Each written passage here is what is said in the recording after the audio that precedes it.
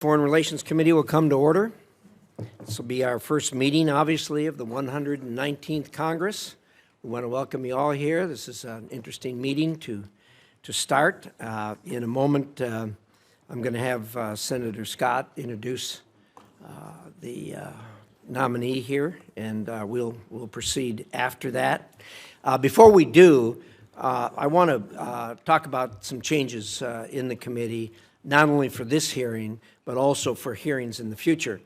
I am significantly less tolerant than my predecessors regarding demonstrations or communications or disruptions during the committee.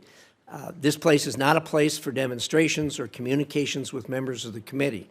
We have work to do. We do the government's work here. It's important, and we have a very, very limited clock every single time that we meet. So as a result of that, we're not going to tolerate any type of disruptions, communications, or anything like that that distract the committee. Distractions will include not only noise, not only standing up, not only holding up painted hands, painted signs. None of that will be allowed. If you do that, I'm going to pause the committee. I'm going to ask our friends, first of all, my faithful Sergeant of Arms here, who's perhaps tougher than the Capitol Police, but also the Capitol Police to assist. And we will pause briefly and then take up our work. If you are removed, you'll not be permitted back into one of these public hearings for at least 12 months.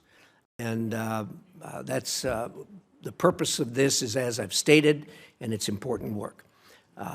It can't be interrupted. So with that, Senator Scott, please, the floor is yours. Thank you.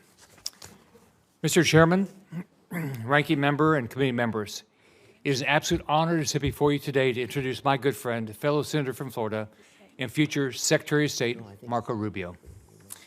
I'd also like to recognize his wonderful family who's here today, his wife, Jeanette, daughter, Daniela, sister, Barbara and Veronica, and nephew, Orlando, and back home, Amanda, Anthony, and Dominic. All of us here today know that Marco is an exceptional nominee. He is the perfect person to carry out President-elect Trump's policies and to protect America's national security and to bring peace and stability back to the Western Hemisphere. The son of Cuban immigrants, Marco learned at a young age about the suffering and oppression of socialism and brings valuable knowledge from his roles here on the Senate Foreign Relations Committee and the Senate Intelligence Committee. In our state of Florida, we hear often from those who came to the United States to escape dangerous regimes and live the American dream that most Marco and many of us have had the opportunity to live. Every person we meet serves as a reminder of why the United States must always stand for freedom and democracy. President Trump's record in his first term was clear. He unapologetically fought to protect freedom and democracy across Latin America and ended the failed Obama-era appeasement policies that had created a vacuum for tyranny in the region. After 4 years of Joe Biden, President Trump will have to start that fight over. But he has an incredible asset with Marco Rubio on his team. Marco sees the values of our allies and Democratic leaders who will stand up to our adversaries and who will work with the United States, deny footholds to Communist China, Iran, and Russia, and fight alongside America to protect our shared national security interests and create better trade relations. While the Biden administration has abandoned America's allies, President-elect Trump and Senator Rubio are clear-eyed and understand that where freedom and democracy exists, America has strong allies and trusted trade partners. Marco has a strong record of holding the regimes in Communist China, Cuba, Venezuela, and Nicaragua accountable for their repression and tyranny. He will work with President Trump to punish communist regimes for their crimes and make clear to our enemies and partners alike around. Most importantly, Marco will always put America's best interests first. Marco, congratulations. You've served the people of Florida well. It's been an honor to work with you as senator, and I will continue working together with you on issues that matter deeply to the people of Florida, to our nation. You're well deserving of this role. You'll do an incredible job. I'll end up being the senior senator finally. I'm proud to support you and urge all of my colleagues to do the same. Thank you. Well, thank you very much, Senator Scott. First of all, let me say, as we open this first hearing, I'm pleased to be serving alongside my colleague, Senator Shaheen. She and I have worked together over a number of years. We were governors together and came in at the same time together. We have had actually some experience in this regard in the Small Business Committee where we had the same roles. And so we're used to each other. And we're going to do our best to have hearings and work of this committee on a bipartisan basis. We won't always agree, obviously, but we will do our very best to disagree civilly and let the process work as it should. So with that, let's turn to the hearing today, and I want to welcome my great friend Marco Rubio to this hearing. Likewise, Marco and I go back a long ways. I look back at when I got to the Senate 16 years ago. I came to this first hearing and took my seat way down there at the end and spent 2 years there, and then that afternoon went over to the Intelligence Committee and again took my seat way down on the end down there, served a couple of years, and then 2 years later, by the way, when I went into the Intelligence Committee, I don't know if I've ever told anyone this story before, but I walked in there and a little nervous because, you know, about to learn all the deep, dark secrets of the United States of America, and I went in and sat down, and someone came up to me and tapped me on the shoulder and said, "Senator, you seem to have brought an electronic device with you into this room." This was in the SCIF over in our semi-secret room over in the Hart Building. And so I learned then that the Intelligence Committee does know a lot. So I gave up my, my electronic device. 2 years later, I was no longer on the end. Senator Rubio came and joined me down at the end and sat at my left there. And we went to the hearing in the morning to the Foreign Relations Committee. That afternoon, we went over to the Intelligence Committee. Again, there he was, sat down next to me on my left. And as he sat down, I said, "By the way," I said to him, "I hope you don't have any electronic devices with you." And he says, "Well, no, you doofus, there's a big sign out there that says, don't bring any electronic." So I judged him to be a very astute person at that point. In my defense, that sign wasn't there 2 years earlier. And they don't give you a course on what you can and can't bring in. So anyway, that was my introduction to Marco Rubio. Since then, we've worked together for a long time on issues and have found ourselves almost always in violent agreement on virtually every issue we dealt with, both here in the Foreign Relations Committee and on the Intelligence Committee, and worked together closely as we were ranking member on and chairman on those two committees. There's out of all the issues we've done, I can only think of one issue that we disagreed on. It's a very, very small issue, a very tiny issue. It deals with intelligence, so unfortunately we won't be able to discuss it here today. But Marco, I have a small gift for you as you part here in your last hearing here. I'll give it, assuming you survive this hearing, I'll give it to you at the end of the hearing. So welcome, and in a moment I'm going to give you a chance to make your opening statement. I'm going to talk a little bit, Gene is, and then we'll get to you.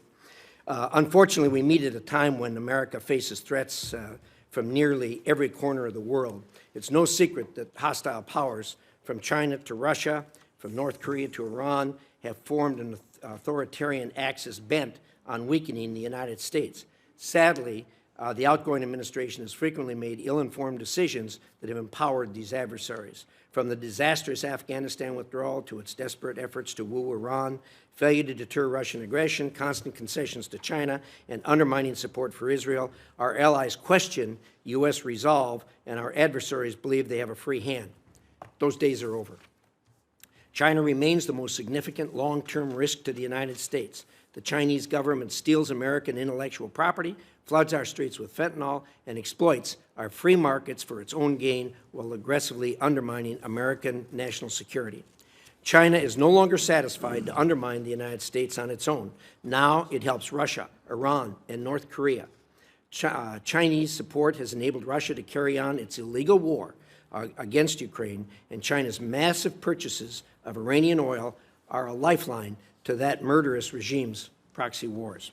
The outgoing administration's failure to push back on China's aggression means that China is challenging America everywhere, from Africa to our hemisphere in Latin America. Senator Rubio has been a strong advocate of tougher policies to counter China's aggression, and particularly in Latin America. In the Middle East, Israel fights a multi-front war against Iran after the brutal attack on October 7th. Yet the outgoing administration has undermined support to Israel. This has only prolonged the terrible situation in Israel and Gaza. In spite of the outgoing administration's policy, Israel's fortitude has brought Tehran to its weakest point in decades. President Trump and Marco both know that we need to support our ally and return to a maximum pressure campaign against Iran. At the same time, Putin, with the support of the CCP, continues his violent assault on Ukraine. Putin has escalated this war over and over again, most recently by importing thousands of North Korean soldiers. I've said repeatedly since the beginning of 2022 full-scale invasion, we need to help Ukraine end this war quickly and permanently. I'm confident that if anyone can end this war, it's President Trump. And Marco is the right man to help ensure it is done in a way that guarantees security and stability for Ukraine, the U.S., and our allies, and prevents Russia from launching another war. Unfortunately, the threats to American interests don't end there. A genocide in Sudan, a much-needed but still uncertain regime change in Syria, human rights abuses, human trafficking. The list of challenges facing America is long. And because of that, we must rein in and enforce accountability at the United Nations, whose agenda and wasteful practices frequently do not align with those of the United States. In Asia, it will be important to work with our allies in Japan, Korea, Taiwan, and the Philippines to boost their military spending and bolster their ability to deter China. We should work with Australia and the United Kingdom as part of the AUKUS agreement to develop and advance military capabilities to counter Chinese coercion in the Indo-Pacific. And I hope the State Department will acknowledge the nuclear arms race our adversaries are pursuing and make the changes needed to confront this new reality. Further, U.S. foreign assistance is not charity. American taxpayer dollars should only be spent to advance U.S. interests, and every penny should be scrutinized to ensure its necessity and effectiveness in advancing America's interests. Often enormous amounts of money are spread thinly around the world and never really accomplish goals. This also needs to stop. A final word on the operations of the State Department itself. The Department must refocus itself on the core mission of effective diplomacy. Every program, office, and policy at State must effectively advance U.S. foreign policy goals, not advance progressive ideology. The outgoing administration often undercut effective foreign policy by inserting ideological and political requirements into the fabric of personnel decisions and policy execution. Rather than making hires or promotions based on merit and effectiveness, the department created a new diversity, equity, inclusion, and accessibility requirements that distracted from this mission, undermined morale, and created an unfair and opaque process for promotions and performance evaluations. Fealty to progressive politics became the benchmark for success. As we look around the United States, that view is diminishing very quickly amongst even large corporations, amongst even large progressive-leaning corporations. Adherence to these goals was assured at the State Department through a rigid enforcement structure that included senior advisors for DEIA in nearly every bureau and Soviet-style anonymous reporting portals where employees were encouraged to denounce colleagues who would not toe the company line. This must end on day one. We need a return to merit, and I know Marco will right that ship. Senator Rubio, this is a long laundry list of crises. You've earned yourself one of the hardest jobs in America, but after serving with you for so many years, I'm confident you are the right person we need to take on these threats. Thank you very much. And to my good friend, Senator Shaheen, I yield the floor. Well, thank you very much, Chairman Risch. Congratulations on your new role. As you point out, while this may be our first Foreign Relations Committee hearing together in these new roles, it's certainly not our first time working together. We came in as governors, so we like to get things done. We've also had the same role in 2017 on the Small Business Committee. So I look forward to working with you and to our opportunity for this committee to get a lot of work done. I want to also congratulate the new members of the committee, Republicans McCormick, Daines, Scott, Lee, Curtis, and Cornyn. And on the Democratic side, Jackie Rosen. Nice to have you all on the committee. One point that we've always agreed on, the chairman and I, is the need to work together so this committee can function more effectively. That means holding hearings, it means advancing bipartisan legislation, it means confirming career Foreign Service officers quickly. I believe it's in our national security interest to have our embassies fully staffed and to confirm career ambassadors with the requisite expertise, which is why it was important to both of us to have Senator Rubio's hearing as soon as possible. And Senator Rubio, welcome. You and I have also had a good working relationship for many years. I believe you have the skills and are well qualified to serve as Secretary of State. But today I want to find out a little more about what this administration is thinking about American foreign policy and the State Department in particular. As I said, I believe this committee has a responsibility to get your team out in the field, and we hope you will send us qualified, experienced, and well-vetted nominees. I know you already have an expert group of career Foreign Service nominees before you that was not considered under the last Congress. I hope we'll see many of those nominees resubmitted to this committee soon. On policy, I want to start by hearing from you on Ukraine and NATO. There is strong bipartisan support, as you know, in the Senate for Ukraine. There's a clear understanding that we can't trust Putin, and I'm concerned that if Vladimir Putin wins in Ukraine, he's not going to stop. President Trump has repeatedly said that he plans to end the Ukraine war within 24 hours of his inauguration. It's been reported that his proposals would give away Ukrainian territory to Vladimir Putin. Now, I can't speak on behalf of Ukraine, and President Zelensky has said that he's open to a peace agreement. But I am concerned, both for the Ukrainian people who have sacrificed so much, about the message that abandoning Ukraine would send not just to our allies, but also to our adversaries, and not just Russia, but to China, North Korea, and Iran. Our allies, Japan, South Korea, Taiwan, our partnerships and alliances like AUKUS and NATO are all looking very closely and watching what we're going to do. I believe these alliances are one of the United States' greatest assets. And what happens in Ukraine also affects emerging democratic nations, civil society movements. From Belarus to the Balkans to the Black Sea to Georgia. It impacts us here at home as well. And I know that for so many Americans, this might seem like a distant war. But as we know, what happens in Ukraine doesn't stay in Ukraine. The war has caused food and gas prices to go up. It's affected day-to-day lives of Americans.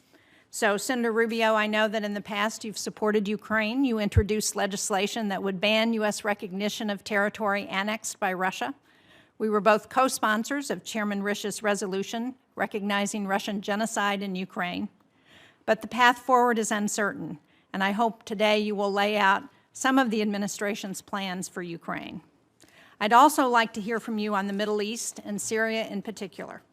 In recent months, we've seen the dismantling of much of Iran's axis of resistance, including the fall of Assad, one of Iran's most brutal proxies. One of our goals should be to get humanitarian assistance immediately to the Syrian people who have suffered for so many years, and to capitalize on this historic opportunity to sideline not only Iran, but Russia, as we help rebuild Syria. I also want to underline that whether it's food insecurity or sexual violence that accompanies war, and whether we're talking about Sudan or Haiti or Afghanistan, Ukraine or Gaza, that it is women who often bear the brunt of these conflicts. They should have a seat at the table when it comes to resolving them. And that's not just a sentiment, it's also backed up by data. Because we know that when women participate in conflict negotiations, peace is 35% more likely to last at least 15 years. That's why we passed the Women, Peace, and Security Act in 2017. It was signed into law by President Trump during his first term, and I hope that in his second term we can build on this effort.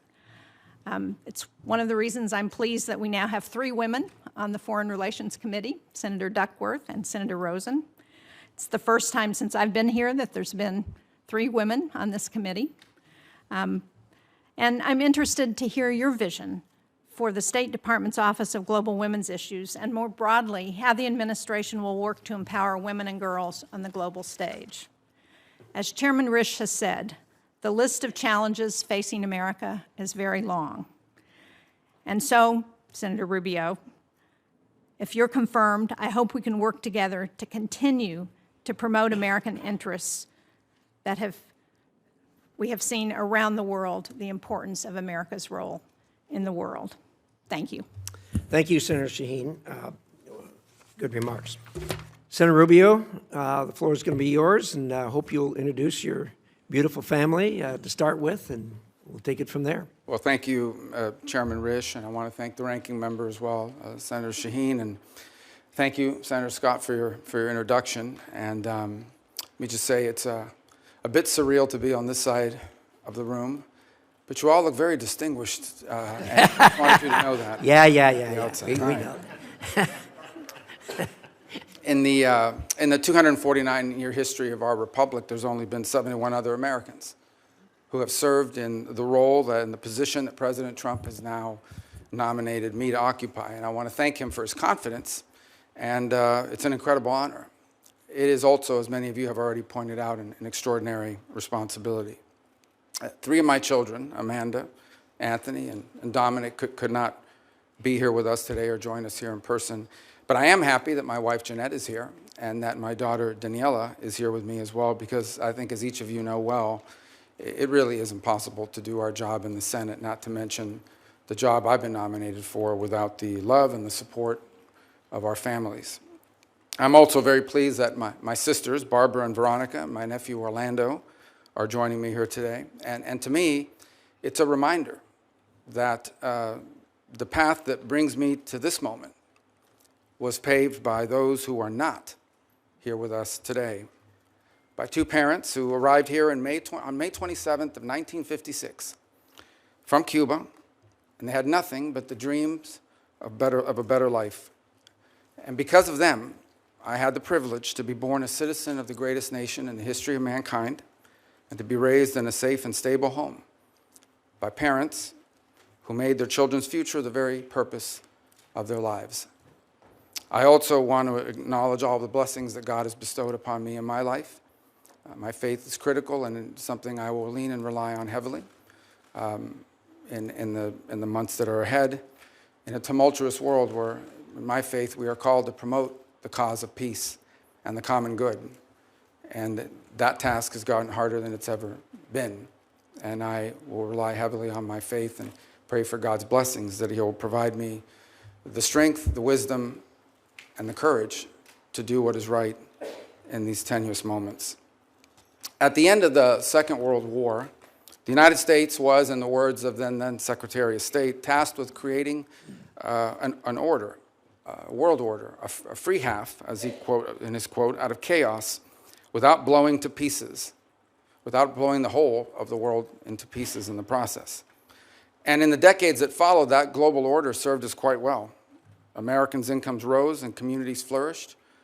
Alliances emerged in the Indo-Pacific and Europe that led to the emergence of stability and democracy and prosperity in these regions. We've had forever war ever since. Little Marco, keep your hands.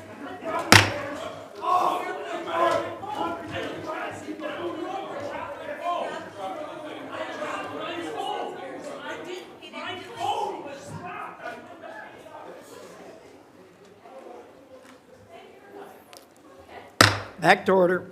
All right, alliances emerged in the Indo-Pacific and in Europe that led to the emergence of stability, democracy, and prosperity, but it also prevented a cataclysmic world war. And ultimately, a wall in Berlin came down, and with it, an evil empire. Out of the triumphalism of the end of the long Cold War emerged a bipartisan consensus. And this consensus was that we had reached the end of history, that all of the nations of the world would now become members of the democratic Western-led community, that a foreign policy that served the national interest could now be replaced by one that served the liberal world order, and that all mankind was now destined to abandon national sovereignty and national identity and would instead become one human family and citizens of the world. This wasn't just a fantasy. We now know it was a dangerous delusion. Here in America and in many of the advanced economies across the world, an almost religious commitment to free and unfettered trade at the expense of our national economy shrunk the middle class, left the working class in crisis, collapsed our industrial capacity, and has pushed critical supply chains into the hands of adversaries and of rivals. An irrational zeal for maximum freedom of movement of people has resulted in a historic mass migration crisis here in America, but also around the world. It's one that threatens the stability of societies and of governments. Across the West, governments now censor and even prosecute domestic political opponents. Meanwhile, radical jihadists openly march in the streets and sadly drive vehicles into our people. While America far too often continued to prioritize the global order above our core national interests, other nations continue to act the way countries always have. Pause.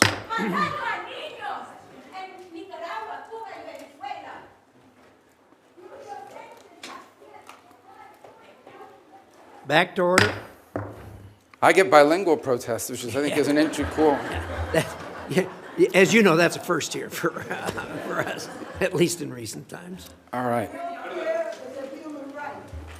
All right. Education is a human right. Sanctions against Back to order. All right. So while America too often prioritized the global order above our core national interests, other nations continued to act the way nations have always acted and always will in what they perceive to be their best interest. And instead of folding into the post-Cold War global order, they have manipulated it to serve their interests at the expense of ours. We welcomed the Chinese Communist Party into the global order, and they took advantage of all of its benefits, and they ignored all of its obligations and responsibilities. Instead, they have repressed and lied and cheated and hacked and stolen their way into global superpower status, and they have done so at our expense and at the expense of the people of their own country. In our very own hemisphere, narco-terrorists and dictators and despots take advantage of open borders to drive mass migration, to traffic in women and children, and to flood our communities with deadly fentanyl and violent criminals. In Moscow, in Tehran, in Pyongyang, dictators, rogue states now sow chaos and instability and align with and they fund radical terror groups. And then they hide behind their veto power at the United Nations Security Council or the threats of nuclear war. The post-war global order is not just obsolete, it is now a weapon being used against us. And all this has led to a moment in which we must now confront the single greatest risk of geopolitical instability and of generational global crisis in the lifetime of anyone alive and in this room today. 8 decades later, we are once again called to create a free world out of the chaos. And this will not be easy. And it will be impossible without a strong and a confident America that engages in the world, putting our core national interests once again above all else. Just 4 years ago, I believe we began to see the outlines and the beginnings of what that would look like. During President Trump's first term, American strength was a deterrent to our adversaries, and it gave us leverage in diplomacy. There were no new wars. ISIS was eviscerated, Soleimani was dead, the historic Abraham Accords were born, and Americans were safer as a result. Now, President Trump returns to office with an unmistakable mandate from the voters. They want a strong America engaged in the world, but guided by a clear objective to promote peace abroad and security and prosperity here at home. That is the promise that President Trump was elected to keep. And if I am confirmed, keeping that promise will be the core mission of the United States Department of State. Now, tragically, horrifying atrocities and unimaginable human suffering can be found on virtually every continent. And I am certain that today I will be asked about the array of programs and the activities the Department of State carries out to address them. We are a nation who was founded on the revolutionary truth that all men are created equal, and that our rights come not from man or from government, but from God. And so we will never be indifferent to the suffering of our fellow man. But ultimately, under President Trump, the top priority of the United States Department of State will be the United States.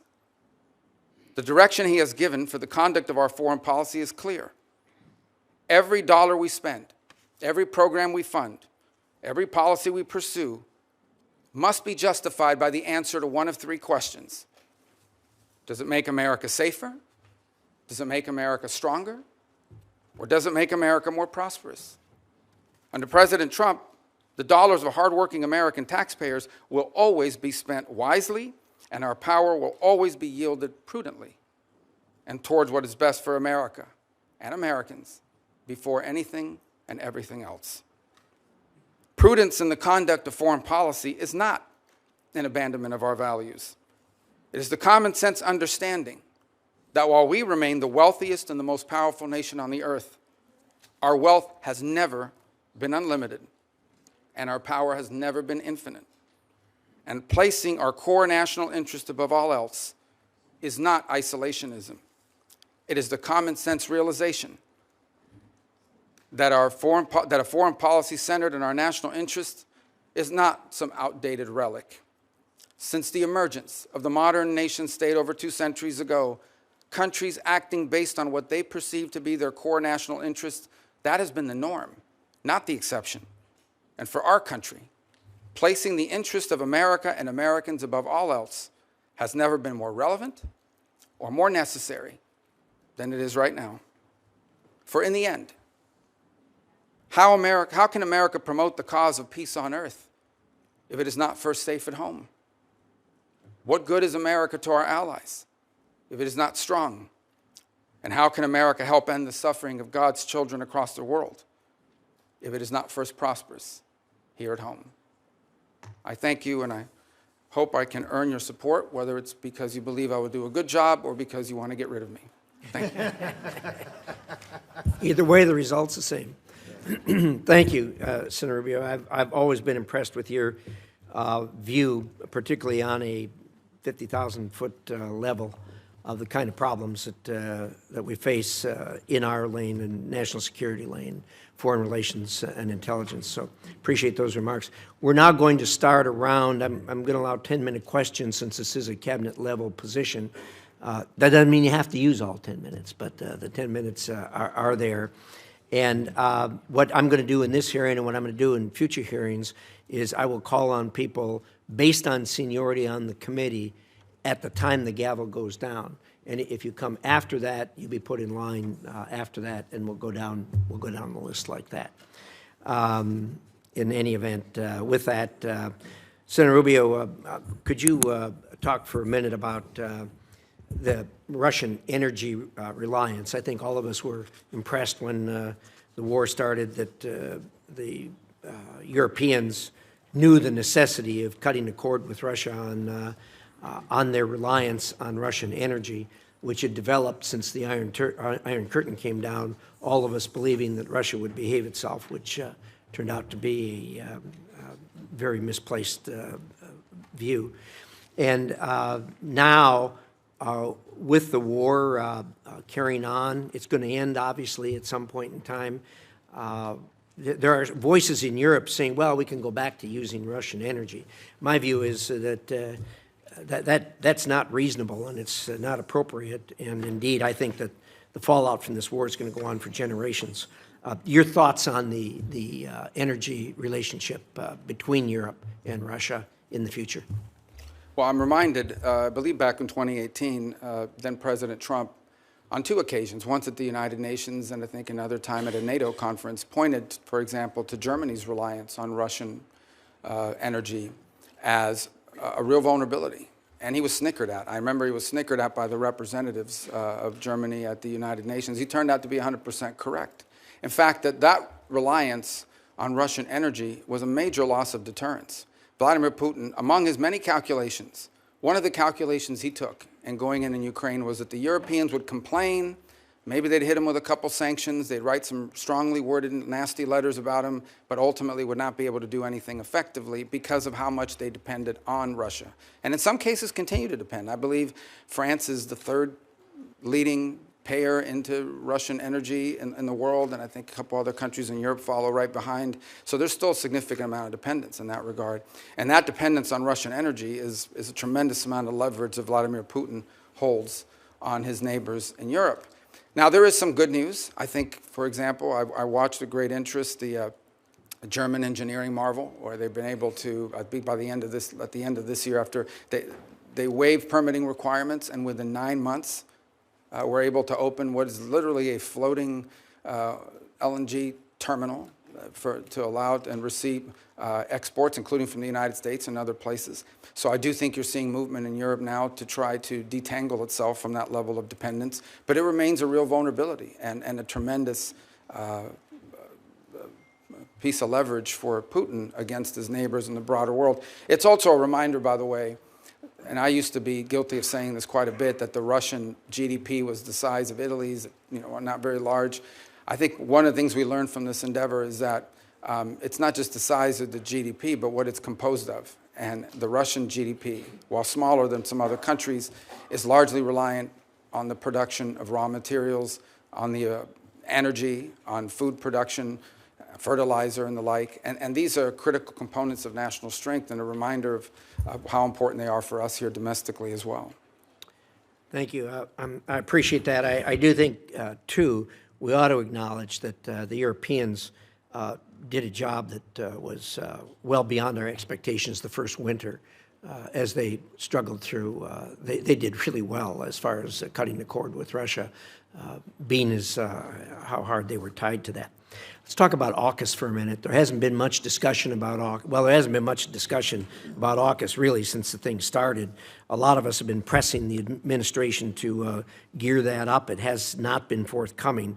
I'd like to hear your thoughts on AUKUS, the importance thereof, and getting this thing moving as it was intended. Well, one of the things we'll have to endeavor to see, obviously, there's a tremendous amount of this that relies on the Department of Defense and other entities in government. To the extent the Secretary of State and the Department of State is engaged, it's something that I think you're going to find very strong support for in this administration. Because it's one of, I think it's almost a blueprint in many ways of how we can create consortium-like partnership with nation states that are allied to us to confront some of these global challenges, be it in the defense realm, in the technology realm, in the critical minerals realm, in the sensitive technologies and critical technologies on, for example, artificial intelligence and advances in even quantum computing. This obviously is more defense related, but it's one example of how we can leverage the power of these partnerships with allies, 2-3 countries in some cases, broader in others, to reach outcomes and objectives, such as creating a geopolitical and strategic balance in the Indo-Pacific region and beyond. So we'll have to look at that and to see what components of whatever impediments exist can be removed by the action of the Department of State. But it also reminds us that in many of these, very few of these global issues are entirely reliant on the Department of State. The Department of Energy, the Department of Defense. We have a host of other government agencies, commerce in many cases, who also play a critical role in expediting and going through, for example, some of the lists of technologies that perhaps are not being transferred because they've been deemed as sensitive. But in the case of our strong and close allies, that's the point, right? Is that you want to be able to find yourself in a situation where you can accelerate partnership by making available to key allies these sensitive technologies that we wouldn't want to see in the hands or developed by an adversary or unaligned country. Thank you. I appreciate that. And our view is aligned, particularly on the excluded technology list. These are our closest and most trusted allies. And unfortunately, the current administration has really been difficult to work with as far as getting through that excluded technology list. And I hope you'll help expedite that. Let me talk for a minute about the International Criminal Court. Look, as you know, we've got real problems there. The court originally was intended, at least from our point of view, to be a court that focused on international crimes that were committed by people from countries who did not have a robust democracy nor a robust judicial system that held its own people accountable for crimes. The court's gone beyond that, obviously. They are not only focusing on people who aren't accountable elsewhere, but they're also focusing on people who come from countries that solve their own problems, like the United States of America and like Israel.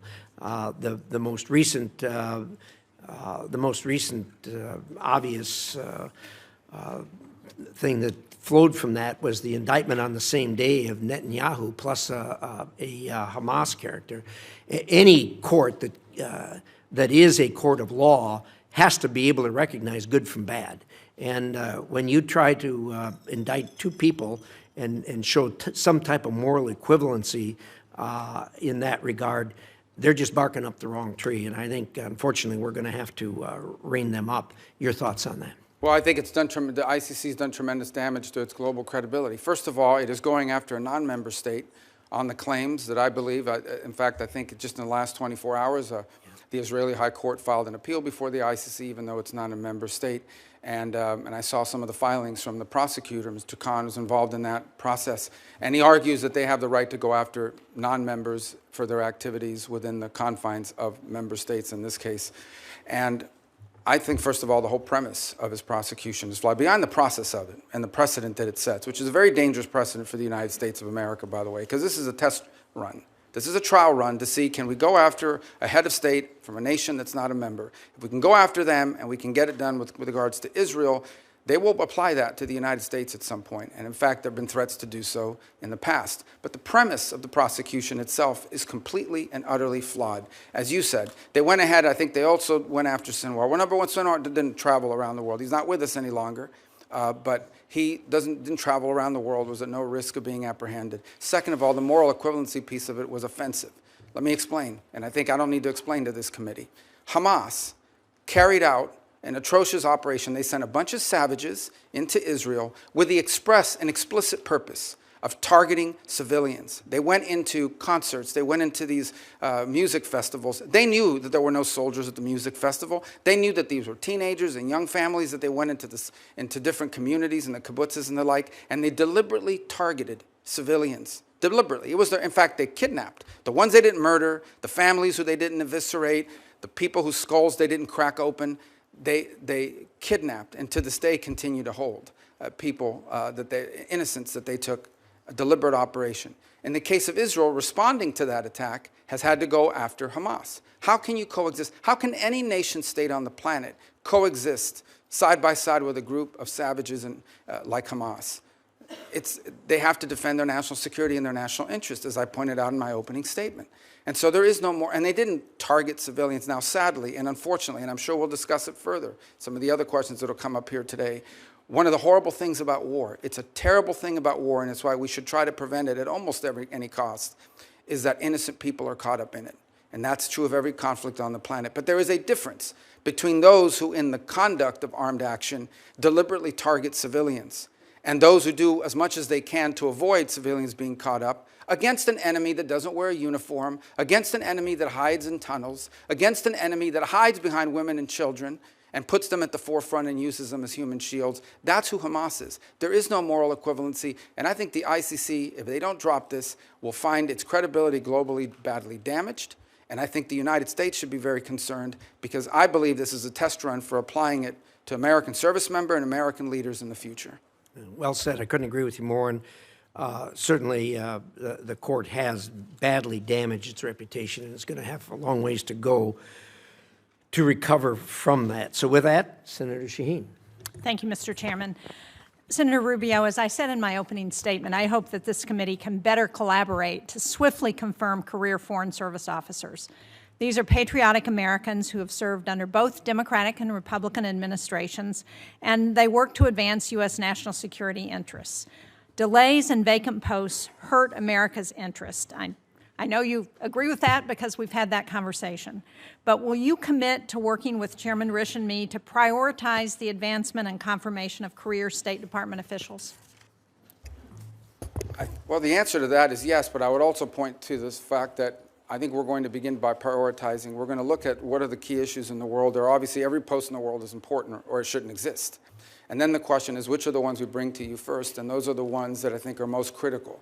So obviously, I think you'll see our nominees for the deputy posts, which are critically important, all the undersecretaries as well. And what I've endeavored to do is we interview and identify people, and I believe I've met with and interviewed most of the candidates for those top posts, is I want to bring you people that are three things. Number one, are aligned to the mission. I think that's critically important, whether they be foreign service officers. I'm not talking about political alignment. I'm talking about alignment with the mission that we've outlined for American foreign policy, which is one of the things that I think has hurt the State Department under numerous administrations, is sometimes the mission, or what it is the core mission of the department has not been well defined. So that's on us, and it's our obligation to define that. So number one, aligned to the mission. Number two, the capability to do the job. And I can tell you now that in my entire service on this committee, which spans 14 years, we always had fellows from the Department of State, I believe all of whom are still in the service of our country.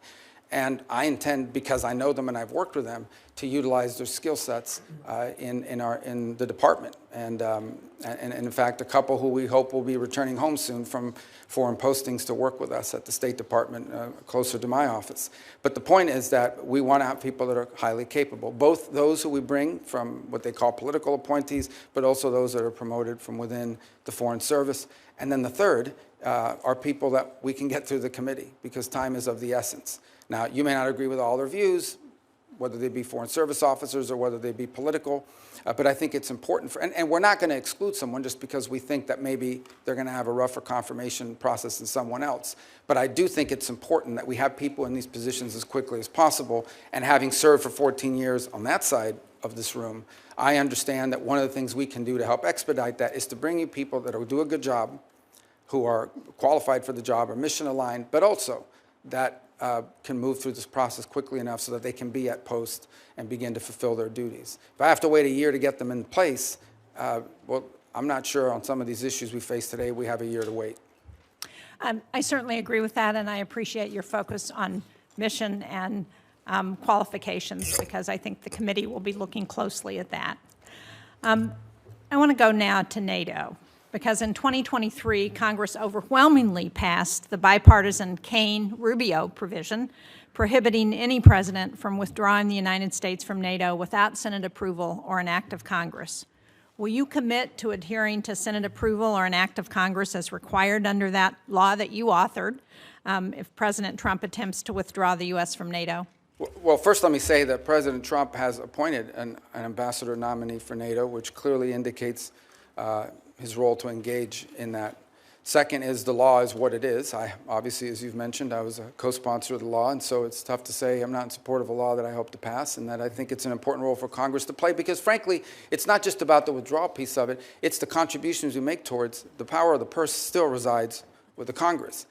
Now maybe, as if confirmed, moving towards the executive branch, I'll become I'll forget that lesson a little bit. I hope not. But ultimately, I still recognize and understand that the power of the purse is with Congress, and it's an incredibly important power.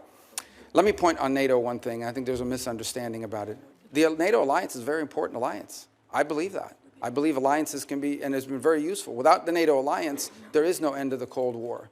In fact, without the NATO alliance, it's quite possible that much of what today, at the time, today we know as Europe, would have fallen victim to aggression. But what's important for the United States is not just to have defense allies, it's to have capable defense allies, allies who are capable of defending their region. And I think there is a question to be asked. I'm not stating a public policy position, I'm stating a question to be asked, and that is, should the role of the United States in NATO in the 21st century be the primary defense role, or as a backstop to aggression, with countries in the region assuming more of that responsibility by contributing more?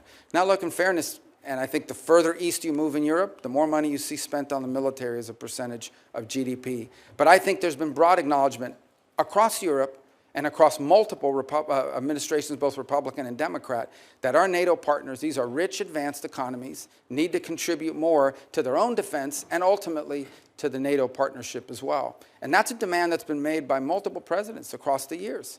And the fact that that is true has been revealed by what's happened with Ukraine. Look at the ramp up in defense spending and the industrial capacity of multiple countries in Europe as a result of an armed conflict. Imagine if that capacity had been there before, it quite possibly might have had a deterrent effect as well. So I think it's important that we have alliances, but we have to have alliances with strong and capable partners, and not those who sort of have viewed the U.S. and the NATO defense agreement as an excuse to spend less on defense and more on some domestic needs. We have domestic needs too. These advanced, rich countries in Western Europe have enormous safety nets programs that they fund. We have domestic needs as well, but they've been able to divert or grow those programs because they don't have to spend as much on defense as we do as a percentage of our overall economy. And that dynamic needs to change, and I expect that President Trump will continue to forcefully make that point. And as you know, this committee and the Senate NATO Observer Group, which I co-chair, has made that point repeatedly, and we are now up to 23 of the 32 NATO nations who are meeting their 2% of GDP, and we have a number of them who are going beyond that, and it's appropriate. And I think the sentiment on this committee would be to agree with what you're saying, but to ensure that we continue to have a strong NATO, I think will be important not only to European security, but most important to our own security. I appreciate, we talked about Ukraine. I appreciate your past leadership in supporting Ukraine's fight for sovereignty. More recently, you voted against supplemental funding for Ukraine and against forgiving loans for Ukraine in November, loans that would be critical to Ukraine's economic stability. So can you talk about how your views on Ukraine have developed and where you are now, and what you think is important for us to do in order to ensure that there is the strongest possible negotiating position if Ukraine and Russia do get to the negotiating table? Sure. First, let me point out, and although I'll still speak to my view of the process, that I voted against that bill because I said I would not vote for a bill unless it addressed the crisis at our southern border as part of the overall arrangement. That was not done, and so I voted against it. That said, here's my view of a situation. Once this war became what we now know it is, and that is a war of attrition, a stalemate, a protracted conflict, the dynamic on that situation has changed. It has. And I believe, and I think that this echoes with the president. Let me first echo the president's words and what he said in an interview about a year ago. He was asked about the war in Ukraine. He says, I want the dying to stop. I want people to stop dying. I want the killing to stop. And frankly, I don't know how anyone could say they don't. The destruction that Ukraine is undergoing is extraordinary. It's going to take a generation to rebuild it. Millions of Ukrainians no longer live in Ukraine. And the disruption, that means how many of them are going to come back, and what are they going to come back to? Even as I speak to you now, the Ukrainian infrastructure and their energy infrastructure is being decimated in ways that are going to cost hundreds of billions of dollars to rebuild over the next decades. So this is an important conflict, and I think it should be the official position of the United States that this war should be brought to an end. And the question becomes, what role can we play? And I think the first is by making that abundantly clear. And my differences with the Biden administration throughout this process is that they never clearly delineated what the end goal of the conflict was. What exactly were we funding? What exactly were we putting money towards? And many occasions it sounded like however much it takes for however long it takes. That is not a realistic or prudent position. The truth of the matter is that in this conflict, there is no way Russia takes all of Ukraine. The Ukrainians are too brave and fight too hard, and the country is too big. That's not going to happen. It's also unrealistic to believe that somehow a nation the size of Ukraine, no matter how incompetent and no matter how much damage the Russian Federation has suffered as a result of this invasion, there's no way Ukraine is also going to push these people all the way back to where they were on the eve of the invasion, just given the size dynamic. I saw a quote recently, and I wish I could attribute to who it was, but the quote was, and I think it was very wise, where they said the problem that Ukraine is facing is not that they're running out of money, it's that they're running out of Ukrainians. There's a size differential here that's important. Now, what Vladimir Putin has done is unacceptable. There's no doubt about it, but this war has to end. And I think it should be the official policy of the United States that we want to see it end. Now, what that master plan looks like is it's going to be hard work. This is not going to be an easy endeavor. But it's going to require bold diplomacy, and my hope is that it could begin with some ceasefire, and we're going to have, in order to achieve objectives like the one that needs to occur in Ukraine, it is important for everyone to be realistic. There will have to be concessions made by the Russian Federation, but also by the Ukrainians, and the United States lend itself there. It's also important that there be some balance on both sides. In essence, it will be difficult to achieve this objective of a ceasefire and ultimately a peace settlement unless both sides have leverage. Putin's goal now is to have maximum leverage so that he can basically impose neutrality on Ukraine, retrofit, and come back and do this again in 4 or 5 years. And that's not an outcome I think any of us would favor. By the same token, I think it's important that the Ukrainians have leverage, but they also will have to make concessions to reach this agreement. It's going to be very difficult. This will not be easy. Conflicts of this nature that have historical underpinnings to it are going to require a lot of hard diplomacy and tough work, but that's something that needs to happen. This conflict needs to end. Well, I'm out of time, but I appreciate your last comment about the importance of leverage, and it's important for the United States to do what we can to help provide that leverage to Ukraine so that they can be in the best negotiating position possible with Russia. Thank you very much. Thank you, Senator Shaheen. Senator Ricketts. Thank you, Mr. Chairman. Well, Senator Rubio, congratulations on your nomination to this very, very difficult job. I want to thank you for your previous service in the U.S. Senate and your willingness to take on this job should you be confirmed. And I also want to thank your family as well for their support for you to be able to be a U.S. Senator and to apply for this job as Secretary of State. And I want also to express my gratitude to all the members of the State Department. We have a lot of people who choose to serve our country overseas, spend time away from their friends and family, and I can't think of a more noble calling. You're taking over a department that's very, very important to us. On Sunday, Jake Sullivan, President Biden's national security advisor, said, quote, "The American people are safer and the country is better off than we were 4 years ago." Let me repeat, the American people are safer and the country is better off than 4 years ago. I don't know who believes that. I don't believe that. I think the election results demonstrate the vast majority of Americans don't believe that. We don't believe it at home. Inflation has hurt average Americans' pocketbooks. Open border policies have put Americans at risk. And I don't believe we see it overseas. In fact, Senator Rubio, should you be confirmed, you're being handed a job at a time when this country is in the most danger we've been in since World War II. It's a very dangerous time in the world, and your opening remarks demonstrate that you know that. We're not better off, and we're not safer. President Biden started this with a disastrous withdrawal from Afghanistan that projected weakness and an incomprehension of what it means to have a policy of deterrence. Vladimir Putin invaded Ukraine and started the largest war in Europe since World War II after that withdrawal. I believe it's because he saw weakness in this Biden administration. It's been the president's fear of helping Ukraine that has contributed to putting them in the untenable position they are today by slow rolling the weapons that Ukraine needs to be able to defend themselves. His incomprehensible and incoherent policy has caused him to handcuff American liquid natural gas exports while delaying tough sanctions on the Russian oil and gas industry, which, as you know, is the lifeblood of the Russian war machine. The Middle East is equally disastrous. Instead of enforcing sanctions on Iran, Biden naively tried to resurrect the Iran nuclear deal, enabling the regime to generate $100 billion in oil revenue. And I want to point out that during the Trump administration, because of sanctions, Iran's foreign reserves fell from $122 billion to less than $14 billion. That hampered their ability to be able to fund terrorist groups like Hamas and Hezbollah and the Houthis.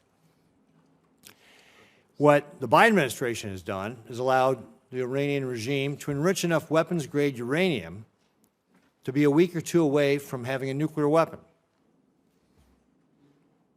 And since October 7th, President Biden has not supported Israel in the way he's needed. And because of the previous mentioned money that he's allowed the Iranians to have, that has funded the terrorist groups like Hamas and Hezbollah, our allies like Israel have been attacked, and we've been attacked directly. Thankfully, Israel's had the courage to stand up to these terrorists and take matters into its own hand. And it's led to the decimation of Hamas and Hezbollah. But no amount of revisionist history can change the fact that this was despite the lack of support from the Biden administration, not because of the support from the Biden administration. And of course, let's not forget North Korea and how dangerous they have become, and the fact that we are now seeing North Korean troops in Europe. A thought 4 years ago that was unthought by anybody. And of course, one of the most concerning things is Biden's weakness has emboldened the greatest adversary we have on the face of the earth right now, which is the People's Republic of China. The People's Republic of China is the head of the snake of this axis of dictators that are challenging the United States today. They are challenging our freedom, our security, and the very way of life we have. Beijing has had a direct hand in each of the problems I just mentioned. That's why addressing any one of them cannot be done without making sure that we are thinking about how we are deterring the People's Republic of China. When everything is a priority, nothing's a priority. And Senator Rubio, your top priority must be the People's Republic of China. Since the election in November, so this is all within the last 2 months, the PRC has hacked our Treasury Department, including CFIUS. Continuo has been described as the worst telecom hack in U.S. history. Sabotaged important undersea communication cables in Asia and Europe. Deployed ships to the South China Sea to harass our allies like the Philippines in their own territorial waters. Simulated a naval blockade of the Japanese islands for the first time. Conducted the largest naval drills in decades targeting Taiwan and the broader Western Pacific. Revealed new mobile piers suitable for a Taiwan invasion. Unveiled advanced aircraft and launched the world's largest amphibious warship. And they've allowed Iran to draw down and ship nearly 3 million barrels of oil from a storage site in China. It's obvious that Xi Jinping is positioning his chess pieces in preparation for war. He's directed his military to be prepared to take Taiwan by 2027, and folks, that's only 2 years away. Now, it's true that does not mean that he will invade in 2027, and it's also true that it's not predetermined, but it should be very concerning to all of us that he's given his military that direction. Because time and time again, dictators tell people what they're going to do, and then they go out and try and do it. The only thing that dictators respond to is force, strength, peace through strength. This was something Ronald Reagan understood a long time ago, and it's what we have to get back to in the United States. Xi Jinping is vowed to be the world-dominating power by 2049. We should take him at his word. That's what he believes he is going to try and do. It's time for us to go on the offensive and abandon illusions about what kind of adversary we're faced. This is not a managed competition. This is a competition we must win. It will take more than an all-of-government approach. It'll take an all-of-society approach to be able to win this. As our lead diplomat, Senator Rubio, you are in a position to set the tone. And that's why I can't think of a better pick to be the Secretary of State than you. So, first of all, do you agree that the PRC is the biggest threat that we face as the United States? The Communist Party of China that leads the PRC, is the most potent and dangerous near-peer adversary this nation has ever confronted. They have elements that the Soviet Union never possessed. They are a technological adversary and competitor, an industrial competitor, an economic competitor, a geopolitical competitor, a scientific competitor now, in every realm. It's an extraordinary challenge. It's one that I believe will define the 21st century. When they write the book about the 21st century, there's going to be some chapters in there about Putin. There's going to be some chapters in there about some of these other places. But the bulk of that book about the 21st century will be not just about China, but about the relationship between China and the United States and what direction it went. And I think you're alluding to it in your statement. I know you may have another question. I don't want to eat up all your time, but I do want to say this. The Chinese believe that the United States are a great power in inevitable decline and that they are an inevitable rise. Now, they already are. They're going to be a rich and powerful country, and we're going to have to deal with them. The danger is that because of our own actions, in many cases, a dangerous imbalance is built up in that relationship.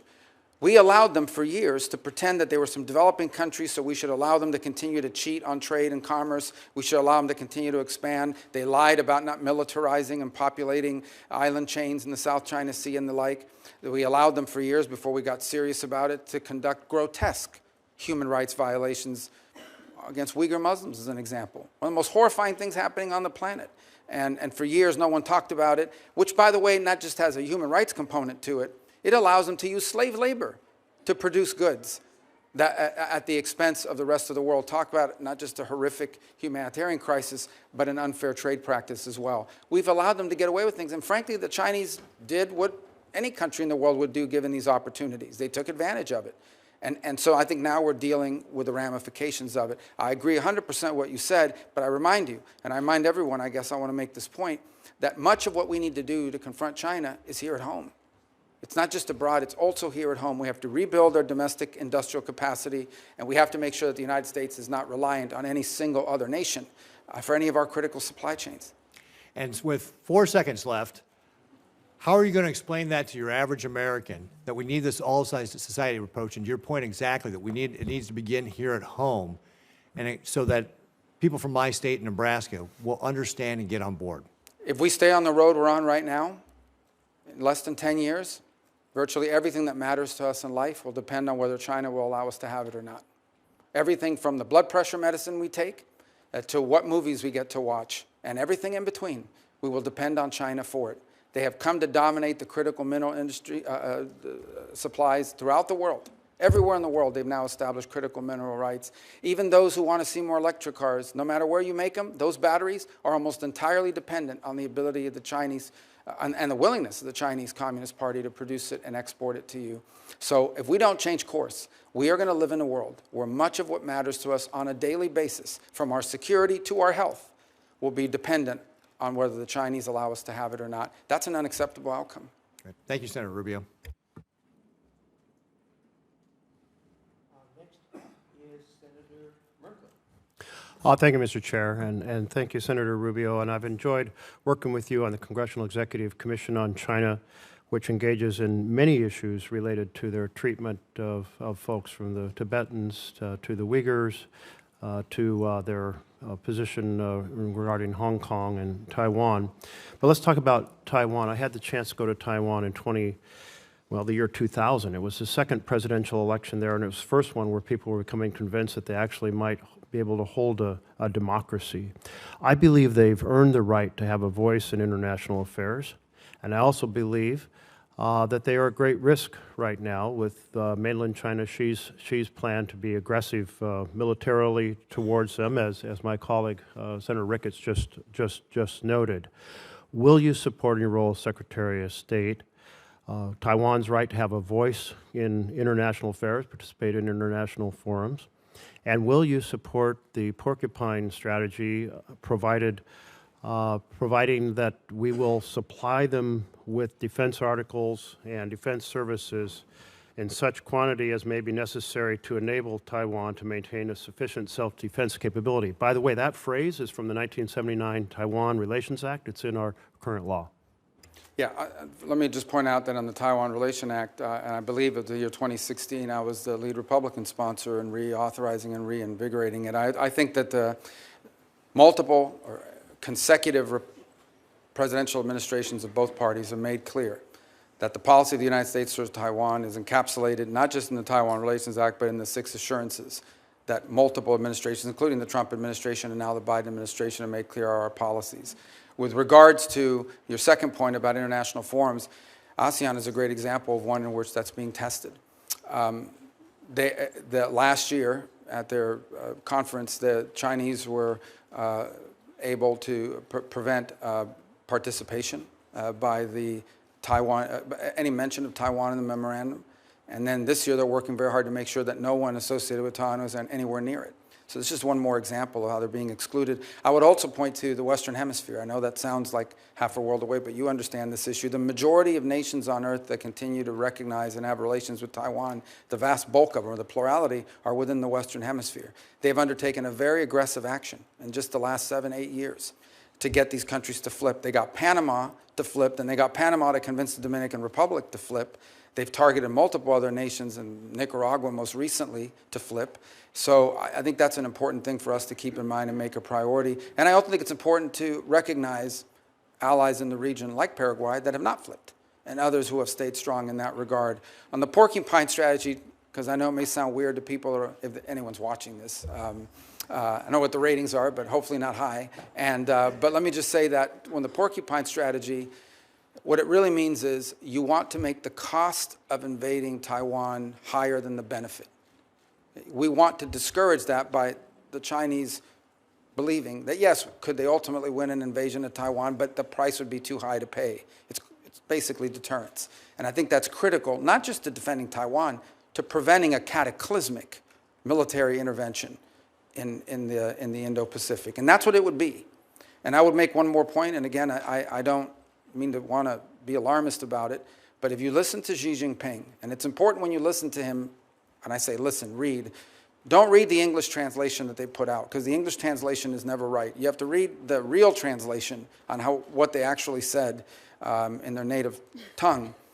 What they're basically saying is that this is a foundational and definitional issue for Xi Jinping personally.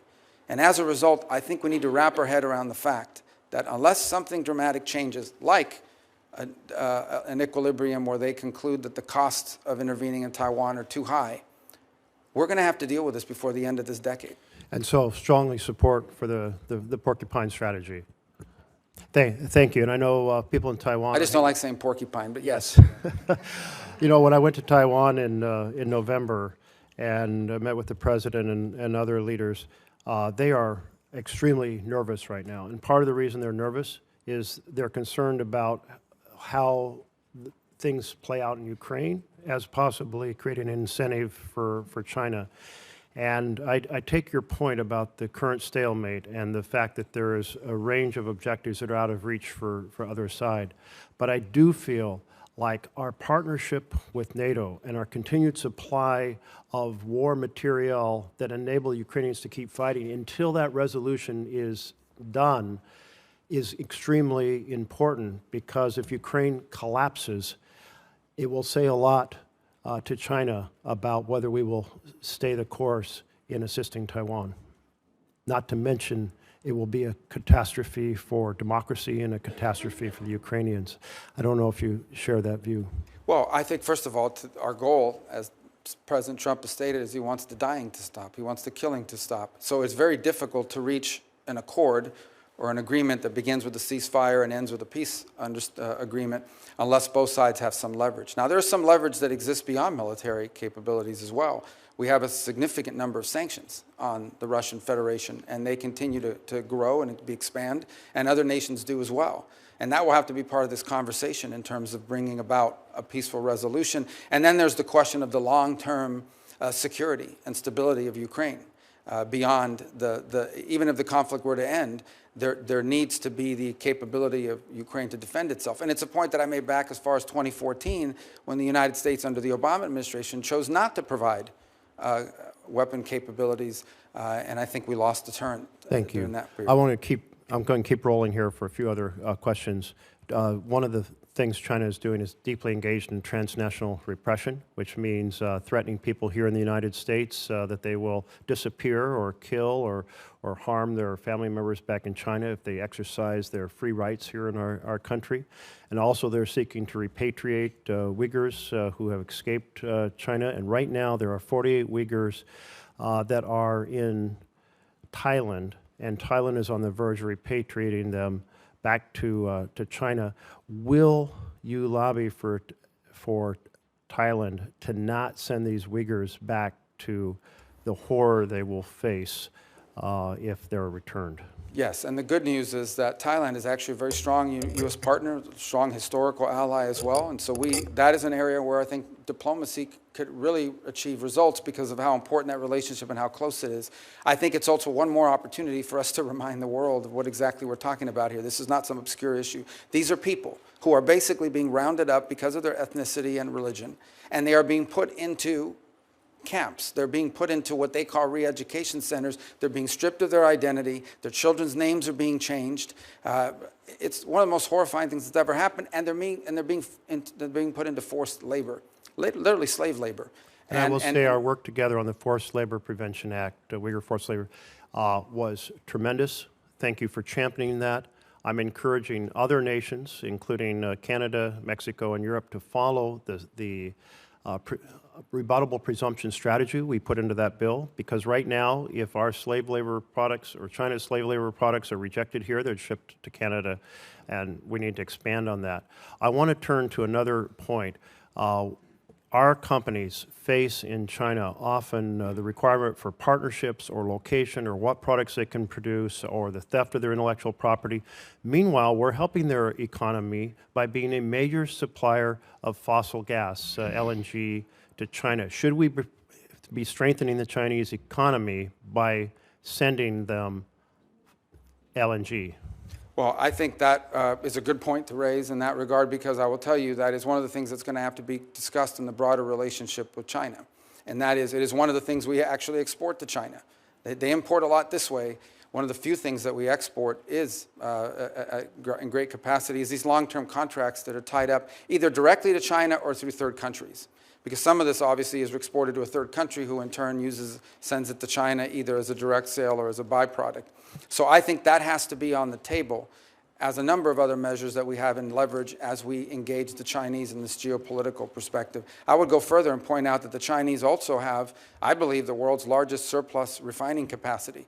They've invested very heavily in that as well. And that's one more area where I think our energy policy will be critical and bringing some geopolitical stability to our relationship with them. I know you sponsored a bill to cut off the exports. I've focused on China, but I want to turn to humanitarian issues. I, by the way, fully support Israel's ability to respond to Hamas, but I am very concerned about how it has played out in terms of the massive humanitarian conditions in Gaza. Will you help lead the world in responding to those humanitarian conditions?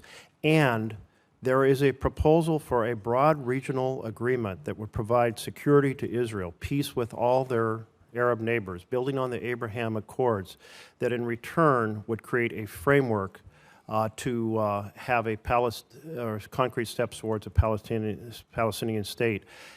I believe that's our best bet to break the cycle of hate and war that we've been trapped in my entire lifetime.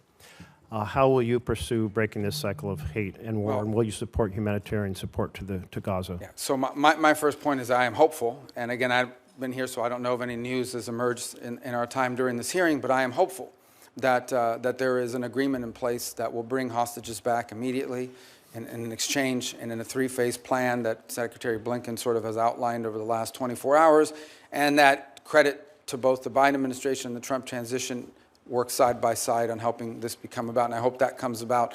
And part of that phrase, part of that deal, as I understand it, is it has this very tenuous but important 6-week transitional period where it's going to require international cooperation to bring some level of stability in administration. And that could serve as, assuming it works, that could serve as a foundation to build upon. I would also point to one more thing, and that is, we don't know yet for sure, but there are opportunities available now in the Middle East that did not exist 90 days ago. Whether it's what's happened in Lebanon, whether it's what's happened in Syria, whether it's what hopefully will happen with this ceasefire and the release of hostages after horrifying detention and unjustifiable actions by Hamas. Whether it's any of these three things or all in combination, there are now factors at play in the Middle East that I think we can build upon and may open the door to extraordinary and historic opportunities, not just to provide for Israel's security, but ultimately begin to confront some of these other factors. But these things, again, are going to be hard work, and they'll require us to take advantage of those opportunities if they exist. Thank you. Senator McCormick. Great. Senator Rubio, good to see you again. I'm looking forward to working with you closely on many of the issues we're going to discuss today. As a senator, you've been a strong voice for American leadership, and I'm really confident you'll be a strong Secretary of State on behalf of President Trump and the American people for advancing America's interest. I believe you're the right man for the job. When we met privately, we talked about a range of topics, from China to Israel to the fate of the hostages in Gaza to energy policy. We also talked about something that hits home here in Pennsylvania for my constituents, which is the fate of Mark Fogel. As you and I discussed, Mark has been imprisoned by the Russians since 2021. I've had a chance to meet with his mom, 95-year-old Mafa. She was at the Butler rally with myself and President Trump in the front row when he was shot. We need to bring him home. It took far too long for the State Department to designate Mark as wrongfully detained by the Russian government, and was really a gut punch to many of us in Pennsylvania that Mark wasn't included in the swap last year. So, Senator, will you commit to working with me and others in our delegation to make Mark's return home a high priority? Absolutely. And in fact, I've been involved already. I've met with those families as well. We've had conversations about this. And there are two things I'd point to. Number one, this is a ridiculous case. I mean, this is an American that clearly there was an order given at some level that if you see an American and you have anything you can charge them with, let's charge them and let's collect these because we can trade them in the future for something. There's a global market for this now. And it's one of the challenges of the 21st century. There is now an active global market for detaining Americans wrongfully in Venezuela, in Russia, in China, or somewhere else, Iran, and then using them to trade for something they want in the future. And so I think there needs to be greater awareness put out about that reality. Although people are still going to travel and Americans are still a free people that have the ability to travel, this is a real risk. In this particular case, this has nothing to do with politics. No one can claim, nor do they, that he's a spy or that he's involved in a national security threat. And so this is a case that has to be elevated, and hopefully one that can be done through strong private diplomacy, at a minimum as a goodwill gesture. Because if they're not willing to do this, then not to mention the broader challenges posed to us by what Putin is doing in Ukraine, then I think the chances of improvement in U.S.-Russian relations are impossible. But this is not that this would solve that problem, but it is at a minimum the kind of thing you would hope to see if anyone is serious about improving relations, especially if we can get the situation in Ukraine to a peaceful standing. And I hope that this case will be one that we can reach a good result on. Good. Thank you. On the sad topic of hostages, as you know, Dean and I, my wife, live in Squirrel Hill in Pittsburgh. We've been part of a meeting with hostages in Israel and in the United States as recently as last week. Noah Aragami and Ronan and Orna Nutra, who lost their son, sadly, Omar, recently came to visit. And, President Trump said recently that all hell will be to pay if the hostages aren't released. If confirmed, what emphasis would you put on releasing those hostages in Gaza? Do you agree that a permanent ceasefire in Gaza absolutely must include the release of those hostages? Well, it must include it, because if it doesn't, there won't be a ceasefire for long. I mean, the Israeli commitment to bringing back their civilians, that's what these are. These are civilians. These are people, these are innocent people who were targeted and have been held in horrifying conditions, the health and well-being of which many of them we still don't know, but we believe there's a substantial number that are going to be released as part of this first tranche. And that's an important point as well. In regard to this agreement that has now been publicly reported on, it's not everyone. I think there's a first tranche of women, children, and people over a certain age, and then a second tranche of releases of males that are of military age, who they claim are all combatants, even though they are not. They just happen to be of a certain age. But without the hostage situation resolved, this situation will not be resolved. It is the linchpin of what's happened now. Hamas has been severely degraded, but these people, that include a number of American citizens, need to be home as soon as possible, and that will remain a priority in any engagement that we're involved in with regards to not just a ceasefire, but some permanent peace process moving forward. Very good. Thank you. Since October 7th, there's been a disturbing rise in anti-Semitism, pro-terrorist violence in our cities, on college campuses. You and I had the opportunity to write an op-ed together.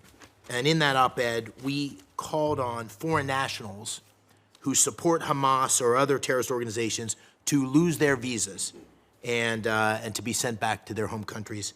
As Secretary of State, of course, you'll be responsible for overseeing the issuance of visas.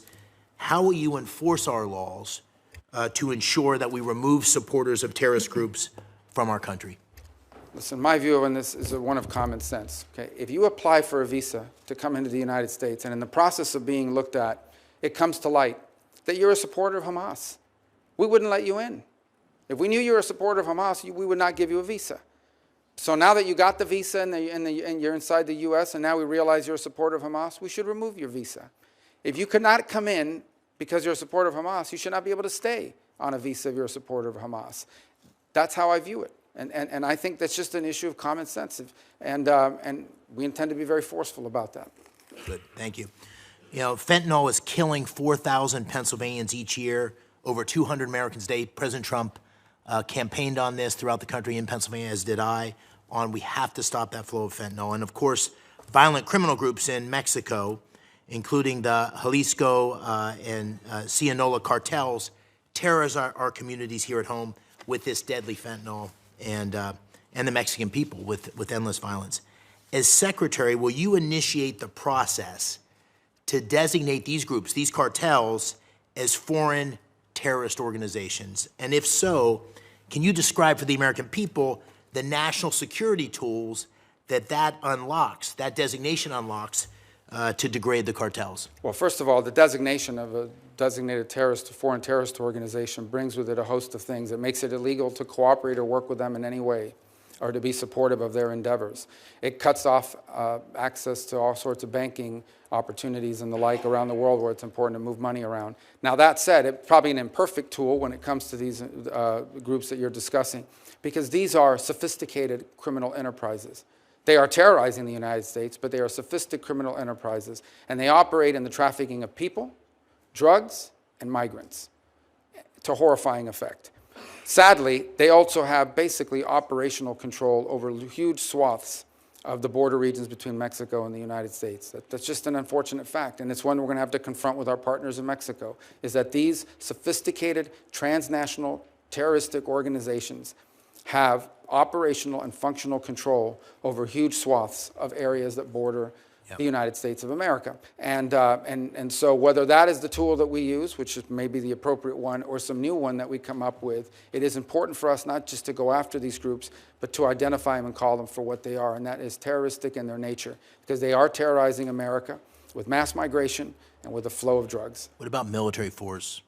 Well, that's an option the president has at his disposal. Obviously, it's not one that is in the purview of the Department of State. Yeah. I think President Trump is someone that never publicly discusses his options and leaves himself the flexibility to act. I think there's a lot we can and will continue to do in close partnership with our allies in Mexico. I think there's more they can do as well to confront this challenge. And my preference would be, from the Department of State's perspective, my preference would be that we can work with the Mexicans on this issue cooperatively, because it is impacting their nation as much as ours. These sophisticated groups, these criminal organizations, don't simply threaten America, they threaten the Mexican political process. In the last election, you had multiple presidential candidates and other candidates to other offices assassinated. You've had journalists targeted and assassinated for speaking out against these groups.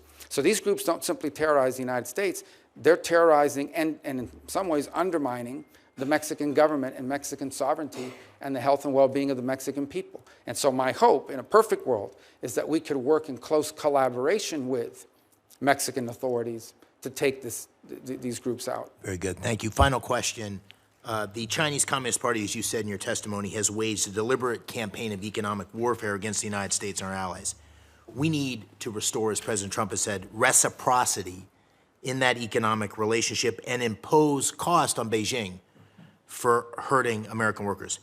How can the United States counter that campaign? How do you think about the economic tools that the administration can apply to cut off the flow of American capital and technology that supports China's geopolitical ambitions? Well, and again, much of what it comes to trade and so forth in this administration will be handled through the Department of Commerce, but we'll certainly have an economic undersecretary and a whole entire bureaus that will be dedicated to what we can contribute to that endeavor. So I'll just share my views broadly on it. Number one, I think it would make common sense to everybody that if, by and large, a relationship in which their companies can do whatever they want here, but we can't do it there, is a pretty unfair relationship. And it's something we've allowed in the past for allied countries who are small, poor, and developing. That cannot continue, in my view, and I think that's the president's view.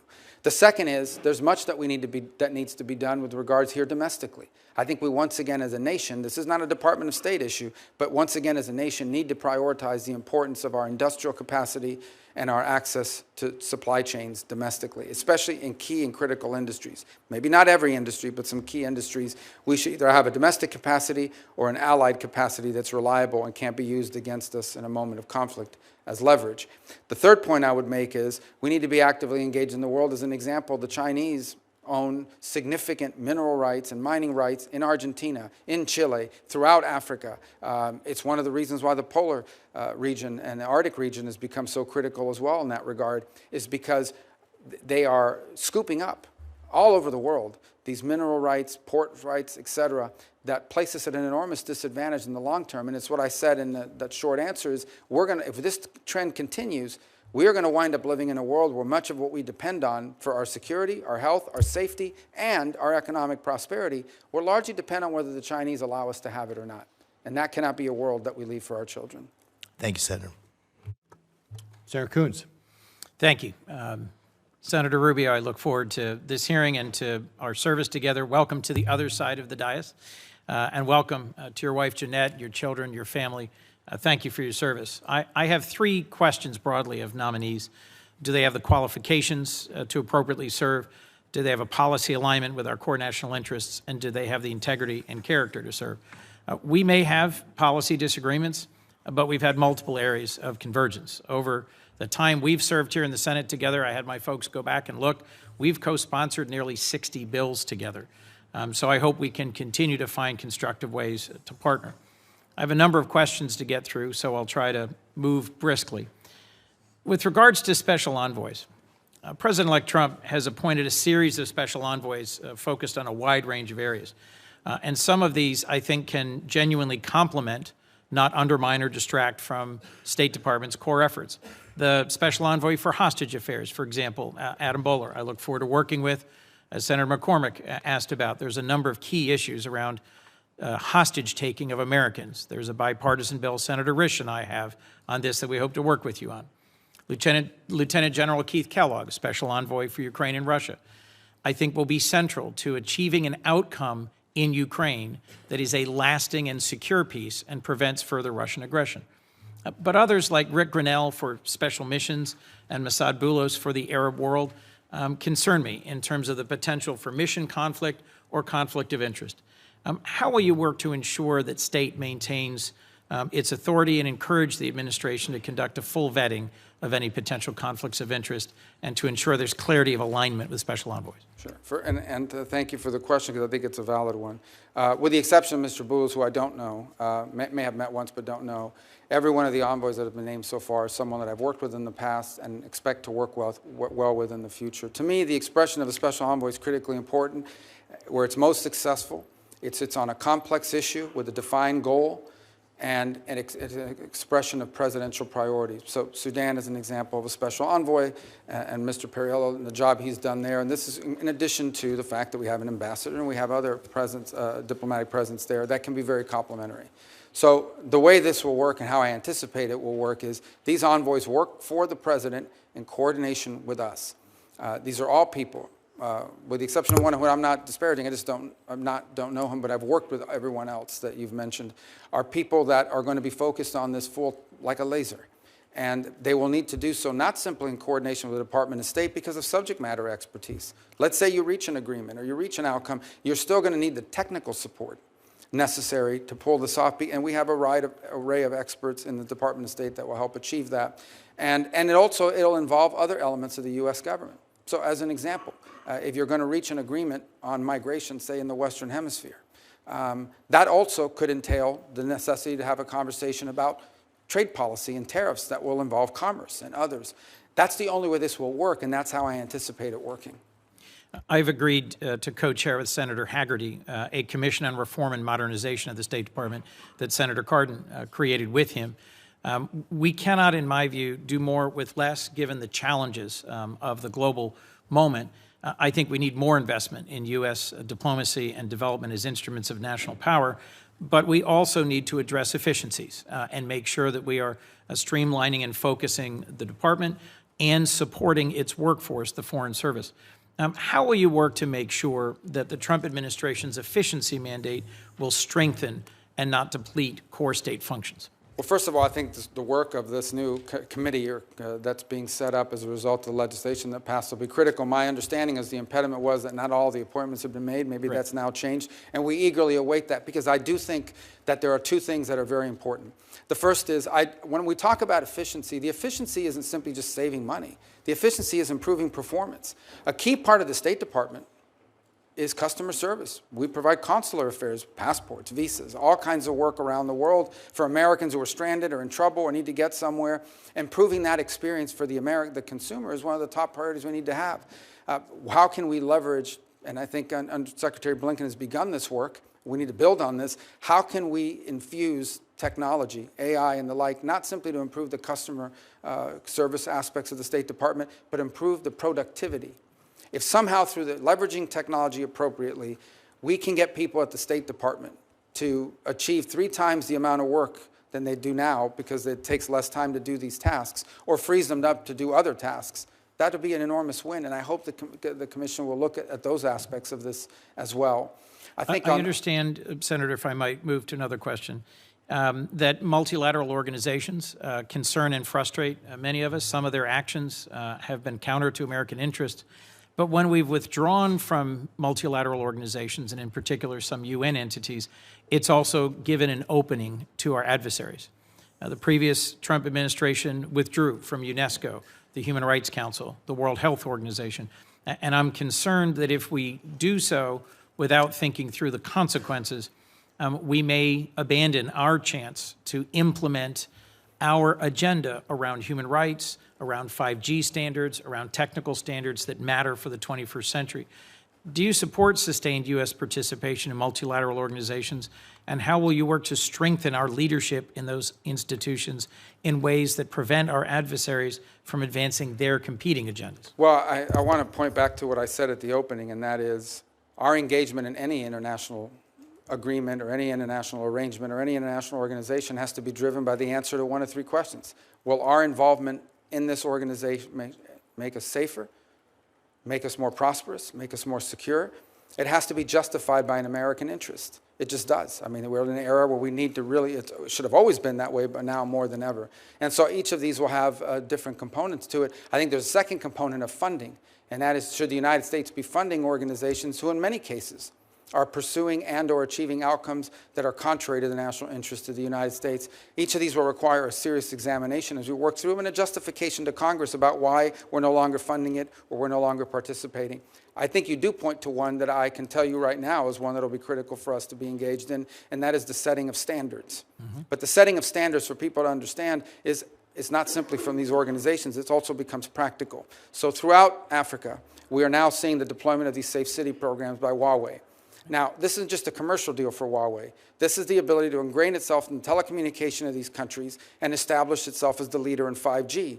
And now all of the other technologies that depend on 5G, additive manufacturing, the 3D printing and so forth, autonomous vehicles, they will all have to be drawn to the standards set by Huawei. That's not because an international organization set it up, it's because they've established market dominance, and it's a concern we have in multiple parts of the global south and the developing world. We need to be engaged that way as well.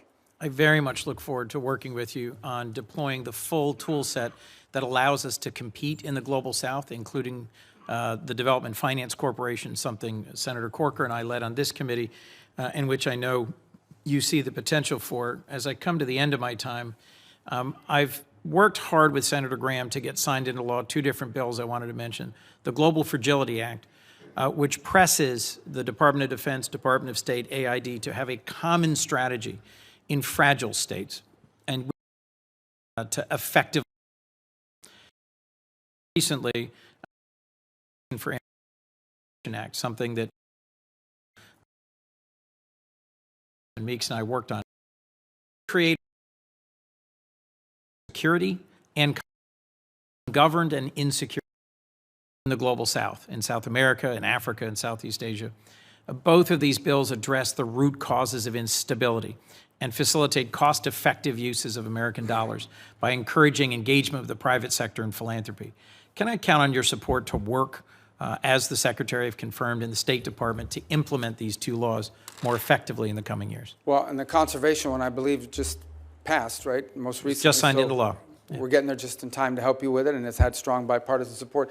On the global fragility, this has been ongoing for quite a bit of time, and we'll have to go back and check on the progress. I don't know entirely. I know there's a 10-year plan, and there's the 5 countries that we've identified. And by the way, no country likes to be identified as fragile, so we have to be sensitive about how we do it. But I think that's a component. We got to go back and see where we are on that 10-year planning, because that's an important way of leveraging both economic security and development efforts in the whole of government. And I think key to this is going to be not simply the Department of State, but it's that steering committee that's supposed to meet every 3 months at the National Security Council. That core work is happening. Look, are great, but if someone's not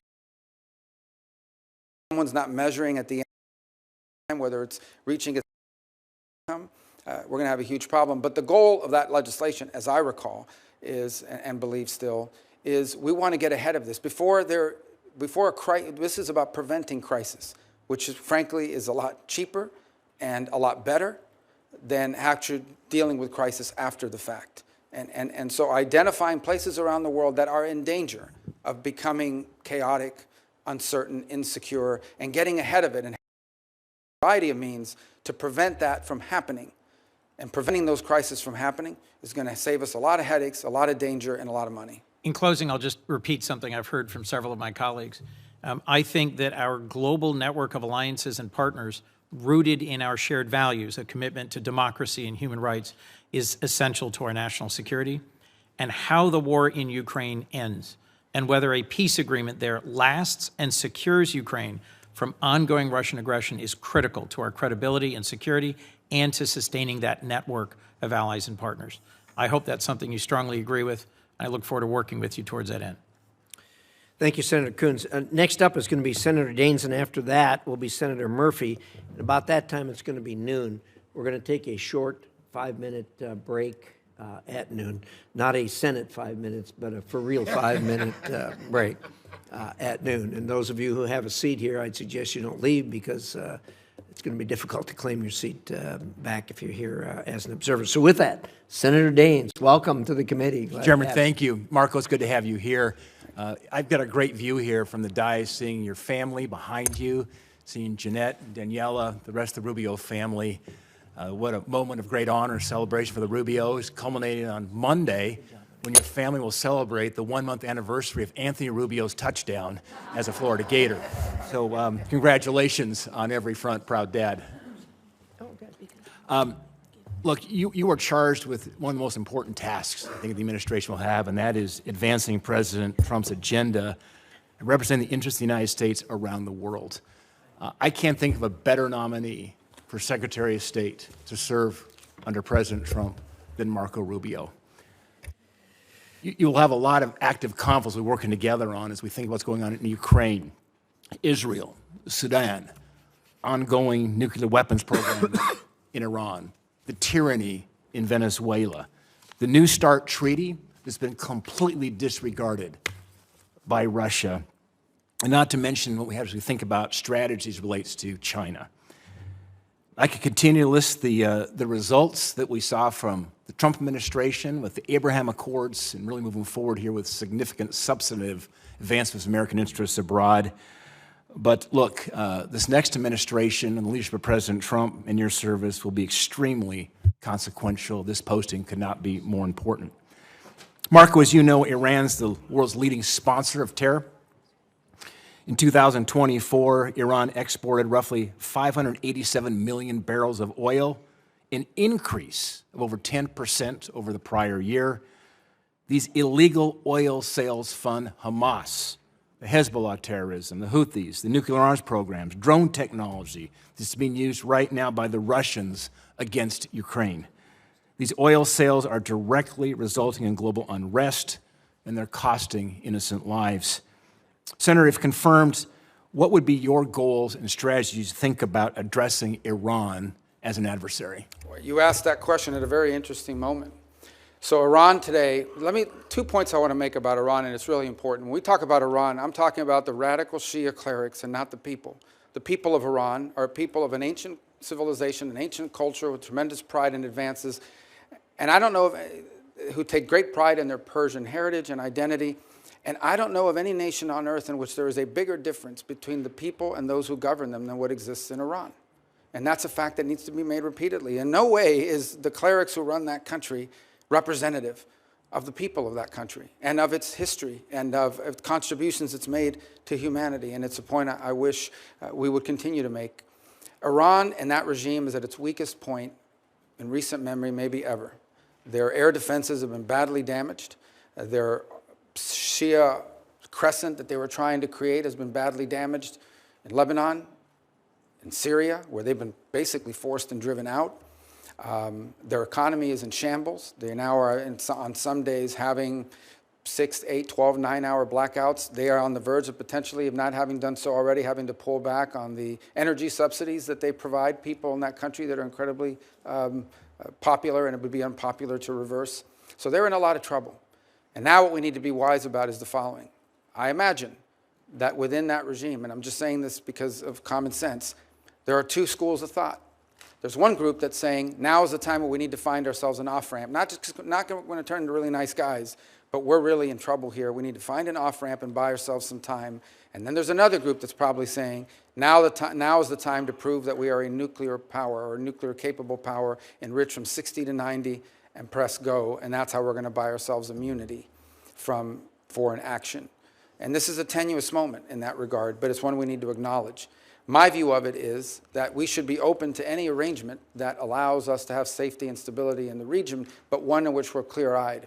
Any concessions we make to the Iranian regime, we should anticipate that they will use, as they have used in the past, to build their weapon systems and to try to restart their sponsorship of Hezbollah and other related entities around the region, because they seek to become the dominant regional power. That's their stated goal, and it's been clear by the actions that they've taken.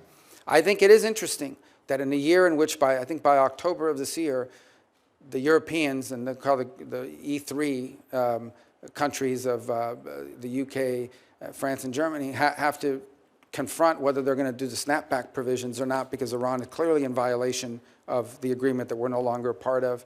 And in fact, IAEA inspectors have not even been in the country since 2021, if I'm correct.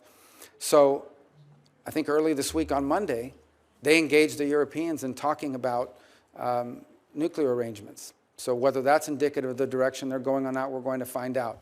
What cannot be allowed under any circumstances is a nuclear-armed Iran. What cannot be allowed under any circumstances is an Iran and an Iranian regime that has the resources and the capability to restart and continue their sponsorship of terrorism. And what cannot be allowed under any circumstances is an Iran with the military capability of threatening and destabilizing its neighbors and potentially reaching the homeland as well, both kinetically and directly, and also through their surrogate groups who have long planned contingencies for attacks. And let us not forget that this is a group, these are individuals that have spent the last 5 years actively and openly plotting the assassination of the president-elect and of multiple members of previous administrations. Think about this for a moment. When is the last time you heard that a foreign government is actively, openly, and admittedly seeking to assassinate the former Secretary of State, the former and soon-to-be once again President of the United States, and others? And that people have been arrested for plotting that. This is who we're dealing with. And anything that we do with Iran needs to be clear-eyed about who that regime is, but also who the people of Iran really are, and because they're not their leaders. Marco, thank you. Shortly after the election and prior to Thanksgiving, I took a quick trip over to Central Asia. As I discussed that with you a bit, to Turkmenistan and Tajikistan. In fact, in the last 12 months, I visited all 5 of the Central Asian countries. In fact, I was bedded down, speaking of Iran, 20 miles from the Iranian border in Ashgabat, Turkmenistan. They have the 4th largest reserves of natural gas in the world. But this is a part of the world that is often neglected, but of such strategic importance. You've got Iran, you've got Afghanistan, Russia, and certainly China, as they talk about living in a submarine, as they look at multi-vector diplomacy, want to engage with the United States as the Russians and Chinese are competing for their favor. One of the first trips that I made after the election, the reason was Central Asia. There had not been a U.S. senator there in 13 years. 13 years to Turkmenistan or Tajikistan. Very important strategically. One of the first goals of the caucus that Senator Gary Peters and I created of Central Asia is to repeal the Jackson-Vanik label on the region and extend permanent normal trade relations with Kazakhstan and Uzbekistan. I realize you have a lot of priorities on your plate when you will be confirmed as our secretary. But I would say rescinding it would be a good faith indication of the Jackson-Vanik requirements that Central Asia needs right now to grow. My question is, would you work with me and Senator Peters to have your team work with us to remove this designation? Yeah, and I believe the permanent removal will require legislative action. I don't think Senator Murphy has a bill on that as well. Yours is 3 countries. Look, I think this is a relic of an era that's passed. There are some that argue that we should use it as leverage for human rights concessions or leverage to get them to go stronger in our way as opposed to Russia and the like. But I think in some cases it's an absurd relic of the past. I think it's Kazakhstan, who the Department of Commerce has already said is a market economy. In fact, I think they hosted the WTO ministerial just a couple years ago. So it's just they've met the conditions. Yeah, it's something so we will work with you on this because I think it's important. Thanks, Mark. I think it's a neglected part of the world. I look forward to working with Senator Murphy on this. You know, that C5+1, which is Central Asian countries plus the United States. Hope we can work with President Trump, actually, to think about maybe hosting some kind of a summit there. Very strategic. After the withdrawal from Afghanistan, we need more friends in Central Asia, and look forward to working with you on that.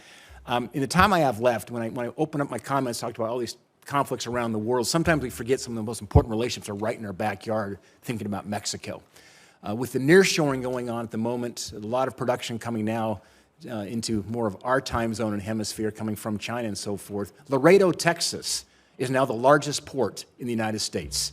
I think it's one of the underreported facts in our country. You talked about the cartels. They have command and control, certainly on the border at the moment. My question is, you think about Mexico, and you've been so active on Latin America and looking south of the United States, with President Sheinbaum now just coming into office. What are your thoughts around how do we become better engaged with Mexico to help them with their issue as it relates to the cartels, basically, which are running the country, it seems, at times? Well, and I wish we had more than 30 seconds to do it because it's one of those issues that I think don't get enough attention beyond the problems. Look, Mexico's economy in many ways is a very vibrant one and has made tremendous advances and continues to be a very strong regional power. They can become frustrating at times for us because they have enshrined even in their constitution, a sort of non-aligned, non-interventionist foreign policy with regards to some of the abuses. And so it's been disappointing, for example, to see the position they've taken with regards to Venezuela and others. By the same token, our economic interests are so deeply intertwined. I think there are 3 areas of friction. The first is on trade and violations of trade agreements and so forth that have been laid out, and some of the things that I've seen, even as a senator from Florida in the agricultural sector, that are going to continue to be an irritant in our relationship that we hope we can resolve. The second is the security situation at the border. And I think there's great interest and should be on the part of the Mexicans to bring this migratory problem at the border under control. People forget an increasing number of cases. The people crossing the border are not Mexican nationals. They are people that are transiting through Mexico. And in fact, in southern Mexico, you have seen a significant uptick in resentment against migration by Mexicans who are bearing the brunt of the costs of becoming a key element of the migratory path. And the third is the violence. And this violence at our border has to be addressed. I think they pose a threat to the United States, most certainly. The flooding us with fentanyl, the criminal activities occurring within the United States, facilitated by these groups who have become vertically integrated. These are not the Colombian cartels. These transnational groups are now vertically integrated. They are the suppliers all the way down to the street level and all the way up to the production level. They are vertically integrated criminal enterprises, but they are also threatening the sovereignty and security of the Mexican state. And as I pointed, there are journalists and there are politicians who have been assassinated for standing up to these cartels. And it tells you the amount of leverage they have over the government as a result of it. So it is in their interest as well as ours that we work cooperatively to take these groups apart and not allow them to continue their reign of terror, not just in the border region of Mexico, but spilling over into the United States. Great. Thanks, Marco. Thank you very much for the edification of the committee. I've just been advised that there's been a ceasefire announced in Gaza. Before we all celebrate, though, obviously we're all going to want to see how that executes. With that, Senator Murphy, you're up, and then we're going to take that short break. Thank you very much, Mr. Chairman. That is indeed good news. Senator Rubio, I want to talk to you about a topic that I think is going to be real trouble for you and for U.S. national security interests, at least for the first few minutes of my time, and that's the growing personal financial entanglement of President Trump, his family, and Middle East governments. I'll give you an example of what I'm talking about. For nearly 8 years, the Trump organization has been pursuing a real estate deal to build a hotel complex in Jeddah, Saudi Arabia. During President Trump's first term, the Trump organization actually voluntarily committed to refrain from pursuing real estate deals with foreign companies, especially those that are backed by foreign governments. And so the deal didn't go through. And then it remained stalled for the entirety of the Biden administration. And then magically, 30 days after the November election, Saudi Arabia's biggest construction company that's affiliated with the government announced that the deal was going forward alongside an additional $200 million deal for a Trump property in Oman. Now, it used to be that somebody with these big financial business interests would come into government and take actions like setting up a blind trust or divestment in order to make sure there was no connection between their personal financial interests and the business they were conducting in government. But President Trump has just done the opposite, right? Over the last 8 years, while he was in office and since he's been out of office, he and his family have become more deeply dependent on revenue from governments in the Middle East. During his last presidency, Middle East interests sent about $10 million to Trump properties. After he left office, Trump's son-in-law, Jared Kushner, who was his primary Middle East envoy, was handed $2 billion in investment by the Saudis, even though a Saudi investment board said the investment was a bad business decision. That investment actually comes up for renewal in 2026, giving the Saudis massive leverage over the Trump family. And then to make matters worse, right after the election, the Trump organization said that in this term, the president-elect's second term, it would drop its previous prohibition on doing new deals in the Middle East with private foreign companies aligned with foreign governments. So the Trump organization is going to be signing new business deals in the Middle East with private companies that have connections to foreign governments at the very moment that you are going to be conducting sensitive diplomacy in these countries. That's just extraordinary. Never before in the history of this country has a president been, literally receiving cash from foreign governments and from foreign companies that are backed by foreign governments in the middle of their term. If you or I had done this as senators, we would be in violent violation of Senate ethics rules. That's not permitted on the Foreign Relations Committee. And so I guess my question to you is a pretty simple one. Do you see how this fundamentally compromises your diplomatic efforts? Do you have an issue, or will you raise an issue with the president about his growing financial connection with the governments that you're going to be negotiating with? Well, first of all, I am not neither authorized nor in any position to give you sort of any insights into any of these arrangements you've pointed out. You mentioned Jared Kushner as an example. He's a private citizen, happens to be a Floridian. I don't know what, if any, engagement he has in the work that's going on now. I can tell you what I know. Obviously, I'm not in the State Department yet, but I can tell you as an example, the president's envoy to that region, who was charged, Steve Witkoff, who was charged with being an envoy towards reaching an accommodation between the Israelis and the Saudis, has been working cooperatively and together with the Biden administration. And in fact, I dare to say that all involved deserve credit for the ceasefire that the chairman's just announced. But Steve Witkoff's been a critical component of it, and he has been involved in it from day one. I think the broader consideration about whether we want to see a Saudi-Israeli mutual recognition and relationship would be one of the most historic developments in the history of the region for all the factors we've discussed here today. It would be, and one of the impediments to it has been this conflict and the ongoing conflict and the lack of a ceasefire. I also think it's going to be important for the Saudis and others to be participants in post-conflict stabilization efforts in Gaza and beyond. So all I can tell you is that what I've said from the very beginning, from the opening statement, and that is our foreign policy is going to be driven, as the President's made abundantly clear, by whether some action makes America is in the interest of the United States and our national security. And that's what it's going to be driven by, and that's how all these policies should be judged by, and that's certainly the job that I believe I've been tasked with executing on. Well, let me then simply ask you this question. Do you believe that the president should refrain from doing new business deals with Middle East governments during his term in office? Well, my understanding, again, I'm speaking out of turn, but the president doesn't manage that company. His family members do, and they have a right to be in the business. I mean, that's the business that they're in. They're in the real estate business. They've been for a very long time, both domestically and abroad. They have properties in multiple countries. So at the end of the day, I don't know, his family is entitled to continue to operate their business. The fundamental question is not whether his family is involved in business. The fundamental question is whether that is in any way impacting the conduct of our foreign policy in a way that's counter to our national interest.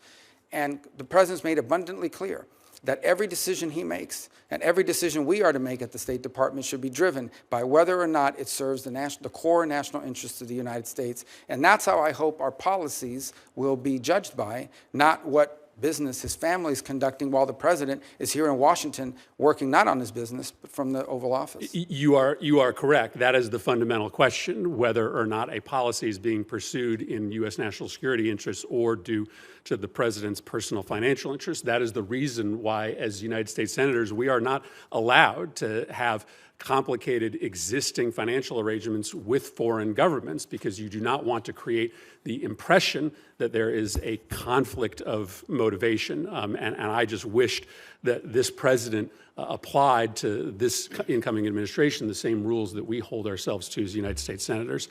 Senator Rubio, in the time I have remaining, just want to tackle two other topics. One that I know is of mutual concern to you and I, and that's the need to confront China in non-military ways as they try to exert influence around the world.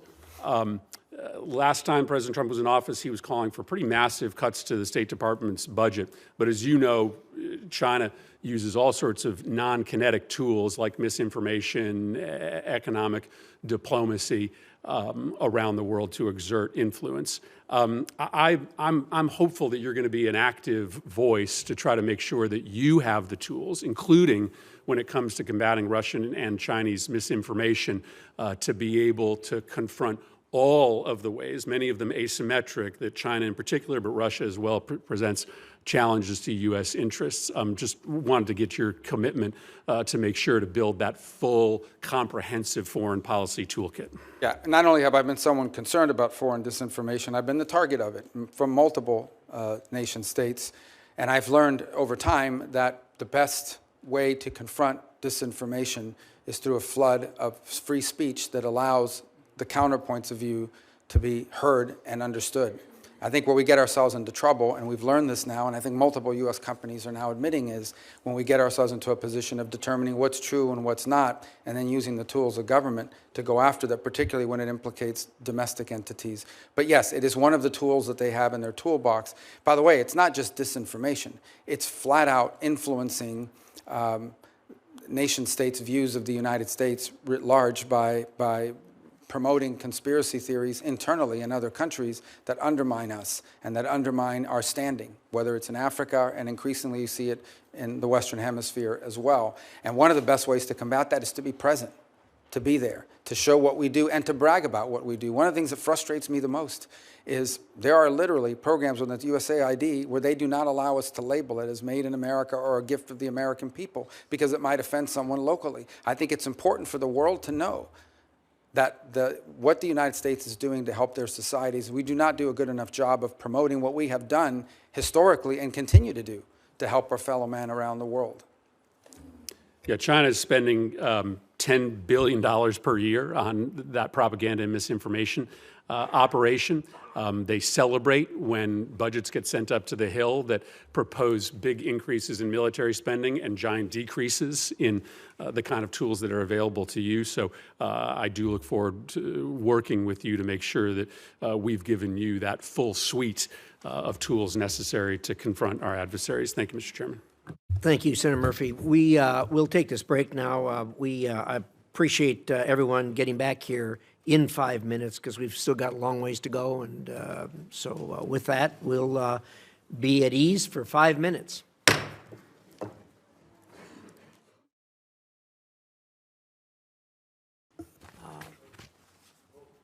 We will continue on with our 10-minute rounds of questions, and by my list, the next person up is Senator Barrasso. Thanks so much, Mr. Chairman. Senator Rubio, congratulations. I'm grateful for your willingness to serve our nation in this new role. Thank you as well for your family's commitment to continue with your service here to this country. I think President Trump made a wonderful choice in nominating you to be Secretary of State. Your extensive foreign policy experience and your deep understanding of international relations, I think, makes you a perfect choice for the position. While serving together in the Senate on this committee, I've seen firsthand your dedication, your knowledge, and your commitment to our nation's security. Your strategic insights, your principled approach to diplomacy, they're going to serve our nation well, and we do face many challenges. We've talked about them in the past, so you have my full and unwavering support. I wanted to start with China, because over the years we worked closely together to counter the significant threat that China poses to global security and to stability. The Chinese Communist Party's strategy extends far beyond traditional military conflict. They're conducting an aggressive campaign aimed at weakening American leadership and reshaping the global order to serve their own interests. We make no mistake, China is challenging our interests all across various domains, diplomatic, economic, technological. They're playing the long game. And I think we have to respond with equal resolve and a strategy. It's essential that we fully recognize the scope of the challenge and develop a strategy to safeguard American interests and the values on the world stage. So could you talk a little bit about your approach in addressing an increasingly aggressive China and how we and our international partners can hold China accountable? Well, and as I pointed to earlier, it's an important question because I think it's definitional to the century. I really do. I think the 21st century will be defined by what happens between the United States and China. The Chinese have basically concluded that America is sort of a tired great power in decline, that they are on a path over the next 20 or 30 years to naturally supplant us, irrespective of what happens. And I think their preference is to not have any trade and or armed conflict in the interim because I think they might interrupt what they believe is a natural progression. I don't share that view. I think they have some significant domestic challenges. Nonetheless, I do think what we can't ignore is that at the current road that we're on right now is an unbalanced relationship, and that much of their growth and their progress has come at our expense, not because they outcompeted us, but because they frankly have violated the rules that they've benefited from but have lived by none of its obligations. So I think the first begins with a recognition that China is and will continue to be a rich and powerful country, and we will have to deal with them. It's in the interest of global peace and stability that we have to deal with them.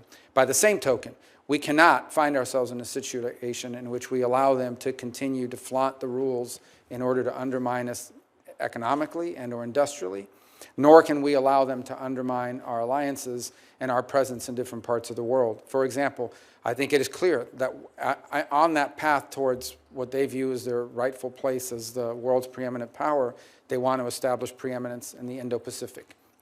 And that has historical ramifications or historical underpinnings because they view these smaller countries as tributary states, that basically all roads lead back to Beijing, and they view that. Unfortunately for them, their neighbors do not view themselves as tributary states. And this is particularly true in places like South Korea, Japan, Australia, New Zealand, but also Vietnam and others, some of whom have historical disagreements with China. So at the core of our strategy has to be twofold. Number one, ensuring that there is a proper geopolitical balance between the United States and China to avoid any sort of conflict that could be deeply destabilizing and worse for the world, but at the same time ensuring that it doesn't come at our expense, that we don't find ourselves in a world in which we are dependent on China, or any foreign power for that matter, for the raw materials that we need, for the ability to make medicine, for the ability to fuel our economy, the ability to feed ourselves or our people. We cannot be a country that becomes dependent on foreign powers, and so much of that involves not simply how we engage in the world, but also what we do here domestically. That is not the responsibility of the Department of State, but it is important for us to point to that much of what's happened with China, much of what's happening now, is what we are not doing, whether it's through our own industry and the development of our own industries, or access to raw minerals and raw resources that are critical to fueling and or building a modern economy. You talk about China playing by a different set of rules, and they do the ones that we think of as traditional rules. But and I appreciated your comments to Senator Ricketts about China and even the definition of them as a developing nation. I think it's a big problem. They can't be allowed to continue to play openly with a different set of rules. In addition to the hidden rules, I oppose China exploiting its status as a, quote, developing nation within international organizations. I think it helps them gain an additional unfair advantage in what you described as this unbalanced relationship. China is not in any way a developing country. You just mentioned they're a rich and powerful country. That's not a developing country. It's the second largest economy in the world. Clearly has the financial resources and access to capital to meet its own needs. So I think we need to end China's preferential treatment and hold it accountable on the global stage. I mean, we see it in the World Bank, we see it in other locations. Are there things that we can do and you can do as Secretary of State to try to eliminate this unfair advantage that they have? And it's an open unfair advantage. Yeah, absolutely. I think we need to, first of all, and I mentioned this in my opening statement, we have to acknowledge that many of the global institutions that were created not just in the post-war era, but the post-Cold War era have been weaponized against us. And I can use a number of examples. The first is, you think about the Security Council of the United Nations, which was created ostensibly for the purpose of preventing global conflict. Sadly, two of the greatest drivers of instability in the world today hold a veto vote at the Security Council. It's basically rendered the Security Council almost irrelevant. By the same token, I would say I am not against multilateral organizations so long as that or any foreign arrangement we have serves the national interest of the United States. I do not believe, and the President has made this abundantly clear, President Trump, that under no circumstances should any foreign entity or multilateral or international organization have veto power over the national security interests of the United States of America. The second point that I would point to is that the Chinese have very aggressively played this. They have figured out, and it isn't hard to figure out, that even the smallest nation state has a vote at the United Nations General Assembly.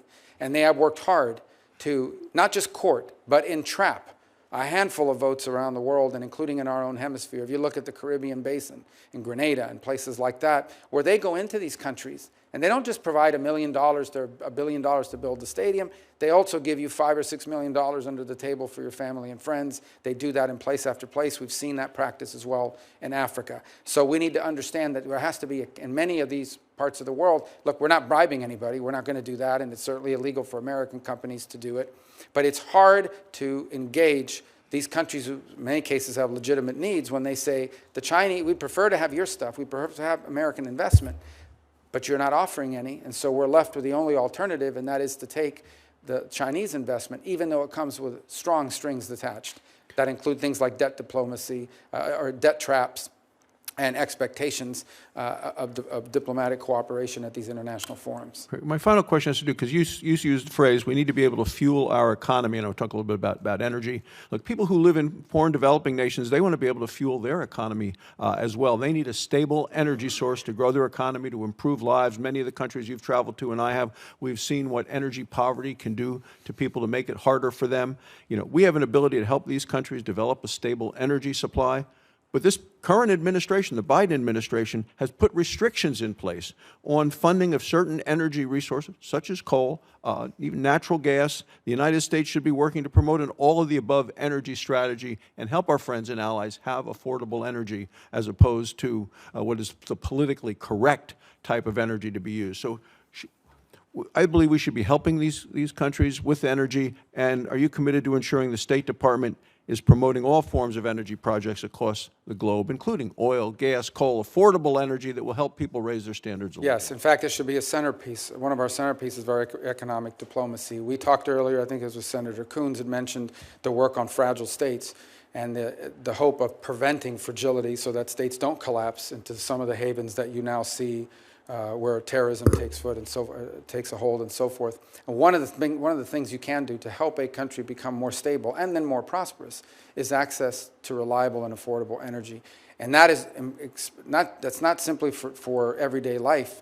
That is critical if you want to build a manufacturing sector. It's going to be especially critical in a world in which all these new technologies like AI are going to require a tremendous amount of power generation that's going to draw upon global energy resources to begin with.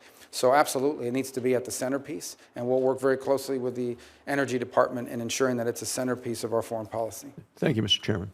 Thank you, Senator Barrasso. And next up, we have Senator Booker. Thank you very much, Mr. Chairman. Marco, Senator Rubio, the president made a great decision in choosing you. I'm happy to see you there. You're a thought leader in foreign policy. I, however, don't think most Americans know how great of a thought leader you are in NCAA, NFL, and high school football. And I'm a little disappointed that you're not going to be the head of the NCAA right now. Not yet. We sat in my office recently. I told you about my concerns about Africa right now. Democratic Republican administrations have not prioritized the continent. It is literally the fastest growing continent on Earth. We now see the future. By 2050, 1 out of every 4 human beings on the planet will be in the continent of Africa. And because of the demographic issues we have around the globe, from Europe to the United States to even China, 1 out of every 3 working people on the planet will be in Africa. It is rich with arable land and critical minerals. It has an economic potential that could create tremendous markets for American companies and American businesses. More than this, we know, while it has incredible assets and opportunities, a lack of focus on Africa can endanger the whole planet. We know in the days of infectious diseases, for example, an outbreak of an infectious disease anywhere is a threat to public health everywhere. More than that, we see the climate challenges, migration patterns there threaten to destabilize the Middle East and other areas. Egypt, for example, literally is hosting millions of refugees in Egypt right now. Now, my frustrations in my 12 years here is that we as a nation have not really prioritized it. We do not have ambassadors in some countries where China and Russia, who understand the African opportunities, are investing heavily.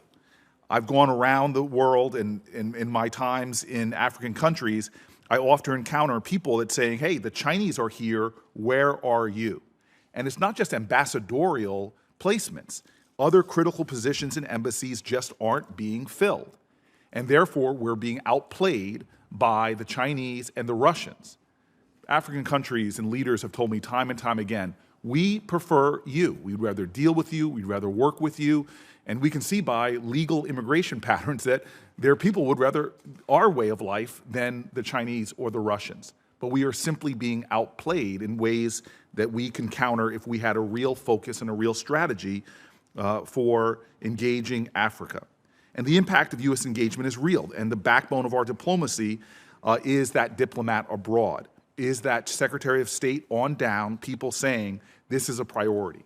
I said this to you in our office, and I want to make it plain now that we are at a point in this country that what we do in the Senate and in the White House and in the State Department are planting seeds for the future. We could reap a tremendous harvest in 10, 20 years, prioritizing and emphasizing our work in Africa. And not to do so undermines the 3 points that you said at the beginning that I agree. Our foreign policy should be guided by what makes us safe, strong, and prosperous. And the future, in so many ways, is Africa. Could you just talk to me a little bit about how you are prioritizing it, how you understand the critical opportunities and the dangers of not engaging at a higher level than either the Biden administration, Trump administration, Clinton administration, Bush administration have done? Yeah, and I'll preface it by saying that obviously I'm not been confirmed yet, the president's not in office yet. There will be a national security strategy that will frame much of what we do in foreign policy. So what I'm going to share with you basically here today is, as someone who will be at that table, some of the impressions that I would share with regards to our historic involvement in Africa and also some of our challenges moving forward. So the first, and you've already highlighted all of the things about the growth that's going to happen. They'll double in population between now and 2020, 35 or what have you. So it's extraordinary. That isn't just an interesting number. That's also markets. Those are also consumers. Those are also places that I think provide an extraordinary opportunity, properly positioned, for America to become more prosperous. Literally, more people that can afford to buy the things Americans provide, both in services and goods, and vice versa. So I think there's an extraordinary opportunity. Where I think some of our situation in Africa has fallen off has been, and rightfully so, heavily focused on counterterrorism and solely on counterterrorism in some places. And that's valuable and important. It is very difficult for a country to progress or move forward if they are in fact a haven, for that's open. And so, the freaks come out at night and you've got terrorist groups that are operating and undermining that country. So it's not that it's unimportant. I think we're also learning from the Sahel how quickly the situation changes. Despite significant counterterrorism contributions, each of those countries have pivoted to their great mistake, grave error, towards the Africa Corps led by Russia. These people are not any good at fighting counterterrorism and unreliable, and I think the moment will come when they'll realize that, and maybe there will be a new opportunity to engage. On the flip side of it, if you look at littoral West Africa, there are real opportunities there for, and in fact, ongoing engagements, not just on counterterrorism, but on economic progress. I look in the north to Morocco, another place where we have already seen substantial improvements because of the accords, but also because phase 2 of that relationship that continues to build. You also talk about one thing that I don't think has been talked about enough, and I think we hear the term as a 19th century term. The impact that malaria has is not simply a health crisis or humanitarian crisis. It has deep economic crisis, deep economic implications. It pulls kids out of school for long periods of time and not end their lives. It literally sets people and communities back. Humans and people are the greatest resource of any country.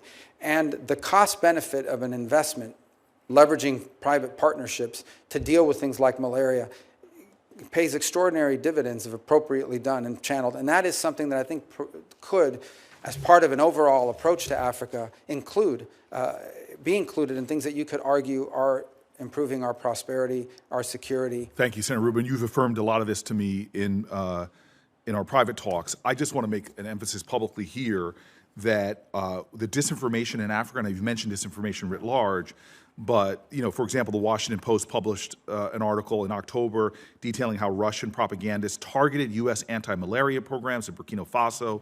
The Africa Center for Strategic Studies report published in March 2024 highlighted how Russia and China are leading sponsors of disinformation campaigns in Africa that are showing incredible success because we aren't doing a coordinated campaign to counter their misinformation. And so I'm looking forward to working with you. I hope that you'll prioritize this for the sake of America's future, that you could be the Secretary of State that says we have a vision for Africa and we're backing it up, not just from the Secretary of State's office, but all the way down to making sure key resources are invested in countering disinformation, as well as making sure that we have personnel in there. It's not a popular post. As you know, for many State Department people, we've got to make it that way and let people know that they're helping to define the future of not just the United States, but humanity by focusing on Africa. I cannot let my time expire without talking about the biggest humanitarian crisis going on the planet Earth right now. What is happening in Sudan, it's been called by our country a genocide. There's a famine being declared in areas where you're seeing unbelievable levels of systemic sexual violence going on. I traveled to the Sudan border with Chad and saw humanitarian crises like I'd never seen before, and I've been around the world looking at humanitarian crises. We have a great special envoy who you've already positively name-checked in this confirmation hearing. It is so important and vital that work continue and that we work for diplomatic solutions. There are a lot of our allies who've been implicated in fueling this crisis. This is an opportunity to end this crisis by diplomacy, to bring about one of the most important peace processes there are. And I'm hoping that you and incoming President Trump will prioritize that. Yeah, in an era in which the term genocide has been misappropriated to almost a global slander, an international slander, this is a real genocide. By its very definition, this is a real genocide. This is the ethnic targeting of specific groups for extermination, for elimination, by groups, by the way, that are being funded by nations that we have alliances and partnerships with in other parts of the world. And we should express that clearly. I think in part of our engagement with the UAE, and it'll have to be a pragmatic engagement. I mean, they're important players in what we hope to resolve in the Middle East. And I think as part of that engagement, we also need to raise the fact that they are openly supporting an entity that is carrying out a genocide. And I think for those who are interested in going out and actually protesting a real genocide, this to be the one, and I just don't see it. I don't see people mentioning it. It is morally reprehensible that this crisis gets virtually no attention in our country, especially because of the role we should be playing. And my time is over, but I want to say this, no need to respond. But the other place on the planet that gets no attention, that we are responsible for in our hemisphere is the crisis in Haiti as well. Correct. I know that you know this intimately, and again, I just want to keep calling out these moral omissions of our country, often at least in the press, of an inability to focus our compassion, empathy, and understanding of our interwoven destinies with places like Africa and places like Haiti. Thank you, Senator. Thank you, Senator Booker, for that. Those are things that needed to be said. Having said that, you have underlined probably the most difficult crises we have on the planet, and I think everybody's ready to sign up on a path forward. So far, nobody's laid out that path forward, and you're right. We have an obligation to at least try to design a path forward, and when that happens, I have no doubt that we'll pull together Republicans and Democrats and as Americans to do something about this. But I'll tell you, the identifying who are the people there that are the good guys that you can partner with is very, very difficult, as you know. Thank you. Thank you, Senator Rubio, for your comments in that regard. We will move now to Senator Paul. Senator Rubio, congratulations on your nomination. One of the questions that I've asked over time to secretaries of state as well as ambassadors and others from the State Department is, can you name for me instances where sanctions have changed behavior for the better? Now, I'm not going to ask you that question now. I'm going to wait till you come back to ask you. There's a preview of what I'll ask you the next time. But the reason I bring that up is that I think hopefully people think of sanctions as a way of trying to modulate behavior. You want better behavior out of a country. A country's doing something you don't like. You'd like them to change their behavior for better through sanctions. And I think it rarely works, and I think we pile more on. Now, some would say, well, sanctions are just to punish them, and we just want to, Russia invaded Ukraine, we're just punishing them.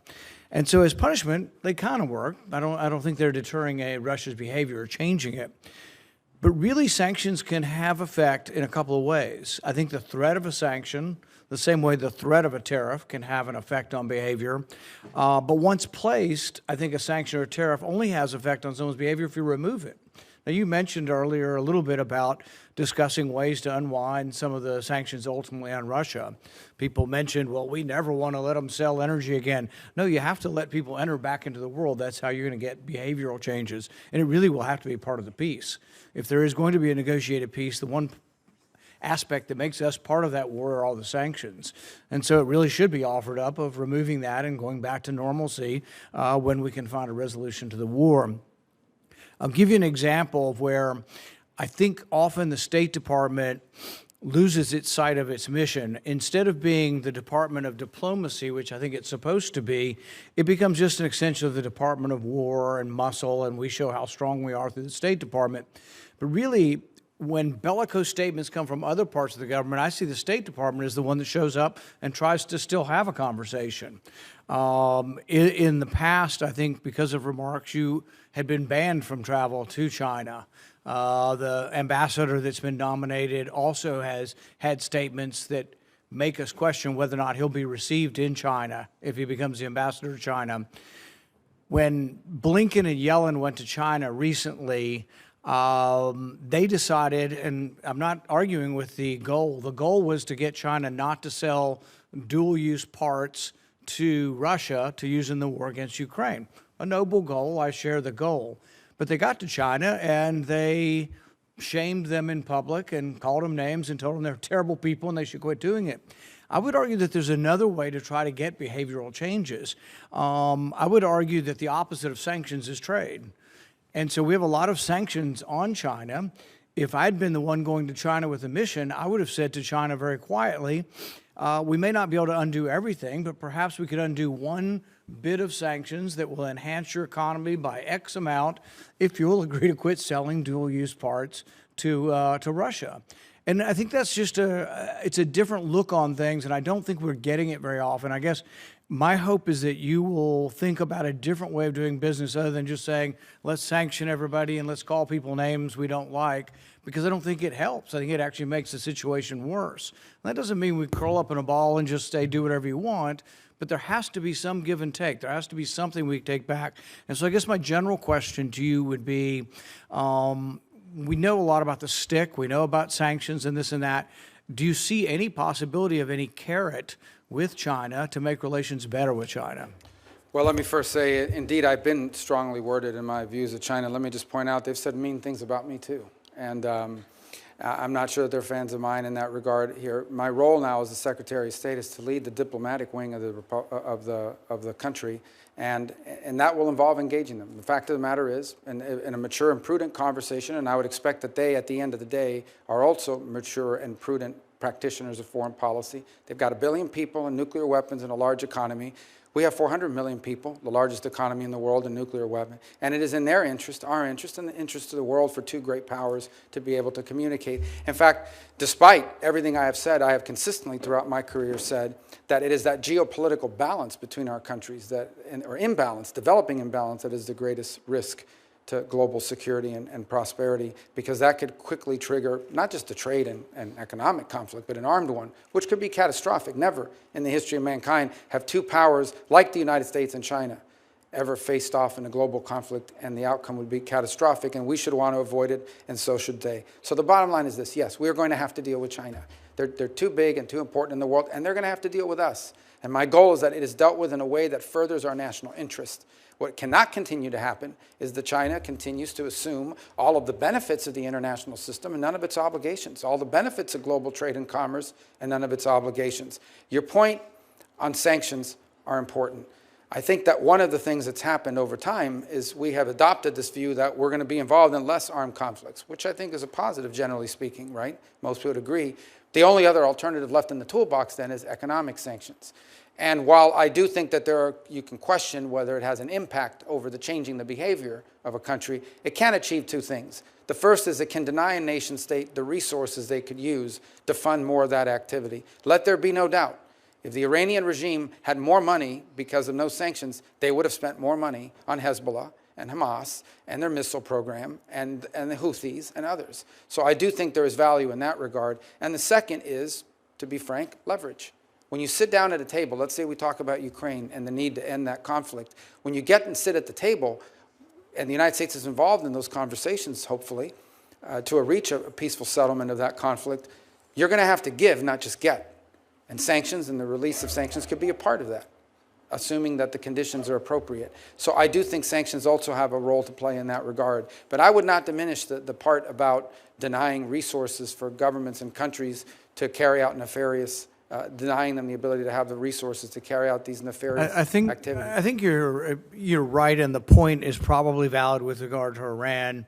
Probably not so much with China. I don't think we've denied China resources, and I think their resources extend beyond what we can do. I think our sanctions are more, prodding them, but not really damaging their economic prospects. With regard to the concept of diplomacy and how we make things better, or attempt to make things better, I think if we have absolutes, we tend to not understand really the way diplomacy has to work, because it is about engagement, it's about hearing the other side. It's not about accepting their position, but it's about at least knowing what the position of the other side is. With regard to NATO and Ukraine, to a person, the State Department under the previous administration is adamant, and so are many Republicans, that there is absolutely no way we will ever say that Ukraine could be a neutral country. That absolutely they will be, and it is our absolute prerogative to invite anybody we want to into NATO. Well, we can say that, and we have the ability to do that, but there are consequences to that. And one of the consequences is that, at least from the Russian perspective, they see that as one of the reasons why the war has developed there. And so I think that if you are looking at peace, you have to look at first you have to get to a ceasefire before you even get to real discussions. But if you had a ceasefire between Russia and Ukraine, I think our sanctions need to be on the table as far as negotiating the removal of them.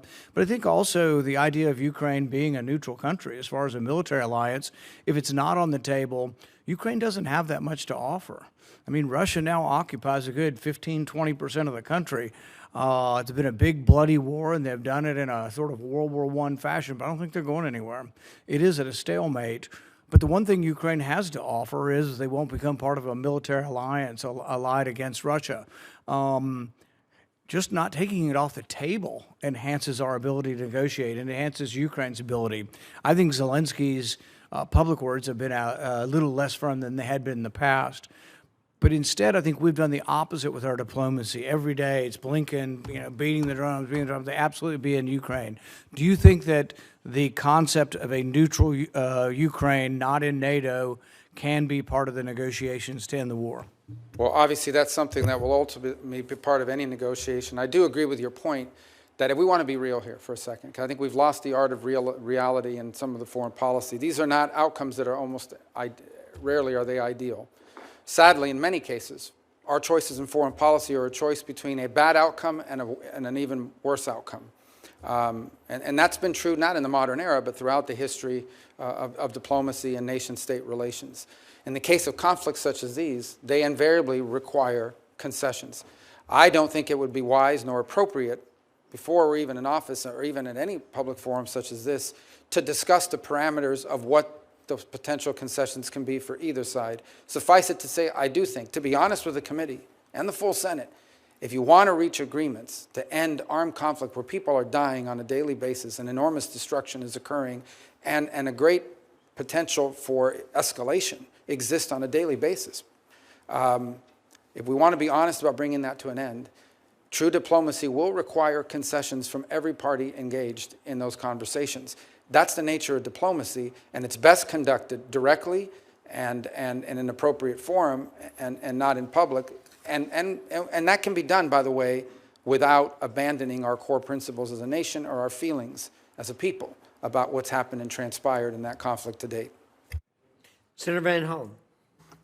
Thank you, Mr. Chairman, Ranking Member Shaheen. Senator Rubio, good to see you. It was great to sit down with you and talk about some of these important issues yesterday. Let me just say at the outset that I appreciate your response to Senator Booker's question about what's happening in Sudan, specifically as the Biden administration just found that the RSF under Hamedi is engaged in a genocide, and we need to do everything we can to stop what's happening there.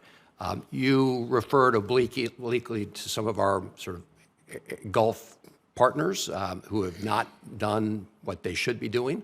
One of them is the UAE, and I've been very clear that the United States should not be providing military assistance to the UAE when the UAE is in turn providing military assistance to a group like the RSF that is committing a genocide in Sudan. And I'm expecting a briefing from the Biden administration by the end of this week as to whether or not their commitments to President Biden to stop doing that have been fulfilled. I want to pick up on a couple of the issues we discussed yesterday. One, as you know, Senator Sullivan and I are the co-chairs of the Bipartisan Foreign Service Caucus. We've passed a number of pieces of legislation through the United States Congress, most recently the Foreign Service Families Act. As you know, and we discussed yesterday, you know the importance of supporting the men and women at the State Department, including the Foreign Service, and I appreciate your willingness to work with us in the caucus to continue to make sure that they have what they need to do their jobs effectively. We also discussed the ongoing war in Ukraine and the importance of supporting the Ukrainian people against Putin's aggression, and I just want to say for the record, I support and endorse everything that Senator Shaheen said on that score, so I don't have to go into great detail.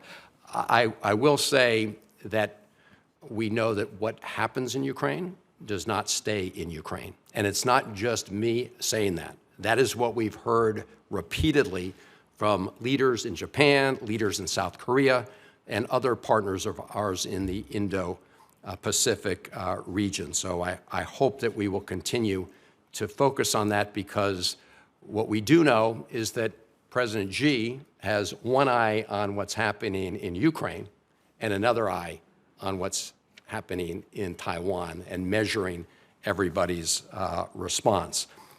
Like you, and we've worked on a bipartisan basis to try to make sure that we meet the challenge of China. Lots of important pieces of legislation that have passed, but none yet to really rise to meeting those challenges. I do support the Biden administration's ongoing efforts to restrict the flow of very high-end technologies, the highest-end chips, to China that can be used in their military. We're going to have to work successfully with our allies to do that, just like the Trump administration back in the day worked on the Huawei issue. So my view is that we need to expand that effort. We also discussed the volatile situation in the Middle East. You know, we often talk about the importance of shifting our focus to China and the Indo-Pacific, but we always seem to get dragged back into conflicts in the Middle East. I want to start with Syria. Good riddance to the murderous Assad regime. Obviously, we have a stake in what comes next in Syria, given the fact that it's a very volatile part of the world. I support the very cautious engagement of the Biden administration with HTS, but we should acknowledge their very poisonous genealogy, beginning with al-Qaeda morphing into al-Nusra.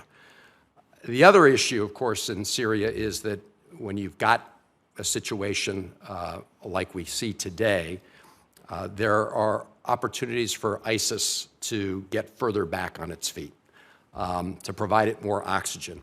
And as you know, the tip of the spear in our fight against ISIS has been our Syrian Kurdish partners, the SDF.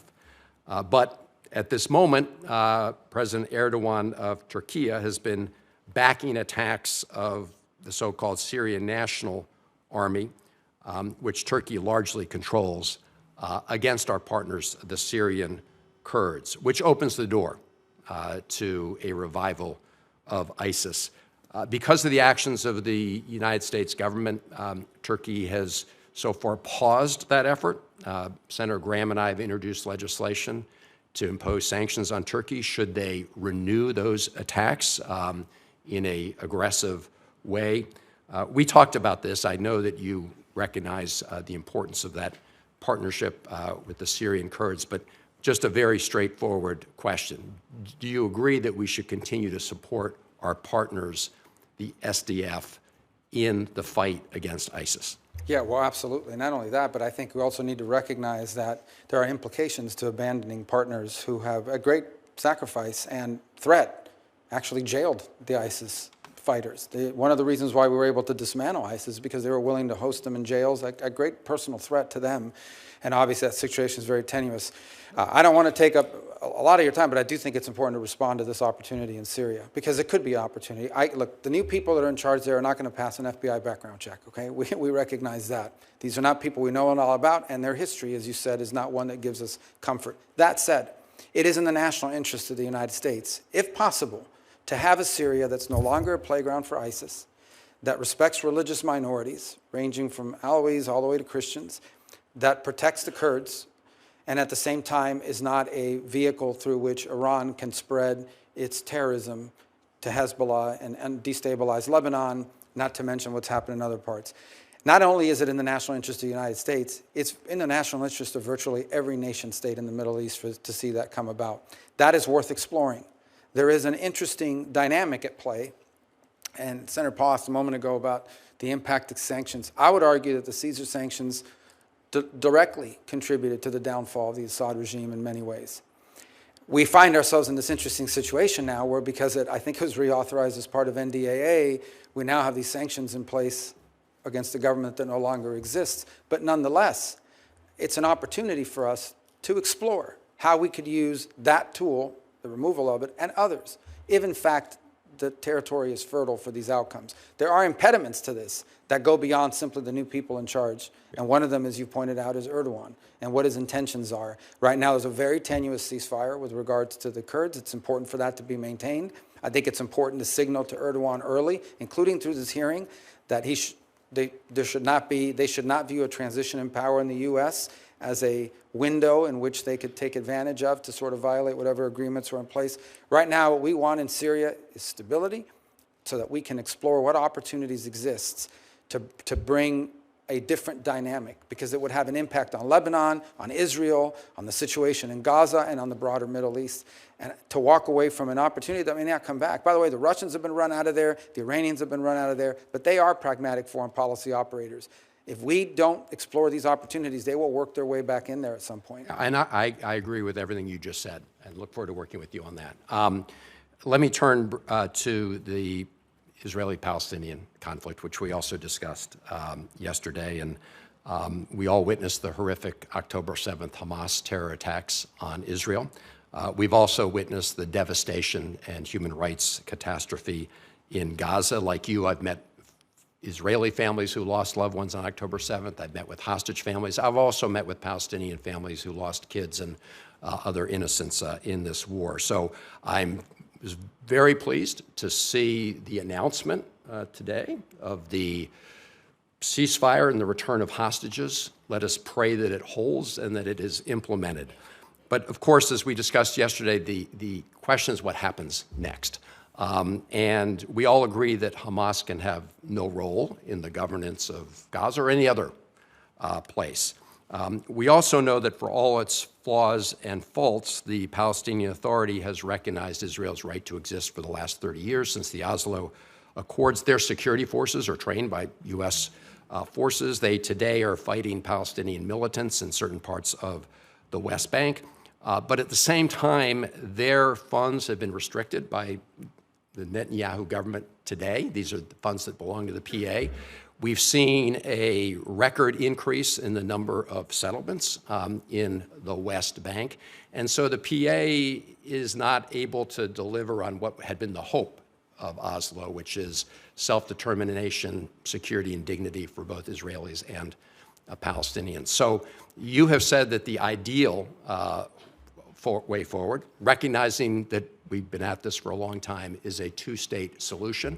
There are members of the Netanyahu government that today want to annex all of the West Bank. So my question is, do you agree that annexation would be contrary to peace and security in the Middle East? And what is your vision going forward? First, let me say that, yeah, the ideal would be that there not be conflict and the people could live side by side with one another without being in conflict and with the ability to pursue prosperity. Sadly and unfortunately, the conditions for that to exist have not been in place for some substantial period of time. I point to you as an example, back in 2020, the Trump administration offered $58 billion, or about $50 billion or $58 billion, $58 to $50 billion in investment to the Palestinians. And that included, I believe, 28 or 29 billion specifically for Gaza, and it was rejected. That offer was made back in January of 2020, and then it pivoted over as a result of that rejection to what we now know as the Abraham Accords. Second, I would say that Israel is a small nation who at its narrowest point is 9 miles wide. It has been historically surrounded by enemies that seek their destruction. Hezbollah to the north, Hamas to the west, Iran further north with nuclear weapons, constantly. In fact, I would argue that if Israel had not been firm and strong in its response in this endeavor, most recently, they may very well have faced an existential threat, as they continue to in many ways. Now, here's the good news, and it's not just about the ceasefire today, although that's very important. The good news is that potentially we have had a dynamic shift in the region that has an historic opportunity, if appropriately structured and pursued, that changes the dynamics of what might be possible. And that, we've discussed Syria, we've discussed events in Lebanon quite a bit as well, the degrading of the Iranian capability, which I hope will continue, and hopefully the ability to reach some agreement between Israel and Saudi Arabia on normalization and being able to engage both for their mutual security and also economic prosperity. The real open question for the Palestinians is who will govern? Who will govern in Gaza in the short term and who will ultimately govern? Will it be the Palestinian Authority or some other entity? Because it has to be someone. That was the initial goal for Gaza when the Israelis withdrew from there, and they turned it over. And they turned it over with greenhouses, and they turned it over with all kinds of economic development.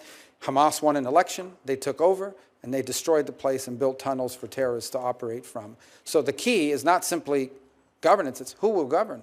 You can't turn it over to people who seek your destruction. And so I do think this is a very complex issue, and I think that's understating it.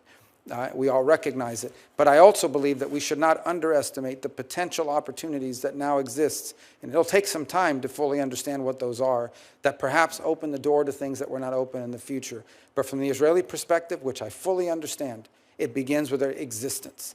Because you cannot coexist with armed elements at your border who seek your destruction and evisceration as a state. You just can't. No nation on it. We wouldn't tolerate it, and they can't either. And it begins with having that level of security, and if they do, then I think there are opportunities that come about as a result of it. Those opportunities historically have not existed in recent times. Perhaps we're living in an era where that will be, the likelihood of it is higher because of recent events, unexpected events in Syria and Lebanon and other places. Senator Scott. Thank you, Chairman. So I was in Miami, or Hialeah on Monday, and when there was a video where you were recognizing Elena Garcia and Dario Fernandez and Tomas Regalado, everybody applauded. They're so excited about your being the Secretary of State. Your homegrown son, and so they're just all excited. The other thing they're excited about is that they have somebody that is going to care about Venezuela and Cuba and Haiti and Nicaragua, all the problems, because you've been so vocal. So I guess, can you just go through sort of one by one and say, look, we know what are our options? Not that you know exactly what you're going to do, and a lot of these decisions will be made by somebody else anyway, but what are, like right now, look at what's going on in Venezuela. The Biden administration's allowed oil to flow. He stole the election, completely violated what Biden told him he would do. Maria Corina Machado probably was only alive because of your hard work making sure that Donald Trump put a tweet out. You look at Cuba now. They just dropped the state-sponsored terrorism, which makes no sense. We've got people like Jose Daniel Ferrer in prison. Kids as young as 14 in prison for peaceful protests. So, give me some of your ideas of what is possible. Let's take one, but let's start with Haiti, because in many ways it's globally complex, and I think the chairman sort of alluded to this a moment ago. There's a fundamental problem in Haiti in that there is no legitimacy of authority. And I say this in recognition of the fact that some of the national police forces in Haiti have been extraordinarily brave. Despite being outgunned and outmanned, these guys and gals have stuck at their post and fought back against armed gangs. You know, when the most powerful person in any nation state is nicknamed barbecue, that is not a good thing. And this guy obviously is not named that for good reasons. He's not a cook. These are bad gang elements that are operating within Haiti and have destabilized not just Haiti, but threatened to destabilize the Dominican Republic, not to mention the migratory pressure that it places on the United States, on the Bahamas, and on other places in the region.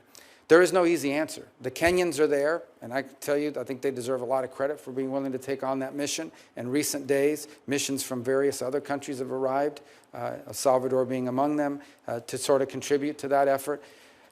I don't think anyone can tell you they have a master plan for how you fix that overnight. I do think it does begin with stability and security. You've got to establish some baseline security, and it's not going to come from a U.S. military intervention. So to the extent that we can encourage foreign partners, and I would include foreign partners in the Western Hemisphere, who should be contributing to this effort, to provide some level of stability and security in Haiti so that you can explore the opportunities to have a transitional government that has legitimacy, that can ultimately lead to the conduct of elections, and then have governing bodies in that country that can bring about a nation state that can begin to build some of the things you need in order for permanency. But it's going to take a long time. And I say this with sadness in my heart. There have been good times, and there have been bad times and worse times in Haiti, but sadly, there's not really been a golden era in Haiti's history, and your heart breaks for these people and for what they've gone through. But you also, as a policymaker in the United States, recognize the implications it's had on our country, it's not just in the migratory pressures it's placed on us, but as I pointed out earlier, the threat it poses on a daily basis to destabilizing the Dominican Republic. You mentioned Nicaragua. It's a very weird situation, for lack of a better term. The Sandinistas earlier, one of the first things they did in the new year is they kicked out every nun in the country. They've gone to war with the Catholic Church, which was the last institution in the country capable of standing up to them.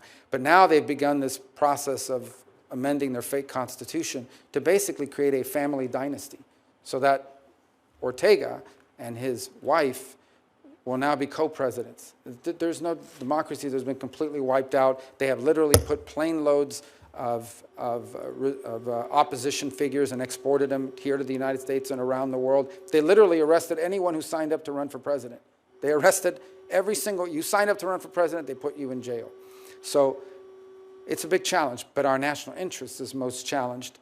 Number one, because of migratory pressure. Number two, because the Nicaraguan regime is allowing people to fly into Nicaragua visa-free from anywhere in the world and then transit to the United States. They have become the point of entry for people from all over the world because you come in without any visa, They charge you $1,000 or whatever the going rate is today. And from there, you get on the migratory route and into the United States. They have been direct contributors to the migratory crisis we face at our southern border. And the third is the Nicaraguans have basically invited the Russians to establish a military naval presence in Nicaragua, in our hemisphere. That poses a threat to our national security. That needs to be addressed. Venezuela, sadly, is not governed by government. It's governed by a narco-trafficking organization that has empowered itself of a nation state. And we have seen, I believe, upwards of 7, 8, 9 million Venezuelans have just left the country. More are expected to leave. I was in strong disagreement with the Biden administration because they got played the way that I knew they would get played. They entered into negotiations with Maduro. He agreed to have elections. The elections were completely fake. They leveraged migration against us to get those concessions, and now they have these general licenses where companies like Chevron are actually providing billions of dollars of money into the regime's coffers, and the regime kept none of the promises that they made. So all that needs to be re-explored, because in Venezuela, you have the Russian presence, you have a very strong Iranian presence. The Iranians, in fact, are beginning to build drone factories for the manufacture of Iranian drones in our own hemisphere. Not to mention the long practice of the Venezuelan regime of providing real but illegitimate passports to operatives for Hezbollah in our own hemisphere. And lastly, and I leave it lastly to Cuba because it's one that's been more enduring, the problem in Cuba basically is that despite being a communist regime and Marxism not working, is that they've decided, and they thought what they would do is that they would create this holding company. It's called Gaesa. It is a company that they own by the Cuban military, and that holding company owns everything that makes money in Cuba. If it makes money in Cuba, they own it, and it generates revenue for them. The Miami Herald just did an expose on Gaesa. And while you have electrical blackouts and you have all these other problems economically in Cuba, Gaesa is sitting on billions of dollars that they've generated for their permanency. In 2017, the Trump administration sanctioned Gaesa. Unfortunately, the Biden administration lifted some of those sanctions and restrictions a couple of years ago, which increased the amount of money they're able to generate through things like manipulating remittances and the like. And then yesterday, the Biden administration announced they were rescinding all of the sanctions on Gaesa, which basically the sanctions were this. You can do business with an independent individual Cuban, but you cannot, it's the regime that doesn't allow it. You cannot do business with anything owned by that government-run entity. And yesterday, they lifted the sanctions on them. Now, the new administration is not bound by that decision, but nonetheless, that's what's in place. Ultimately, the reality, the moment of truth is arriving. Cuba is literally collapsing, both generationally in terms of all the young people leaving, but it's also collapsing economically. They are now living on 20 and 21-hour rolling blackouts and some days longer because Marxism doesn't work, because they're corrupt, and because they're inept. And they're going to have a choice to make, those that are in charge there. Do they open up to the world? Do they allow the individual Cuban to have control over their economic and political destiny, even though it threatens the security and stability of the regime? Or do they triple down and just say, we'd rather be the owners and controllers of a fourth world country that's falling apart and has lost 10% of its population in the last 2 years?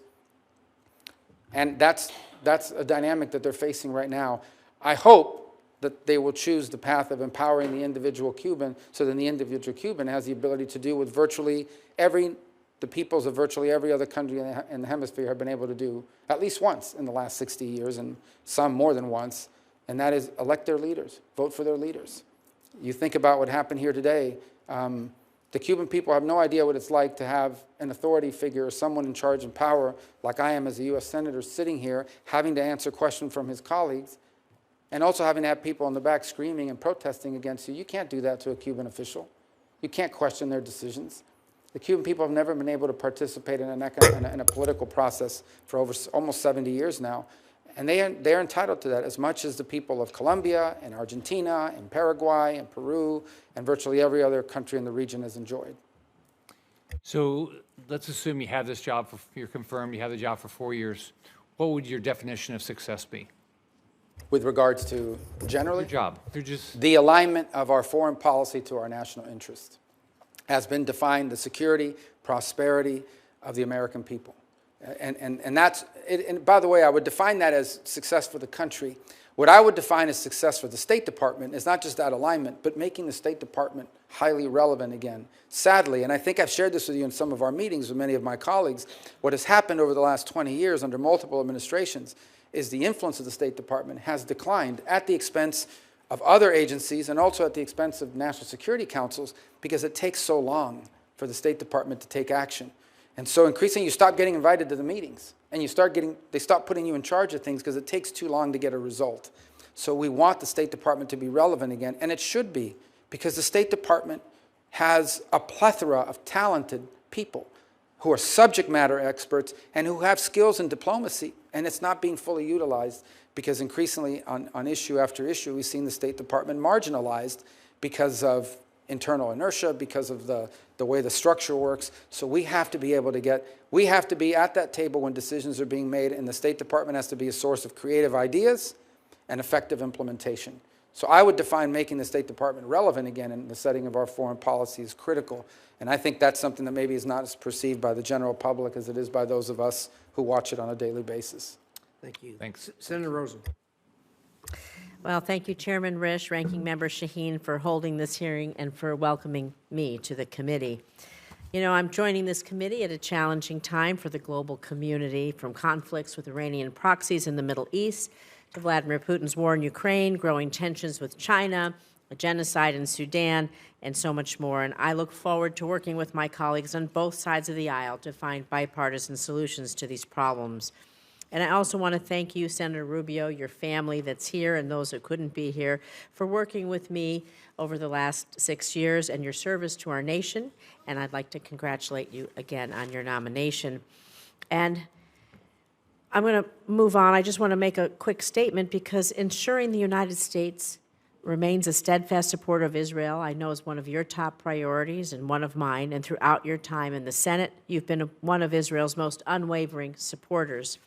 I want to thank you for supporting Israel. I look forward to working with you to ensure that the U.S.-Israel security partnership remains ironclad and that our friendship remains unconditional. And I want to thank you for your response to Senator McCormick's hostage question. We all hope, since we've been in this hearing, that there's news maybe of an imminent agreement being reached to free, I hope, all the hostages. We hope to hear that confirmation soon.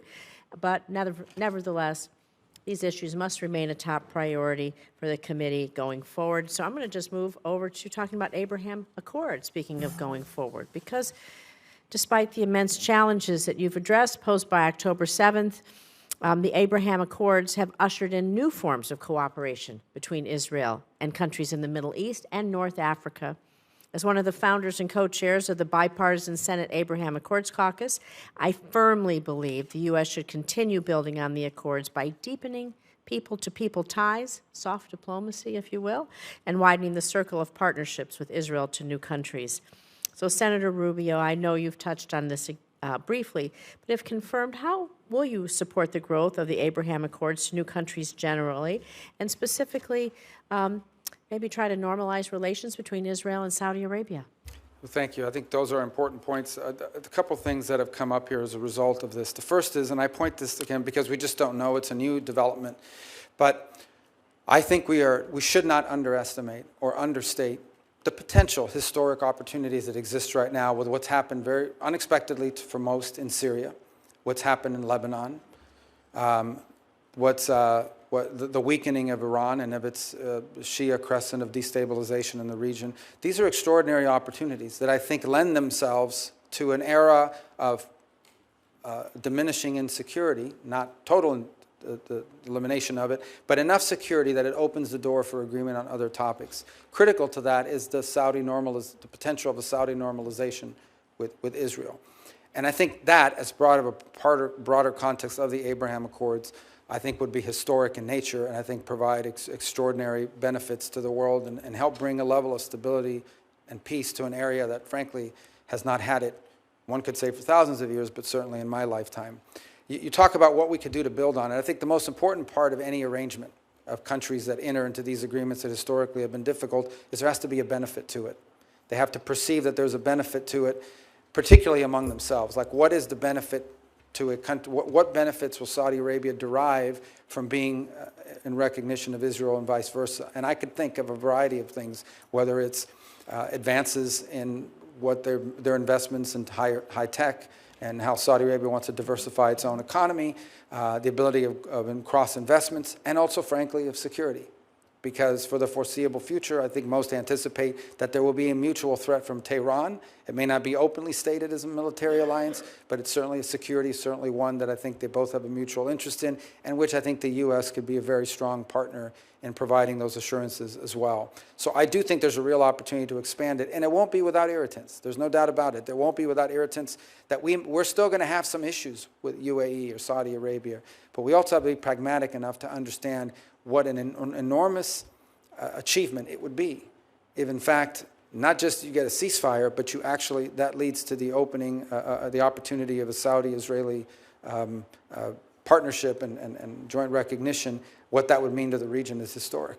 And you've talked about potential opportunities going forward, and we talk about maybe not just with other countries, but how does the private sector get involved in creating building and sustaining the normalization in areas of water insecurity, power insecurity, healthcare, technology? We know that there are ways that we can do this. They have been doing it.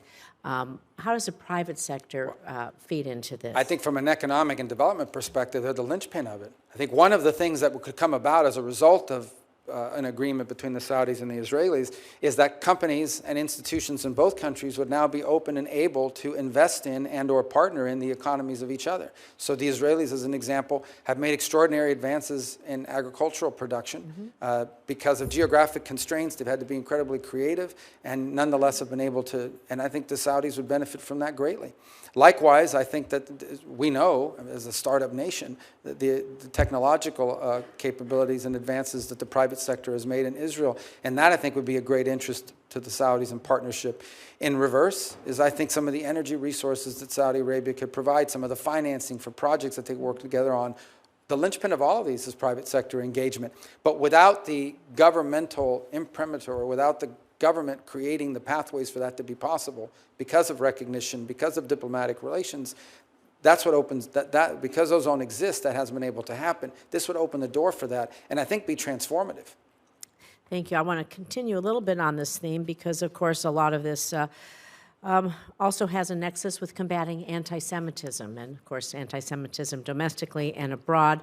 I probably founded the Senate, the first ever Senate bipartisan task force to combating anti-Semitism. You and I have done a lot of work there. You're a member of the task force, and we work closely with the Special Envoy's office at the State Department. We know that global rates of anti-Semitism, they are skyrocketing. It's critical the White House ensures the Special Envoy and their office is sufficiently staffed, supported, and resourced. So I know we've talked about this in our meeting, and of course, like I said, we worked on this before. Can I have your commitment that you'll work with the White House to do two things? Quickly nominate a qualified candidate to be Special Envoy. Quickly and qualified. We really need to get somebody on board.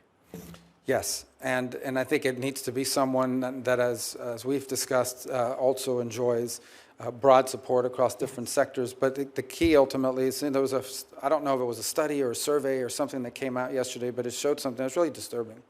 I think it said 60% of people on Earth hold anti-Semitic views, according to this poll, or in 60% of the countries, but I think it's at 60%. Look, unfortunately, bigotry and hatred has been a part of human nature from the very beginning, but anti-Semitism is a unique danger. The suffering that it inflicted on the world historically, but in the last century, is unimaginable and can never be allowed to be repeated. And it's something that we should make sure we're constantly speaking out against and identifying for what it is. I think the U.S.'s role as a leader in speaking out in that regard is indispensable. And we need to be forceful about it. One of the things that's most troubling is what seemed to me that one of the things that's undermining the legitimacy of many of our international organisms is they've become havens for anti-Semitic activity. That oftentimes is disguised as anti-Israel, but I believe is frankly anti-Semitic. And of course, we've seen incidents of that in the United States as well. We cannot ignore what anti-Semitism has cost humanity in the past, because if that lesson is forgotten, it will very quickly repeat itself potentially in every region on the planet. Thank you. I want to just quickly, a yes or no. We know you've talked a lot about how important deputies are in mission sets of different things. We know that if we don't have a deputy envoy in place, they keep the wheels turning. They keep the organization going for the waiting for the special envoy to be confirmed. Do I have your commitment that we'll quickly put in a deputy envoy to make sure that the work can continue until? Yeah, we'll work to do that as soon as possible. Thank you. I wanted to, I only have 56 minutes. I do not have 56 minutes. I have 56 seconds. That would be a little crazy. I know that the first Trump administration created the Women's Global Development Prosperity Initiative. It was the first whole-of-government initiative to promote women's economic empowerment, dedicated global resourcing for these activities. As Secretary, will you commit to continuing to expand on the WGDP initiative, and if so, in what ways? Yeah, and that was a high priority of Ivanka Trump, who's no longer going to be in government, but was at the time, and she worked on that very much. And I was a supporter of it then, and look forward to being a supporter of it now, if confirmed. Thank you. And we got that 56 minutes went awfully fast. There you go. I yield back, Mr. Time Chairman. flies. You yield back all 8 seconds? Yes. Senator Cornyn. Thank you, Mr. Chairman. I can barely see you down there. I know. I was there one time. They had to extend the dais so Senator Curtis and I could actually sit with at the big boys and girls table. So, Senator Rubio, it's great to see you. I have complete confidence in your ability to lead the State Department. I think it's an inspired choice, and you couldn't be better prepared for that job. I do want to ask you a few questions, some of which I know Senator Cruz is here as well. He and I share a concern about Mexico. You've heard some concerns, particularly about the cartel activity, but I want to talk to you about water. In 1944, there was a water treaty between the United States and Mexico, and we have had chronic problems getting Mexico to cooperate and release the water that's been absolutely critical to the life and the livelihood of our agriculture community in the Rio Grande Valley and elsewhere. We've had I've talked to Secretary Blinken about this. We've written letters. We've done everything we know how to do, but I would just like to get your commitment to work with us to try to just simply get Mexico to live up to its requirements under the treaty, and if they won't do it voluntarily, to look for leverage and ways we can persuade them to do what they already have a legal obligation to do, which is to release water on a timely basis. Absolutely, and I think one of the reasons why we need to do that is twofold. The first is because it has real implications, not just for the state of Texas, but broadly for the United States. But the second is because I think this has become part of a pattern, and I would argue part of a pattern in a number of international arrangements, but in particular international arrangements with Mexico, in which you can strike any deal you want or sign any document you want, but if you're not willing to prioritize its enforcement, you are encouraging others to get away with the same thing, and at the same time, you're undermining the willingness of people to commit to enter into agreements in the future. And this has become we've seen it with USMCA, frankly. We've seen it with a variety of other commitments that have been made by partners in other parts of the world, and we're seeing it with this treaty. Where there is a treaty, they have obligations under it, and they don't seek to meet it. And it's part of the broader challenge that I alluded to in my opening statement, which is we've entered this era where we've entered into all these international arrangements, but oftentimes they've been weaponized against us, either through noncompliance or through a creative reinterpretation. And that extends to trade all the way down to treaties such as this. Speaking of Mexico, I know that in different quarters we've had people suggest that the cartels be identified as a foreign terrorist organization. And as I've looked into that, it feels like the right thing to do because, of course, the cartels are wreaking havoc and misery and death and destruction, not only here in the United States, but also in Mexico. But I worry a little bit about some of the unintended consequences.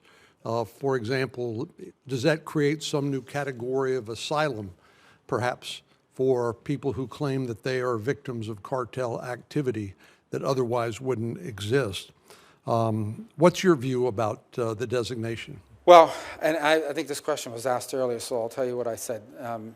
The first is that they most certainly are terroristic in their nature. They terrorize Mexicans, they terrorize on the U.S. side. They are involved in the trafficking of women and children, of labor, and both labor and sex trafficking, deadly fentanyl, and drugs writ large, as you can imagine. And I think, pose a grave danger in the process of trafficking people, trafficking terrorists into the United States. So they are terroristic in nature. What I said was that whether it's that designation or some new designation that we create, it is important that they be identified for what they are. I also pointed to something you just alluded to in your question, and that is they pose a grave risk to Mexican sovereignty as well. We have seen multiple journalists and politicians and candidates assassinated, murdered in Mexico by cartels because either they're not the cartel's chosen candidate or there are journalists that spoken out against the cartels and you find yourself murdered. And I don't think we should underestimate, and I hope the Mexicans do not, the amount of leverage that they have created over the Mexican government. And in some parts of Mexico, they are, in fact, have operational control of territories, particularly near the U.S.-Mexican border. So this is something that I hope we can work with jointly and cooperatively with the Mexicans to address, because it's in their interest as well as ours. Ultimately, I do not think I speak out of turn when I say that you can expect President Trump will do whatever it takes to secure the United States of America and the American people from the threat that they pose. But it is my sincerest hope, and frankly, I think the most productive outcome would be if we could do so in partnership and cooperation with the government of Mexico, who I know shares many of our concerns. Well, that certainly should be our first choice, but I have the same confidence you have that President Trump will send a very clear message and follow that up with decisive action to persuade Mexico to do what it is in its best interest, and because it's an intolerable situation right on our southern border. We can't get a divorce. We got to make the marriage work somehow, and but it's a troubled marriage, shall I to continue the analogy. Let me talk to you briefly about the Foreign Agent Registration Act, which is within the jurisdiction of this committee. This is something I've been concerned about for some time, because we have lobbyists that work here in Washington, D.C. that actually represent foreign nations that, unbeknownst to members of Congress, they're actually advocating not on behalf of the American people and American interests, but on behalf of the interests of foreign nations. Now, there is a loophole called the Lobbyist Disclosure Act, which is frankly weak sauce when it comes to providing the kind of transparency that we need. Anytime somebody shows up in your office and is advocating for something, purporting to represent American interests, but in fact is there motivated by and being paid by a foreign interest to advocate their interest, is that something that you would be willing to work with us to further reform and refine? Yes, and as you know from our time serving together on the Intelligence Committee as well, it's something we spend a lot of time talking and thinking about as well.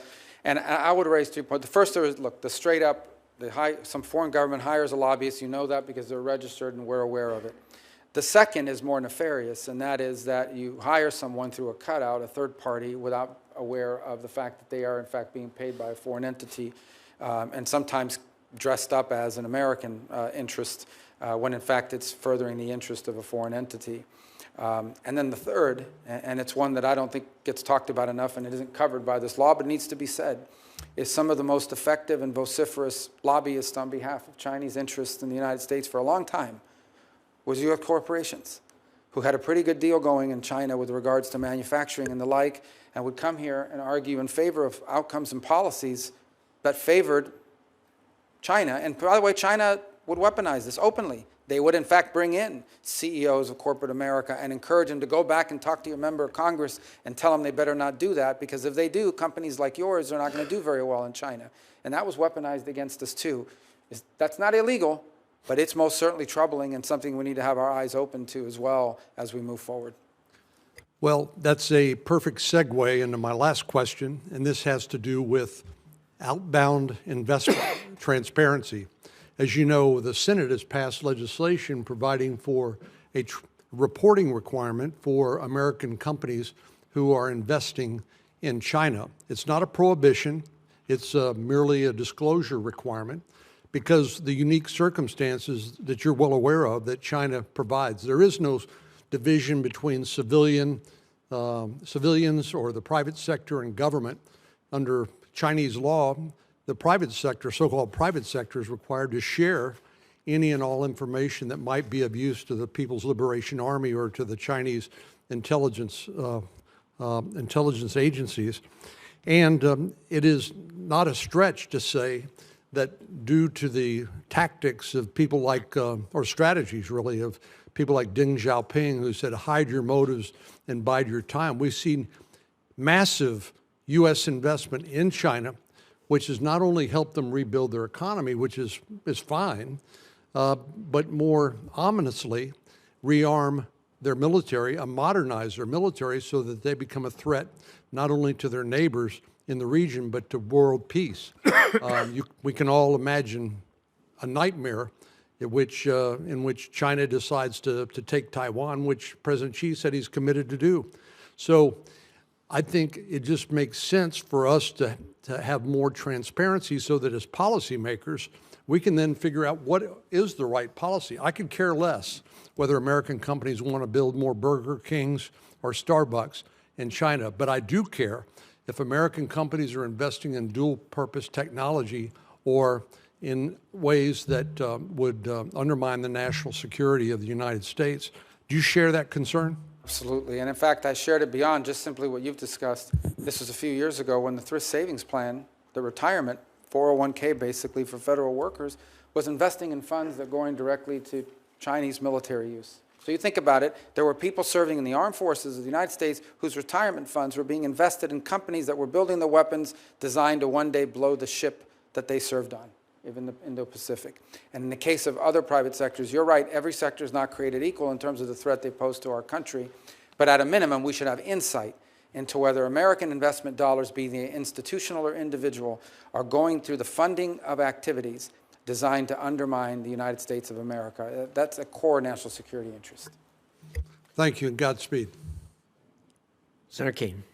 Thank you, Mr. Chair. Ranking Member Shaheen, welcome the opportunity to work with you in this Congress.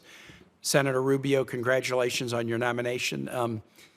If you're watching the hearing, you probably notice senators coming in and out, and most people understand why that is, but for those who don't, we have a lot of other hearings, a lot of other responsibilities. We get in a queue and kind of know when our questioning time is coming up. I decided that I would show up, albeit 11 minutes late, and stay because this is so important to the country and to me. But I think for those of you who have watched this hearing that was gavelled in at 10, what you've seen is a nominee who is extremely well prepared. We're used to seeing nominees who know a lot about a couple of things, and sometimes who know very little about virtually everything. But I think you've seen a hearing with a nominee who agree or disagree with the points he's made. He's not talking out of a briefing book. He's not having a thumb through a binder to decide how to answer a particular question. I've always been struck in working with Senator Rubio on this committee since I came to the Senate in January of 2013 that he has a very well-developed sense of the world and a passion and interest in all corners of it. I was particularly happy that he was nominated for two reasons. One, we have worked together significantly on legislation touching many different areas over the years, and one was referred to by Senator Shaheen, legislation to send a clear message that NATO and the U.S. participation in NATO is not just simply an executive priority that could come and go depending upon the Article II Commander-in-Chief, but it was also something so important that Congress would say that the membership of the United States in NATO is something that Congress would want to weigh in on should there ever be a decision by an executive that we should back out of NATO. And I think sending that message from Congress has been a very important thing that has led to a NATO that is expanding. Finland and Sweden, where the polling would have been de minimis 10 years ago for joining NATO, are now in. And I think a strong message from Congress is part of that. Obviously, the fear of Russia is a huge part of it, but a strong message of congressional support is part of it. I'm particularly proud that the Virginia National Guard has now struck a deal under the State Partnership Program where we are partners with the military in Finland, a very capable military. And the first exercises of the Virginia Guard with the Finnish military will start next month. I'm very excited about that. The second reason I was particularly gratified to see Senator Rubio nominated for this position is he cares about the Americas. I cast my first vote in a presidential election in 1976. I have not seen a single administration, Democratic or Republican, that has devoted enough attention to the Americas. We devote attention to it in a time of crisis and then move our attention elsewhere. It seems like secretaries of state have often thought that the world only has an east-west axis and not a north-south axis, and Senator Booker addressed that with his questions around the attention that should be paid by the United States to Africa. I feel that very strongly about the Americas. I don't have to ask Senator Rubio questions to gauge his interest and attention level. Everyone who comes before the committee tells us they're really interested in the Americas, only to find that they end up spending all their time somewhere else. I don't have to ask that question of this nominee to know that he has a passion about the nations that are our nearest neighbors, a passion about the nations who are so connected to us in our cultural roots and in our family ties. And it is so important, not just because China and other nations are now getting into the area. I don't want to have a new Monroe doctrine that we only care about it to keep Europe out of it. We only care about it to keep China out of it. We ought to be paying attention because we're connected to these nations, and things will go better for us if things go better for them. So to you, Senator Rubio, I'm very, very happy that you're nominated for this position. Two comments, then one particular question. One, the status of career ambassadors. I think it is a norm for every administration to ask ambassadors to tender their resignations, and it is certainly the norm for the political ambassadors to be politely let go the day that the new administration comes into place. And I think that's an expectation that everybody has. We get that. For the career ambassadors that are in place, they have been asked to tender their resignations to the incoming administration, and that's normal. But I would hope that the administration would consider, if their career, keeping them in place until their successors are ready. Because to swap out a career ambassador for a career chargé does not advance our ability in any way to operate in nations. There is a cachet that comes with being a confirmed ambassador that really helps you with continuity and diplomacy in these nations. So I know that that's a decision that the president makes, but I hope as you have a conversation with the national security and diplomacy team, you might encourage the administration. Yes, you're going to replace the politicals with career chargés, but don't replace the career ambassadors unless or until you're ready to put somebody in place, which we know can often take quite a while for the administration to even forward nominees, much less the time to get through the committee process. That would be a comment. And then second is more for colleagues, really, rather than for Senator Rubio. One thing I've tried to be consistent on in my service on this committee is fight against unilateral executive application of military power, unless it's in pure instances of imminent self-defense, active self-defense, or self-defense against imminent hostilities. And I have been able to get this committee to pass significant war powers resolutions under 3 different presidents now: President Obama, a Democrat, President Biden, a Democrat, and President Trump, a Republican. And I just wanted to assure everybody that I'm going to continue to be a stickler that the nation shouldn't be at war without a vote of Congress, except in the instances of imminent self-defense. And I will do that because I have done that under presidents of both parties, and I'll continue. Senator Rubio, now to the question. And you alluded to this very briefly in one of the comments that you made about the nation of Paraguay. Not only do we not devote enough attention to the Americas, but when we do, we devote attention to the headaches. And the headaches abound in the Americas and elsewhere. And so we've talked about Haiti, a problem. We've talked about Venezuela, a problem. But so often we don't pay attention to lift up, elevate, provide resources to celebrate the nations in the Americas that are doing things right. And so when I travel through the region, and I'm sure you've heard the same thing, I hear these nations that are doing things right. Why won't you pay attention to us? Ecuador threw out a pro-China government, put a pro-U.S. government. All they wanted was a trade deal. We want to be closer to the United States. We're the only nation on the Pacific coast of the Americas that doesn't have a trade deal with the United States. This administration, I've been critical about the Biden administration, didn't do anything to advance that cause. Talk to us about some of the nations in the Americas that you think are doing things right and what we ought to do to help those nations, because we'll be much more likely to spread the right if there are other nations in the region that are doing better and better and better than if we're just trying to lecture people about how to improve. Well, just as a general matter, one of the things that's always struck me is that the region, and then maybe this is true in other parts of the world as well, but particularly in the region, it's almost better to be America's adversary or enemy than friend, because there's the impact of friendship or the benefits of friendship are not tangibly clear to a lot of them. And you know, I've seen that expressed time and again over multiple years. And it's easier to pay attention to a headache. You're going to sanction, you know, some country that's not acting in anti-American ways, but the people that are sort of doing it the right way or want to be cooperative, they're ignored, and the countries that are doing it the right way are ignored. So I think there are a number of countries that right now as we speak, and I always say this with caution because I may not mention one country and they say, well, they left us out, but I just want to point to a few that I think are present and clear for us. You mentioned one with Ecuador. Ecuador was actually left out of CAFTA because at the time, the people in charge didn't want to be a part of anything with us. They're facing some real security threats that are unique to Ecuador's history. And they're facing these threats because you've got violence and gangs coming over from the Colombian border and then pushing up through Ecuador as a transit country, but they bring with it the turf fights and the gangs, and to the point where last year there was a real threat to the stability of the government, where they took over television stations and things of this, these armed elements did.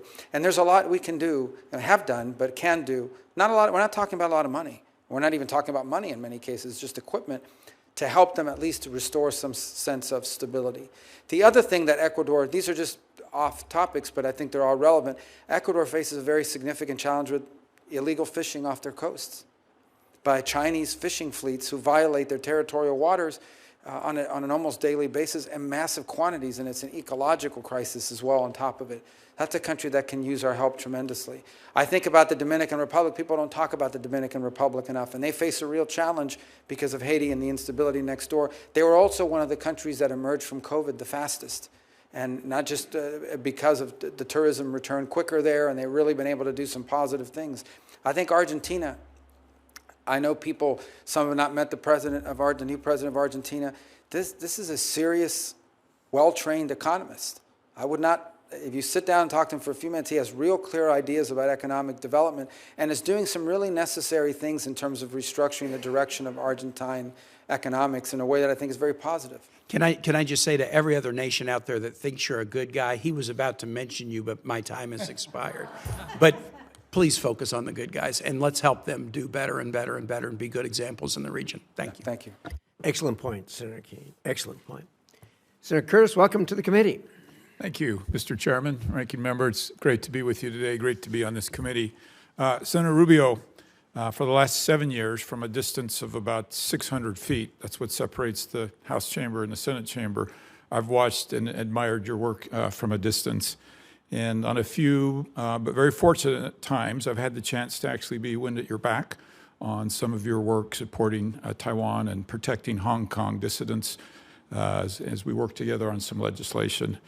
Now, in a twist of events, I sit not far from where you once sat, and there's another symbolic 600 feet between us, between the State Department and the Senate.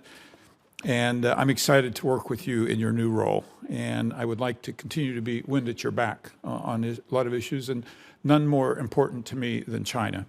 And if you remember really nothing else about our short interchange today, please know that that's very important to me, and I hope to work with you on what I do with the aggression of China, and in many ways, their global push for military and economic supremacy, I think, is a threat in many ways.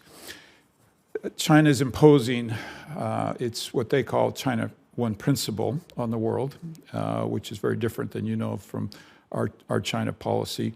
Can you kind of describe how we can push back on that and how we need to make sure we're shaping that conversation? Yeah, and well, the first is to understand that the One China policy is, and the U.S. policy towards the issue of Taiwan has been consistent and reaffirmed by every administration since 1979, and it is the combination of the Taiwan Relations Act, with the 6 assurances that make clear that the United States, we're not going to pressure Taiwan into any arrangement. We're not going to tell you when we're going to stop, or if ever. We make no commitment to not helping them in their national defense.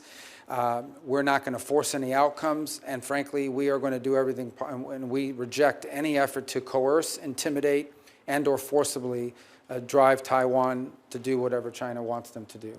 And that's been our position, and that will continue. That was the position under President Trump's first administration. I anticipate it will continue to be in the second administration.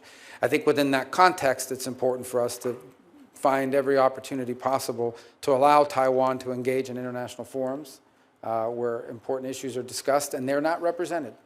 Irrespective of what China claims about one China principle, they're not represented. And so the views there need to be made. They need to have an opportunity in these forums to be made clear. But I think stability is critically important. Here's the one thing I would point to here with regards to stability. If the Chinese are in fact serious about stabilizing U.S.-China relations and finding avenues of which we can be cooperative and avoid conflict, then they will not do anything rash or irrational when it comes to Taiwan or the Philippines for that matter. The actions they are taking now are deeply destabilizing. They are forcing us to take counteractions because we have commitments to the Philippines and we have commitments to Taiwan that we intend to keep. And so if they want to destabilize the relationship, or they want to help at least create some pathway for stabilization of our relationship with them, even as we remain engaged in global competition, and in some cases more adversarial than others, they really need to stop messing around with Taiwan and with the Philippines, because it's forcing us to focus our attention in ways we prefer not to have to.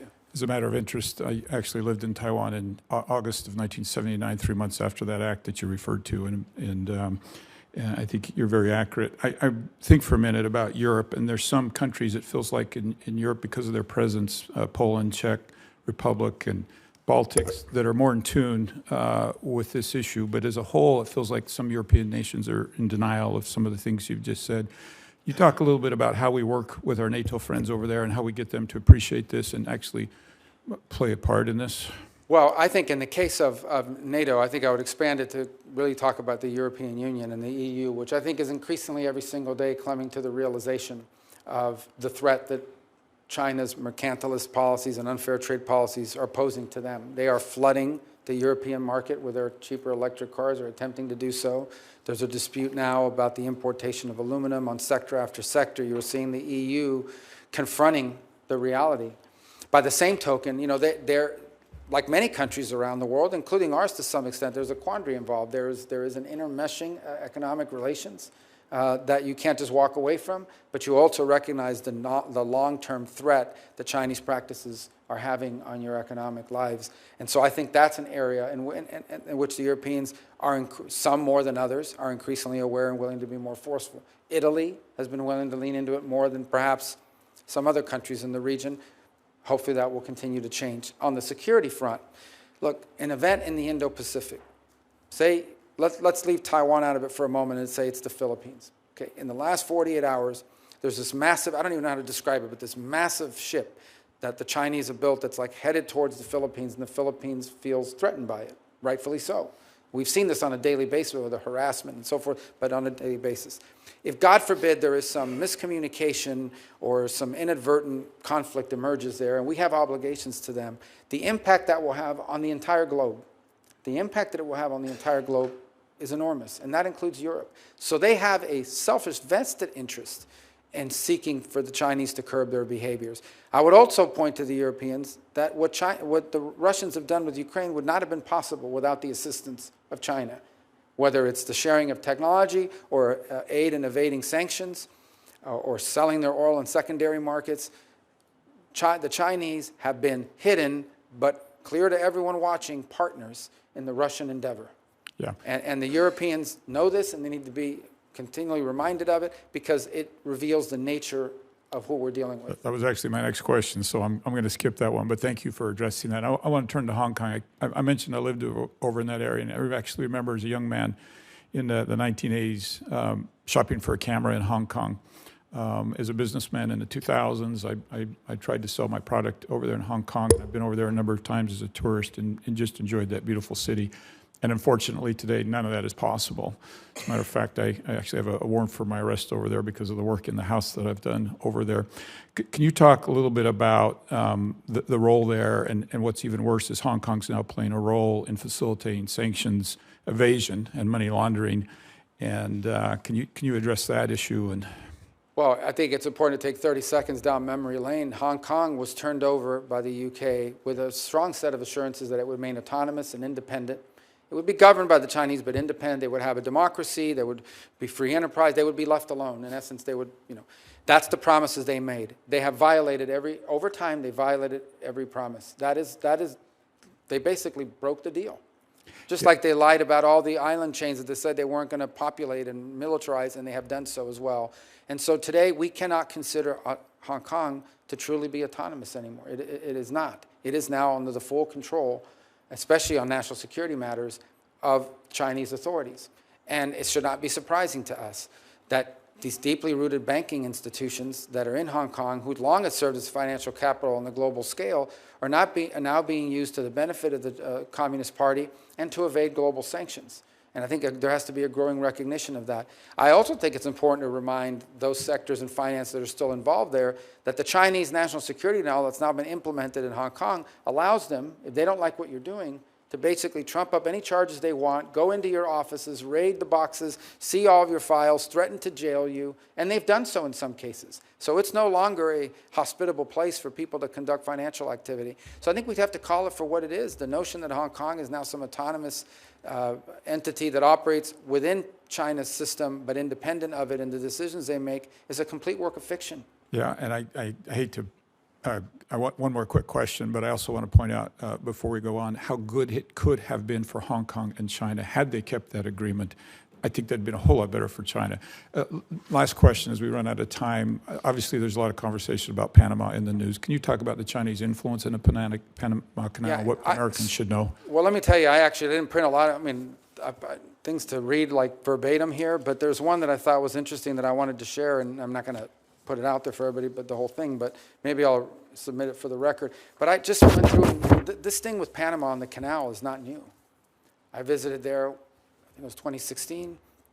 I think I've consistently seen people express concern about it, and it's encapsulated here in quote after quote. Let me tell you, the former U.S. ambassador who served under President Obama said, the Chinese see in Panama what we saw in Panama throughout the 20th century, a maritime and aviation logistics hub.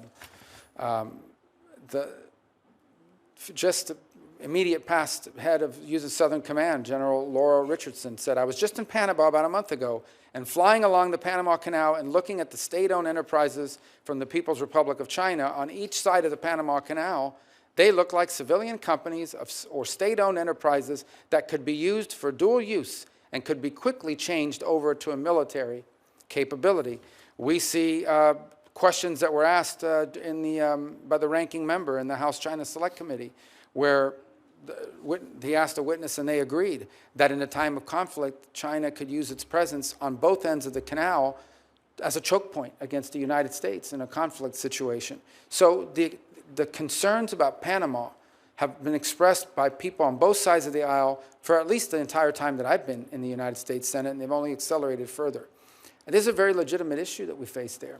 And I think I'm not prepared to answer this question because I haven't looked at the legal research behind it yet, but I'm compelled to suspect that an argument could be made that the terms under which that canal were turned over have been violated because while technically sovereignty over the canal has not been turned over to a foreign power, in reality, a foreign power today possesses, through their companies, which we know are not independent, the ability to turn the canal into a choke point in a moment of conflict, and that is a direct threat to the national interest and security of the United States, and it's particularly galling given the fact that we paid for it and that 5,000 Americans died making it. That said, Panama is a great partner on a lot of other issues, and I hope we can resolve this issue of the canal and of its security and also continue to work with them cooperatively on a host of issues we share in common, including what to do with Thank you, migration. Senator, I'm out of time. Thank you so much.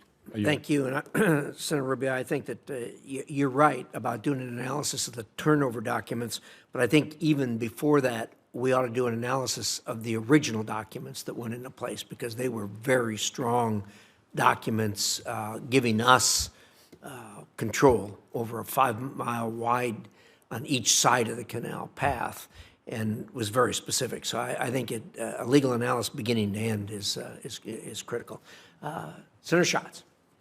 Thank you, Chair. Thank you, Ranking Member. Senator Rubio, nice to see you again. Thanks for taking the time with me, and thank you for being willing to serve. I want to start with the Pacific Islands. As you know, it's an area of focus of mine, and the Indo-Pacific is, look, we've been through several administrations, and they all say the same thing. They all talk about the future being in the Indo-Pacific and that it's the most important region in the world. That continues to be true. My concern is that specifically when people talk about the Indo-Pacific, they're mostly talking about China. They may be talking about other East Asian countries, but there's very little conversation about Pacific Island nations. And we've got some auspicious things happening, but we've also got some challenges in front of us. The embassy in Kiribati is stalled. The Solomon Islands, as you know, are sort of contemplating making themselves available for PRC military forces. So we passed the Compact of Free Association. It's a bit of a mixed bag. And I'd like to just hear your theory of the case here about how to have some continuity. Obviously, it's a new administration. It's going to be a new State Department.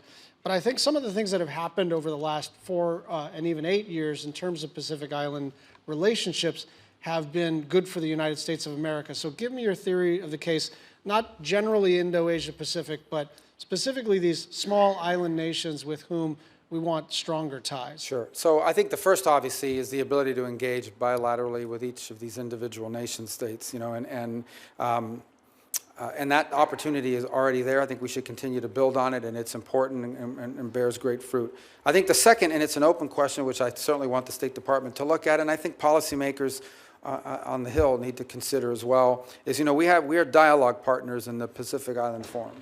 And the question is whether we are fully utilizing that ability to be at the table in that forum. Now, that forum includes Australia and New Zealand, which are bigger than some of these, but nonetheless important elements of it. And look, I think our expectations of the forum is, and they've had some internal friction with some of the member states, about who's going to lead it and how the succession. So we hope they can work that out. But it's an existing forum, which I think could potentially, as a dialogue partner, provide us the ability to not just engage bilaterally with the individual nation states, but also collectively. And we may not agree on 100 million things, but there might be some things we can do through that forum. At a minimum, have a presence at it at a high enough level that shows our level of commitment and interest has been elevated even further, and then ultimately some real deliverables. I do think that given, again, we keep saying they're small, but they're important both because of geographic location, their presence in international forums, and I do think that whether it's the Millennium Challenge Grant, whether it's through the successor to OPIC, there are opportunities as well to leverage some private sector engagement from the American side and the U.S. side or the broader North American side on some of the, whether it's energy needs or resiliency needs or other development projects that they may have. So I think we have to explore that both bilaterally with individuals by ensuring that we have people there, but also explore whether we are fully utilizing the Pacific Island Forum as a dialogue partner to its full effect. And you know that China engages in debt trap diplomacy, which can be effective for their needs, but it's usually, people get figured out eventually. And I think one of the areas where we can provide something that there's no other country that can provide is in the resilient space. And in a severe weather context, we're really the only folks that really know how to prepare for, respond to, and rebuild from disaster. So, the United States Navy has always been helpful in this context, but that's something we should continue to focus on. So, staying in the Pacific, and I'm glad you mentioned the Philippines, my theory of the case here is that not that China has decided that its risk appetite is higher, but rather that the things that they are doing are not so risky at all. And that's because we have not been in a position to impose consequences. And I think one of the places where we have a good and growing partnership, and obviously bilateral economic and treaty obligations, is the Philippines. And in addition to the Enhanced Defense Cooperation Agreement and in addition to the Luzon Corridor economic partnerships, I'm just wondering how you see that growing democracy one of our best allies on the planet, how you see that as strategically important for the United States? Well, I think it's important. First of all, it's always been strategically important for the United States. Obviously, our military presence there diminished greatly as a result of some of the decisions that were made within the Philippines, but now you see a willingness to see us return. Look, we're not looking to militarize the Philippines, and this is not, I think it would be a mistake to solely view it as a security arrangement. There are long ties between the United States and Philippines that date back to 1899 in the Spanish-American War. And, and so I think it's important to build on that as well. I think there are real economic opportunities that we should be exploring. And so it's one that we need to show us commitment. If I'll be frank, I think where this kind of fell off was, and I'm not getting involved in internal Filipino politics, but I'm telling you, during Duterte, it was a little tougher to work with them. And obviously there's some issue going on there internally as well. I'll leave that to their electorate and their politics to solve. So I think to the extent that over the last few years, you have seen a reinvigoration of American interests, it's not simply driven by the fact that the Chinese are harassing them. It's also driven by the fact that there's been a more welcoming attitude towards our posture and our position there. And that's one that when that opportunity presents itself, we should embrace, but then we need it to show results so that it becomes enduring. In essence, when your engagement with a country leads to economic development, whether it's outbound U.S. investment in the Philippines or what have you, then that becomes enduring. Then it makes it difficult, no matter who's in charge, to walk away from the alliance, because the alliance is more than just military and a military presence. It also involves jobs and businesses and investment and economic opportunity. And we need to look for ways to emphasize that. I think it would be a mistake to simply view it as a military or defense alliance. Absolutely, and coming from Hawaii, it's the people-to-people ties that is the foundation of the relationship for sure. I want to talk to you a little bit about our approach on the Korean Peninsula, and I'm going to say something rather provocative. I think our North Korea policy is broken. I think it's broken on a bipartisan basis. I think CVIT is a fantasy. I think that the non-proliferation community wants to hold on to it for reasons related to other countries and non-pro priorities. But it's clear to me that it's not working. 10 years ago, you would have been laughed out of the room for suggesting that North Korea was able to develop maneuverable hypersonic warheads, solid fuel ICBMs, submarine-launched ballistic missiles. But all of that has happened. 40 launches in 2024 and more launches yesterday. So I just like you, I know you're a hawk. I know you've been a strong supporter of sanctions. I never have opposed a sanction against North Korea in my life, but I just think that we need to look at this thing realistically and say, whatever it is that we have been doing, it's not working. These guys keep getting more and more capable. And whatever sacrifices they are making internally in terms of the suffering of their people, they got the technical capacity. Like I remember 10 years ago being told, well, they can do this, but they can't do a nuclear tip. Oh, they can range Guam, but they can't range Hawaii. Oh, they can range Hawaii, but they can't range the continent. They keep meeting and exceeding every technical mark that we think they can't make. And we are attached to a policy that is basically, it doesn't appear to be slowing them down in the least. So is there an appetite for a rethinking of this, in my view, totally failed policy? Well, I think there has to be an appetite for a very serious look at broader North Korean policies. And so I think it would be difficult for me today to come here and tell you this is going to be the official United States position on it moving forward, because I do think, because of the factors you've just pointed to, there's some things we have to look at in a broader perspective. Now, to his credit, President Trump, and look, I'll be frank, I was one of the people that was very skeptical about it. But he sort of reached out to Kim Jong-un, walked away from negotiations twice, ultimately didn't reach something enduring. But here's what he did able to achieve in that engagement, is he stopped testing the missiles. Now, that didn't stop the development of the program, but at least it calmed the situation quite a bit. I think what you're alluding to, and I'm not saying this is going to be the policy of the United States, because that policy is set by the president, and ideally set through a process that involves a bunch of stakeholders rethinking and being creative about it.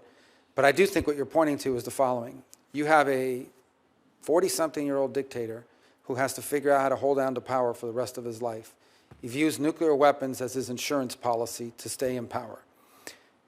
Despite it means so much to him that no amount of sanctions has deterred him from developing that capability, and In fact, has not even kept them from having the resources to develop it. Unfortunately, recent events now also have them engaged in conflicts beyond the Korean Peninsula, in fact, providing troops and weaponry to the Russians in their effort in Ukraine.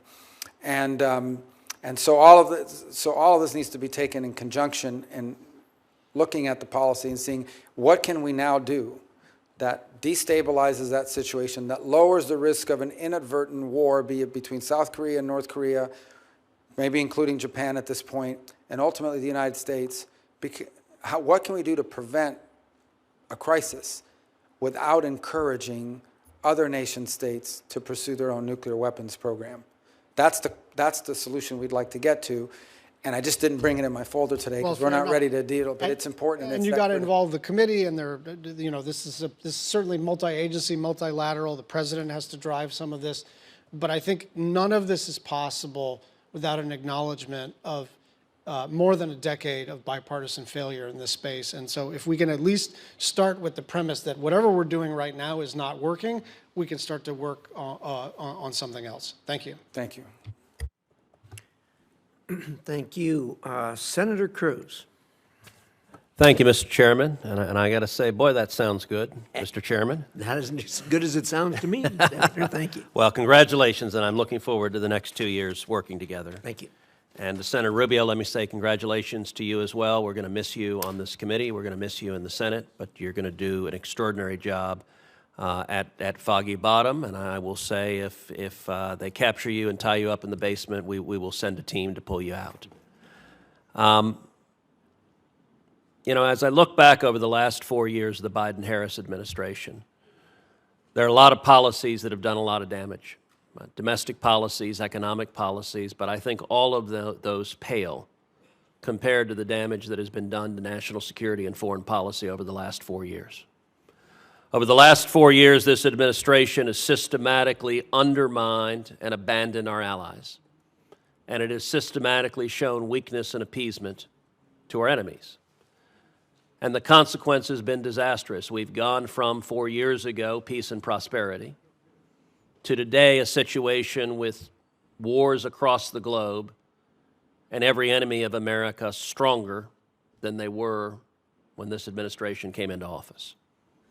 I am confident the incoming administration is going to change that direction. I am confident that President Trump in the White House and you as Secretary of State are going to shift us back to where we should be, which is standing by our friends and allies and standing up to our enemies. Do you agree with that assessment? Is that what you intend to do as Secretary of State? Well, let me say first, the foreign policy of the United States will be set by the president, and my job is to advise on it and ultimately to execute. I think the president's been abundantly clear, and that is his policy is going to be driven about making America safer, stronger, and more prosperous. As I said in my opening statement, everything the State Department does, every policy, every program, every dollar it spends, every initiative it takes has to answer 3 questions. Does it make us safer? Does it make us stronger? Or does it make us more prosperous? And if it doesn't, if the answer is not yes to one of those 3, you're going to have a hard time moving that forward because that's the priority that the president, and that's the priority that, by the way, voters gave this president when they elected him. You point to a number of things that I think are critically important, and I'll phrase it a different way, but I think we're saying the same thing.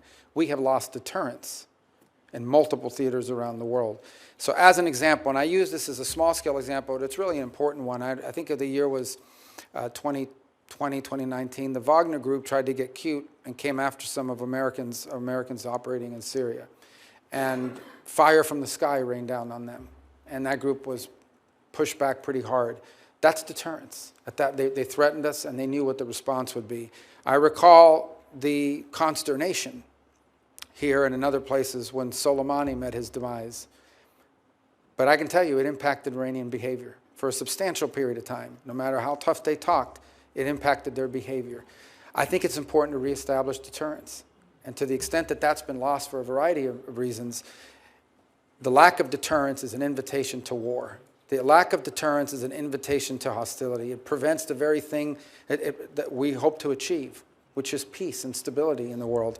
And I do think we've lost deterrence. And I think in some ways it contributed to what happened in Ukraine. An item I know is very close to you and you've worked very on, and we talked earlier today about, is energy dependence. I recall President Trump, at both a NATO summit and at the United Nations, and I recall the United Nations one in particular, President Trump said Germany is entirely going to be left dependent on China, on Russia for its energy. And they laughed at him. There were diplomats in the hall that were snickering. That's exactly what happened. It is one of the reasons why Putin believed he could invade Europe, is because Europe would not push back because they depended on him so much for energy. Now, Europe is to be congratulated. They have moved very swiftly, particularly the Germans, to diversify their energy resources. But one could argue that we may never have had that invasion had that dependence not existed, because maybe who would have thought the European response would have been more forceful than he anticipated. So I do think reestablishing deterrence and strength is important, because it prevents war and it gives us leverage in diplomacy, where we hope to solve 99.9% of the global disagreements, we hope to solve through diplomacy, not through armed conflict. I think that's very well said, and I want to give several specific examples. Number one, you and I are the only two Cuban-American senators. You're about to leave me as a lonely sole member of the Cuban-American caucus. Thank you for that, Marco. There are 3 Cubans. They always call it a conspiracy. So now I have no one to play dominoes with. But look, issues of Cuba, both you and I share family stories of parents who fled oppression and came here seeking freedom. As you know, as you talked about earlier today, this week the administration delisted Cuba as a state sponsor of terrorism. I think it was an absolutely shameful and reckless decision. I think it was a political decision on the way out. I think it was designed to hamstring the incoming administration. I am unequivocal that I think the Cuban government are evil communist bastards. Given your new job, I suspect you might be slightly less forceful in saying so and slightly more diplomatic, but I know you're hard on the question. But let me ask you this. Do you believe Cuba is a state sponsor of terrorism? Without a question, and I'll tell you why. Number one, the FARC, which is, elements of the FARC and the ELN for that matter in Colombia. These are narco-terrorist organizations, and have been. They started out as ideological organizations and now figured out they're Marxists, but they want to make money selling cocaine. So they've done that. They have had the full support of the Cuban regime throughout their entire existence. We know that Cuba has been friendly towards Hamas and Hezbollah, openly friendly towards Hamas and Hezbollah. We know as well that the Cuban regime, for example, hosts not one, but 2 countries' espionage stations within their national territory, 90 miles from the shores of the United States, and that provide valuable insights and cooperate with these elements. We know that they have strong ties to Iran as well, and the terrorist elements associated with them. And we know for a fact that there are fugitives of American justice, including cop killers and others who are actively hosted in Cuba and protected from the long arm of American justice by the Cuban regime. So there is zero doubt in my mind that they meet all the qualifications for being a state sponsor of terrorism.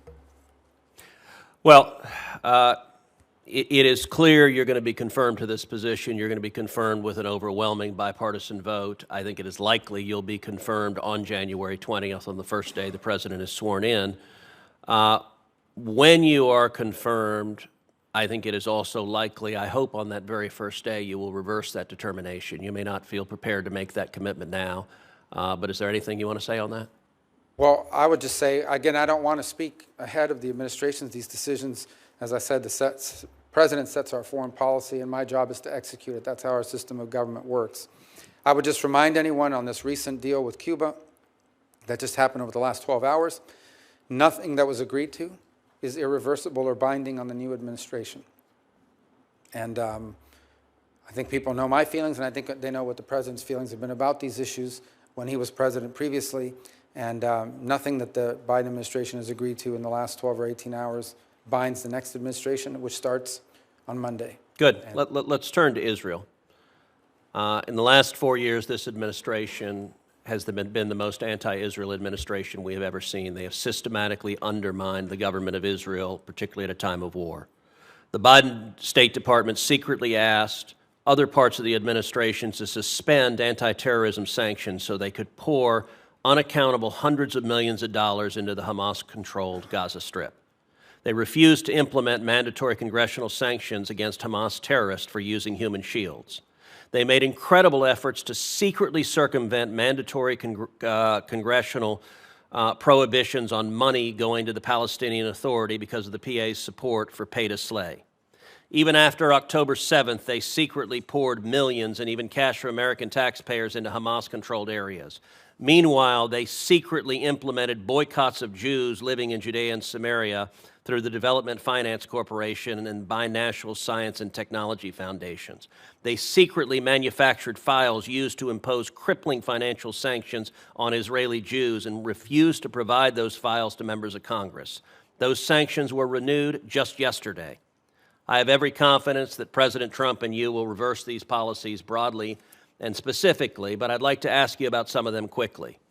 Can you commit to ending anti-terrorism sanctions waivers related to Palestinian terrorism and implementing sanctions against those terrorists? Yes. Can you commit to ending discriminatory policies, including Biden administration's secret boycott policies against Jews in Judea and Samaria? Yes. And can you commit to reversing the discriminatory sanctions against Jews living in Judea and Samaria? Again, yes. I think that the policy of, again, without speaking out of turn, I'm confident in saying that President Trump's administration will continue to be perhaps the most pro-Israel administration in American history. And the final question, you and I talked at great length about the 1944 water treaty with Mexico. Mexico is in violation of that treaty. It is doing enormous damage to South Texas. Farmers and ranchers there are experiencing drought. As the Secretary of State, tell me what the State Department can do to encourage and incentivize Mexico to comply with the treaty and provide the water that they are obligated to provide to the people of South Texas. I think raise it in every engagement. We will be engaged with Mexican partners. We have to engage with the Mexican government, and it's important to elevate it and raise it at every one of those engagements. And I don't just mean like sending a letter or somebody sending an email or just mentioning it. I'm saying making it a priority, and it's a priority not just because it matters to Texas. It's a priority because these international agreements and arrangements only work if they're complied with. And if they're not complied with and it becomes habitual, other nations believe they can begin to violate them as well. It undermines this entire commitment to multilateral agreements and so forth. And I think it's in the crevices of those agreements, whether they've been in place for a long time and no one's paying attention anymore, or it just doesn't matter enough and you ignore it because you don't want to destabilize the rest of your relationship, but it encourages it to happen more and more. It is not the only irritant we have in our bilateral relationship with them and in our agreements. I imagine they have some with us as well. But it's one that needs to be prioritized and raised consistently as a priority, not just as an asterisk or a footnote. Thank you, and you're going to do great. Thank you. Thank you, Senator Cruz. Senator Duckworth. Thank you, Mr. Chairman. I just want to say, Senator Rubio, I want to start off by noting for the record that when I first got to the Senate and I was in my first year and you just run for president, and I didn't think you would know who I was. I was pregnant with my daughter and trying to change Senate rules so that I could bring her onto the floor so I could do my job and vote, because I can't come through the normal back door to vote because there's stairs there and it's not accessible for wheelchairs. And I remember in the middle of that battle, rolling through the Senate floor to vote, and I heard, "Tammy Duckworth," from across the Senate chambers, and you came running down from the top back of the Senate chambers to tell me, "I'm with you, I will support you, you have the right to vote, and I will support you being able to bring your daughter, your child onto the floor when she's born." And I want to thank you for that kindness, because you did speak to your leadership about it. And it was a moment of true bipartisanship, but also as parents. And as someone who was new to the Senate, I was extremely grateful to you for that kindness. I think what I exactly said is, what's the big deal? This place is already full of babies. Exactly, exactly. So I want to touch on a topic we discussed last month. Thank you for sitting down with me. I always appreciate the opportunity to sit down with nominees. I appreciate also your earlier response to Senator McCormick about Americans detained abroad and your commitment to tackling this head on. As you and I also discussed last month, I appreciate your attention and commitment to addressing the case of Illinoisans in particular that we discussed as well. Thank you for that. Another topic, you already touched on some of the issues in the Indo-Pacific, particularly around the PRC and the DPRK, but I'd like to dive back into the issue of ASEAN and the ASEAN nations. Since coming to the Senate, I make a point of visiting Southeast Asia annually to reinforce our friends and partners there and those that we want to become our friends and partners there, that the United States, and particularly those of us in the Senate, care deeply about these longstanding historic relationships and making sure that those relationships live up to their potential. And as you know, respect for ASEAN centrality has been a core part of our foreign policy in that region. In fact, the first Trump administration's Indo-Pacific strategy correctly emphasized ASEAN centrality as an important principle. Unfortunately, not all of President Trump's nominees this time seems to grasp the importance or in fact know what ASEAN is. Yesterday, I was distinctly unimpressed when questioning Secretary of Defense nominee Hegseth that he could not mention a single nation in ASEAN, particularly shameful when we have at least two major non-NATO allies in the bloc, one of which, Thailand, is the longest treaty alliance that the United States has at over 190 years long. What can you share with us today about how you would approach ASEAN as a whole and with individual member states to capitalize on some of the key opportunities and challenges facing the region? I know you've spoken about the Philippines, but can you build on that? Sure. ASEAN, the first thing is, I mean, the group's utility begins by the fact that through its 10 members, they've also, I believe, have 5 or maybe it's 6 free trade agreements now with neighboring countries as well. Look, though we have to be very pragmatic in our approach and how we prioritize it. I think the group will always struggle to coordinate unanimity on the issue of their relationship with China. Okay, if you look at the continental, Laos, Myanmar, Cambodia, because of their geographic presence, because of history, they lean a little bit more in the Chinese direction, and other countries do not. I think it would be a mistake for us to sort of make it as a condition of our engagement with ASEAN to say, you must pick a side and you must pick a side now. Are you with them or are you with us? I think what I can safely say is that the overwhelming and vast majority of the nation states in ASEAN, if not maybe all, do not want to live in a region in which China is the predominant power and they are viewed as tributary states to Beijing, and welcome U.S. engagement in the region as both an economic and defense counterweight. And so I think we need to view this as, it would be a mistake to go in with sort of a Cold War mentality of pick a side and pick a side now. I think the broader approach is to say they have a vested interest in us being involved. We have a vested interest as an Indo-Pacific nation in involving ourselves through this forum and finding opportunities, both holistically through the 10 nations and individually through whatever bilateral opportunities present itself. Earlier, you may not have been here, but I was asked a question about Thailand, and there is a group of Uyghurs that are in Thailand that they're saying may be deported. And I said, this is one of our strongest, longest relationships in the region, and maybe one of the longest and strongest in the world. And that's where these relationships really come to bear, not to browbeat them in a public forum, but through strong diplomacy and using the benefit of that relationship to go to Thailand and see if we can't get them to not deport these people into the hands of Chinese authorities, knowing the atrocities that have been committed. So that's a value added to this relationship. That is a bilateral relationship we have with Thailand. It's not the one we're going to have with every country in the region, but I do think the forum serves as a useful platform for us to be able to engage the region and individually these countries. So you would agree with what the first Trump administration emphasized, which is that ASEAN centrality. And I think this is something that the new ASEAN chair, Malaysia, under Prime Minister Anwar Ibrahim, is saying with the Mandani concept, which is growing that cohesion within ASEAN itself and in dealing with the organization while we continue to pursue those bilateral relationships. But the stronger ASEAN can be cohesively as a unit, it allows them to better deal with countries like Myanmar, for example, and allows us to better have those relations with them and also for them cohesively to try to stand up to outside forces. One of the things that I think, and I think you saw this in the first Trump term and we'll probably see again, is to the extent you see production sort of moving from China to other countries, some of these countries stand to benefit from that, assuming they themselves are not the target of some tariff or what have you. But I think there are benefits there in that regard. I would imagine that there are also some concerns they would share with us about maybe some of our other policies, economic or otherwise.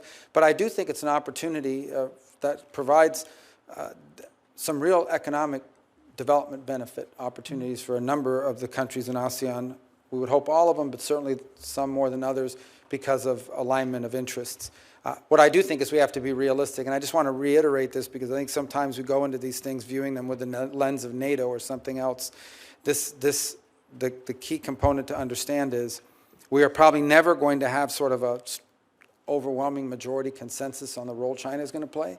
But I do think you could argue that the vast majority of countries in this forum, if not all, do not want to live in a region in which China is the predominant, overwhelming power, and they all are viewed as sort of tributary states. They are not interested in that, and they view the United States as a very logical and welcome economic and defense counterweight to that.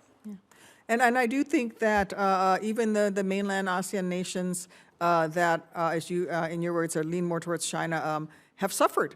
If you look at what happens with water, we talked a lot about Mexico and water into Texas, but also with the Mekong River in ASEAN, with the 10 dams that China has built upriver is now affecting water and also arable lands further down the river. And initiatives like the Two Rivers Initiative, which marries the Mississippi River, which is 2/3 of the border of my home state, along with the Mekong River, is a way for us to build some of these relationships and bring in American expertise. A different place where we can also provide expertise is international disability rights. We have been working with ASEAN on developing disability rights and a cohesive approach to it in ASEAN. But I think on an international scale, whether it's ASEAN or Ukraine as they rebuild, I do think that disability awareness, rebuilding Ukraine to become more accessible, promoting disability rights around the world is something that is a way that we can engage with the rest of the world as well. Love to hear from you. Yeah, and I your say this, commitment to disability rights around the world. and I say this, sadly, it's going to be of critical importance to nations that are emerging from conflict, where we know modern conflict, people are injured in ways that are now survivable, but leave them for the rest of their lives with permanent disability. And so I think it's going to be, in the case, from a very practical perspective, in the case of Ukraine, it's going to be valuable because there are people that have been injured in that conflict that for the rest of their lives are going to have to deal with that, and it's conducive. The other thing we've discussed is our diplomatic facilities around the world and whether they are, and understand that the number one job, the reason why we have embassies and consulates, yes, we represent U.S. interests in that country, but its number one obligation is to support Americans. If you lose your passport, if God forbid you go to jail, whatever it may be, that we have a presence there that can support Americans abroad. And it was stunning for me in our conversation to learn that there are a number of these locations around the world that are not accessible to Americans with disabilities that needed to access them. So it's something that we would have to look, we'd be interested in looking at as well to make sure that just from our core obligation, we're able to fulfill it. And also, it keeps many of your own staff members who may have disabilities from serving in some of these overseas missions. As you said, highly trained, well-qualified regional experts, subject matter experts may not be able to serve in some of these embassies where they can't it's not accessible for them. So I thank you for bringing that up. And I will yield back my 9 seconds, Mr. Chairman. Oh, thank you so much. You're welcome. So generous. Thank you. Great. Thank you very much, Senator Duckworth. Those are important points. Last but not least, welcome back, Senator Lee, to the committee, and appreciate you've had your work cut out for you today in your new role as chairman of your committee. But the floor is yours. Thank you. Thank you, Mr. Chairman. And thank you, Senator Rubio, for your willingness to serve in this position. I'm going to make a bold prediction and say that you are likely to be confirmed. That's my prediction. I can't speak for others, but I believe that nonetheless, and it's a bittersweet moment. I'm back on the committee after 12 years of being away from it. You and I came to this committee and to the Senate at the same time, both in our late 30s, the youngest members of the Senate at the time, although you have me by exactly 7 days, 7 days older. Notwithstanding the fact that you were the older between us, you've got all of your hair, and it's not a single gray hair in there. But I've deeply enjoyed working with you as a colleague and getting to know you as a friend. We have kids that are about the same age, and I've watched yours grow, and it's just been a delight getting to know you, Jeanette, and your kids, and I hope that'll continue. But I'll miss having you here, not only as my Spanish teacher, not only as my source of Bible insights and my source of comedic material, but also for your great insights on foreign policy, domestic policy, and everything else we do here. You've just been great to work with, and you will be missed in the very likely event that you are confirmed. Let's talk first about the Western Hemisphere, an issue that I know is near and dear to your heart and mine. And we'll start with the Panama Canal. President Trump has recently talked a little bit about the fact that there are some questions arising about the status of the Panama Canal. When we look to the treaty at issue, the treaty concerning the permanent neutrality and operation of the Panama Canal, we're reminded that some things maybe aren't quite as they should be there right now, given that the Chinese now control major ports at the entry and the exit to the canal, it seems appropriate to say that there's at least an open question. There's some doubt as to whether the canal remains neutral. Would you agree with that assessment? Yeah, and yes. Here's the challenge. Number one is, look, I want to be clear about something. The Panamanian government, particularly its current office holders, are very friendly to the United States and very cooperative, and we want that to continue. And I want to bifurcate that from the broader issue of the canal. Now, President Trump is not inventing this. This is something that's existed now for at least a decade in my service here. I took a trip to Panama in 2017. When on that trip to Panama in 2017, it was the central issue we discussed about the canal, and that is that Chinese companies control port facilities at both ends of the canal, the east and the west, and the concerns among military officials and security officials, including in Panama at that point, that could one day be used as a choke point to impede commerce in a moment of conflict. That's going back to that. But before you got here, and I don't want to have to dig through this folder to find it again, but basically cited that how the immediate past head of Southern Command, just retired General Richardson, said she flew over the canal, looked down and saw those Chinese port facilities and said, those look like dual-use facilities that in a moment of conflict could be weaponized against us. The bipartisan China Commission over in the House last year had testimony and hearings on this issue, and members of both parties expressed concern. The former ambassador to Panama that served under President Obama has expressed those concerns. This is a legitimate issue that needs to be confronted. The second point is the one you touched upon, and that is, look, could an argument be made?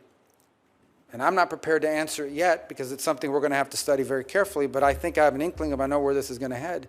Can an argument be made that the Chinese basically have effective control of the canal anytime they want? Because if they order a Chinese company that controls the ports to shut it down or impede our transit, they will have to do so. There is no independent Chinese companies. They all exist because they've been identified as national champions. They're supported by the Chinese government, and if you don't do what they want, they find a new CEO, and you end up being replaced and removed. So they're on the complete control of their government. This is a legitimate question, and one that Senator Risch had some insight as well. He mentioned that in passing, that needs to be looked at. This is not a joke. The Panama Canal issue is a very serious one.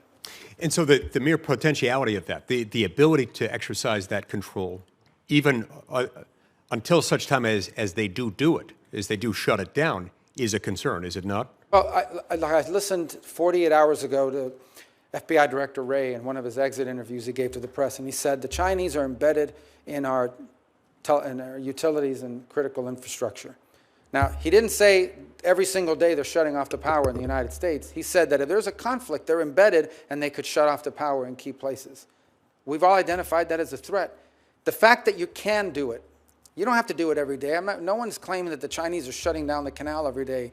What the claim is, the very legitimate concern is, that if these companies control both ends of that canal in a time of conflict and the Chinese tell them, shut it down and don't let the U.S. go through there, we got a big problem, a big economic problem and a big national security and defense problem. The ability to do it alone is a threat. We shouldn't ignore it. It isn't a joke. It's a legitimate issue, and it needs to be solved. Excellent. And that feeds right into the next thing I wanted to ask you about, which it just involves areas of dual-use capabilities throughout the Western Hemisphere. Ports, infrastructure, critical minerals, and so forth. We've had policies from the Biden administration involving the supercilious use of untargeted foreign aid and sort of cultural coercion in order to persuade them to, or in an effort to coerce some of these countries to adopt policies that are contrary to their established cultural norms, abortion rights, LGBT policies and curriculum, and so forth. That probably hasn't helped in this conflict, in this still somewhat soft conflict in which many of these countries are opening their doors to China. I can't imagine that will have helped. How will your approach to Chinese incursion in the Western Hemisphere be different from those of the current administration? Well, there are a couple points. The first is the Chinese incursion in the hemisphere involves, number one, investment of dollars. Like, as an example, They go into some country, they say, here's $5 million or $10 million to build a stadium, but in exchange, you have to let us build out your 5G network using Huawei, safe cities, and the like. And by the way, here's a couple $1 million for you and your friends as a bribe. Okay, that's their first level of engagement. They go in and then in some ways they create deals that you can not possibly pay back. So now you've got a debt that you can't pay back, and they have you trapped. And now they've got your vote at the UN and your cooperation on X, Y, and Z. And that happened in Panama, by the way. In 2016, 2017, that was well understood that part of the investments they made in Panama were conditioned upon Panama's ability to convince the Dominican Republic and other countries to flip their recognition away from Taiwan. That happened. So that's number one. The second element of their involvement is they go into a country and a Chinese company will buy up the lithium mines or access to the rare earth minerals in these long-term contracts. And that exists in allied countries. The Argentines will tell you there are a number of business deals that the Chinese and Chinese companies have gotten a hold of in Argentina that even if they wanted to back away, they can't get out of the deals because of the way they were structured. So that's number two. And then number three is their presence. The Chinese are actively involved in military installations in the Western Hemisphere on the island of Cuba, 90 miles from our shores. Only a few hundred miles from where Space Force operates and NASA and Cape Canaveral. Only a few miles from MacDill, where we have Central Command and Special Operations Command. Only a few miles from Southern Command. Only a few miles from Eglin Air Force Base and the test range we have out in the Gulf of Mexico. All of these things, this is real, and it's operating right off the coast of the United States. They have a presence in our region. So we have to acknowledge that this is happening, and then we have to be present and have counters to each of these, and/or there has to be consequences for each of these. Fortunately, the United States has strong relationships in multiple key countries in the region, and I think we have the opportunity to build upon that and in ways that can attract the sort of investment that they would rather have than the Chinese investment. But right now it's not available. It's not happening. There is no American alternative to what the Chinese are offering. So hopefully we can provide the openings for that. Indeed, and I appreciate your enthusiasm and thoughtfulness in providing that answer. Now, you touch on another issue when you reference the significance of agreements made by prior administrations. Obviously, the Javier Milei administration in Argentina wouldn't have been as likely to enter into those arrangements as his predecessor was. In the United States, we have to keep this in mind. The Constitution, of course, allocates the treaty-making and binding power. It spreads it out between two branches. The president can enter into a treaty, can sign a treaty, but that treaty isn't ratified unless 2/3 of the Senate does it. So it flips the usual legislative process because it's a different type of legislation. Would you agree with me that that type of arrangement, which is submission of a treaty after the president has entered into it, after the president has signed it, the submission of that treaty to the Senate for ratification and the ultimate ratification by the Senate is a necessary precondition for an international agreement to be binding on the United States of America? To be binding beyond the administration that entered into it. This was the case of the JCPOA, which was being sold to people as a treaty, but it wasn't. And the reason why it was a political agreement. It's basically a political arrangement between the current administration and the regime in Iran, and that's why President Trump had the authority to pull us out of it when he did. I think what's important to understand about treaties in general, and we've talked about treaties here today with Mexico. There are a number of other treaties that people may not be aware of. Every treaty, by definition, okay, is a surrender of sovereignty at some level as a nation. But you do it and you enter into it. Why? Why do you enter into a treaty even though you're surrendering some sovereignty? Because you've concluded that that surrender and the benefit of it to the national interest or the national security far outweighs the surrender of sovereignty and the consequences of it. And that is why it's so critical that the Senate be involved in that deliberation, because an individual administration may get that calculus wrong. But when you have this overwhelming majority that concludes that it too agrees that that surrender of sovereignty is exceeded by the benefit of the treaty, now you know you've increased your chances of having something that's good and makes sense. And so I agree with your view of it, and I think that's the way I would hope we would pursue arrangements in the future if we enter into any. That's why it takes 2/3. Thank you so much, Senator Rubio. Thank you, Mr. Chairman. Senator Rubio, we know you have an appointment at the White House at 3 o'clock. Senator Shaheen has one brief question for you. I have a couple of brief remarks, and then we'll get you on your way. Yeah. Thank you, Senator Rubio. I think that was a very impressive display of your knowledge of the global situation. But the one area that you mentioned, but we haven't really talked about, is the Arctic. And given what's happening in the Arctic and China's designs on the Arctic, can you just speak to what you think our posture ought to be with respect to the Arctic? Well, we're an Arctic power. The Russians are legitimate Arctic power. The Chinese are not.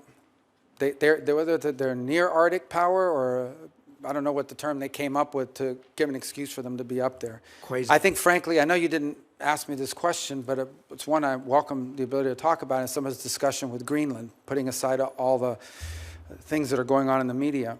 I think we need to understand that Greenland has been strategically important to the United States and to the West for a very long time. In fact, in 1941, at the outbreak of World War II, the United States was signed up as a protectorate, even though the Denmark had been occupied. You think back into I think Harry Truman tried to buy Denmark. Harry Truman had made an effort to try to buy it for like $100 million. He was rebuffed. And then the U.S. has maintained, through a mutual defense agreement there, the opportunity to base itself, to have military bases, and it had them for a while. Why? The reason why is because of where it's located geographically. Yes, the access to the minerals on Greenland are critically important. But as more navigable space is opening up in the Arctic, particularly this northern passage that goes from Russia to China, Russia to Asia, and could cut transit times by as much as 40%, the Arctic is going to become incredibly critical. And so we have to have a presence there. We have to have a presence there, not just saying, okay, we have a base, we have 200 people, or we have a flag flying. We have to have the ability, for example, to have the ships that can navigate on the naval level and keep those shipping lanes open if, in fact, they're being threatened. We have to have partners along the Arctic region that will join us in ensuring that the Arctic region is open for free and flow of navigation as these passages open up, because global trade is in many ways going to be infused by it.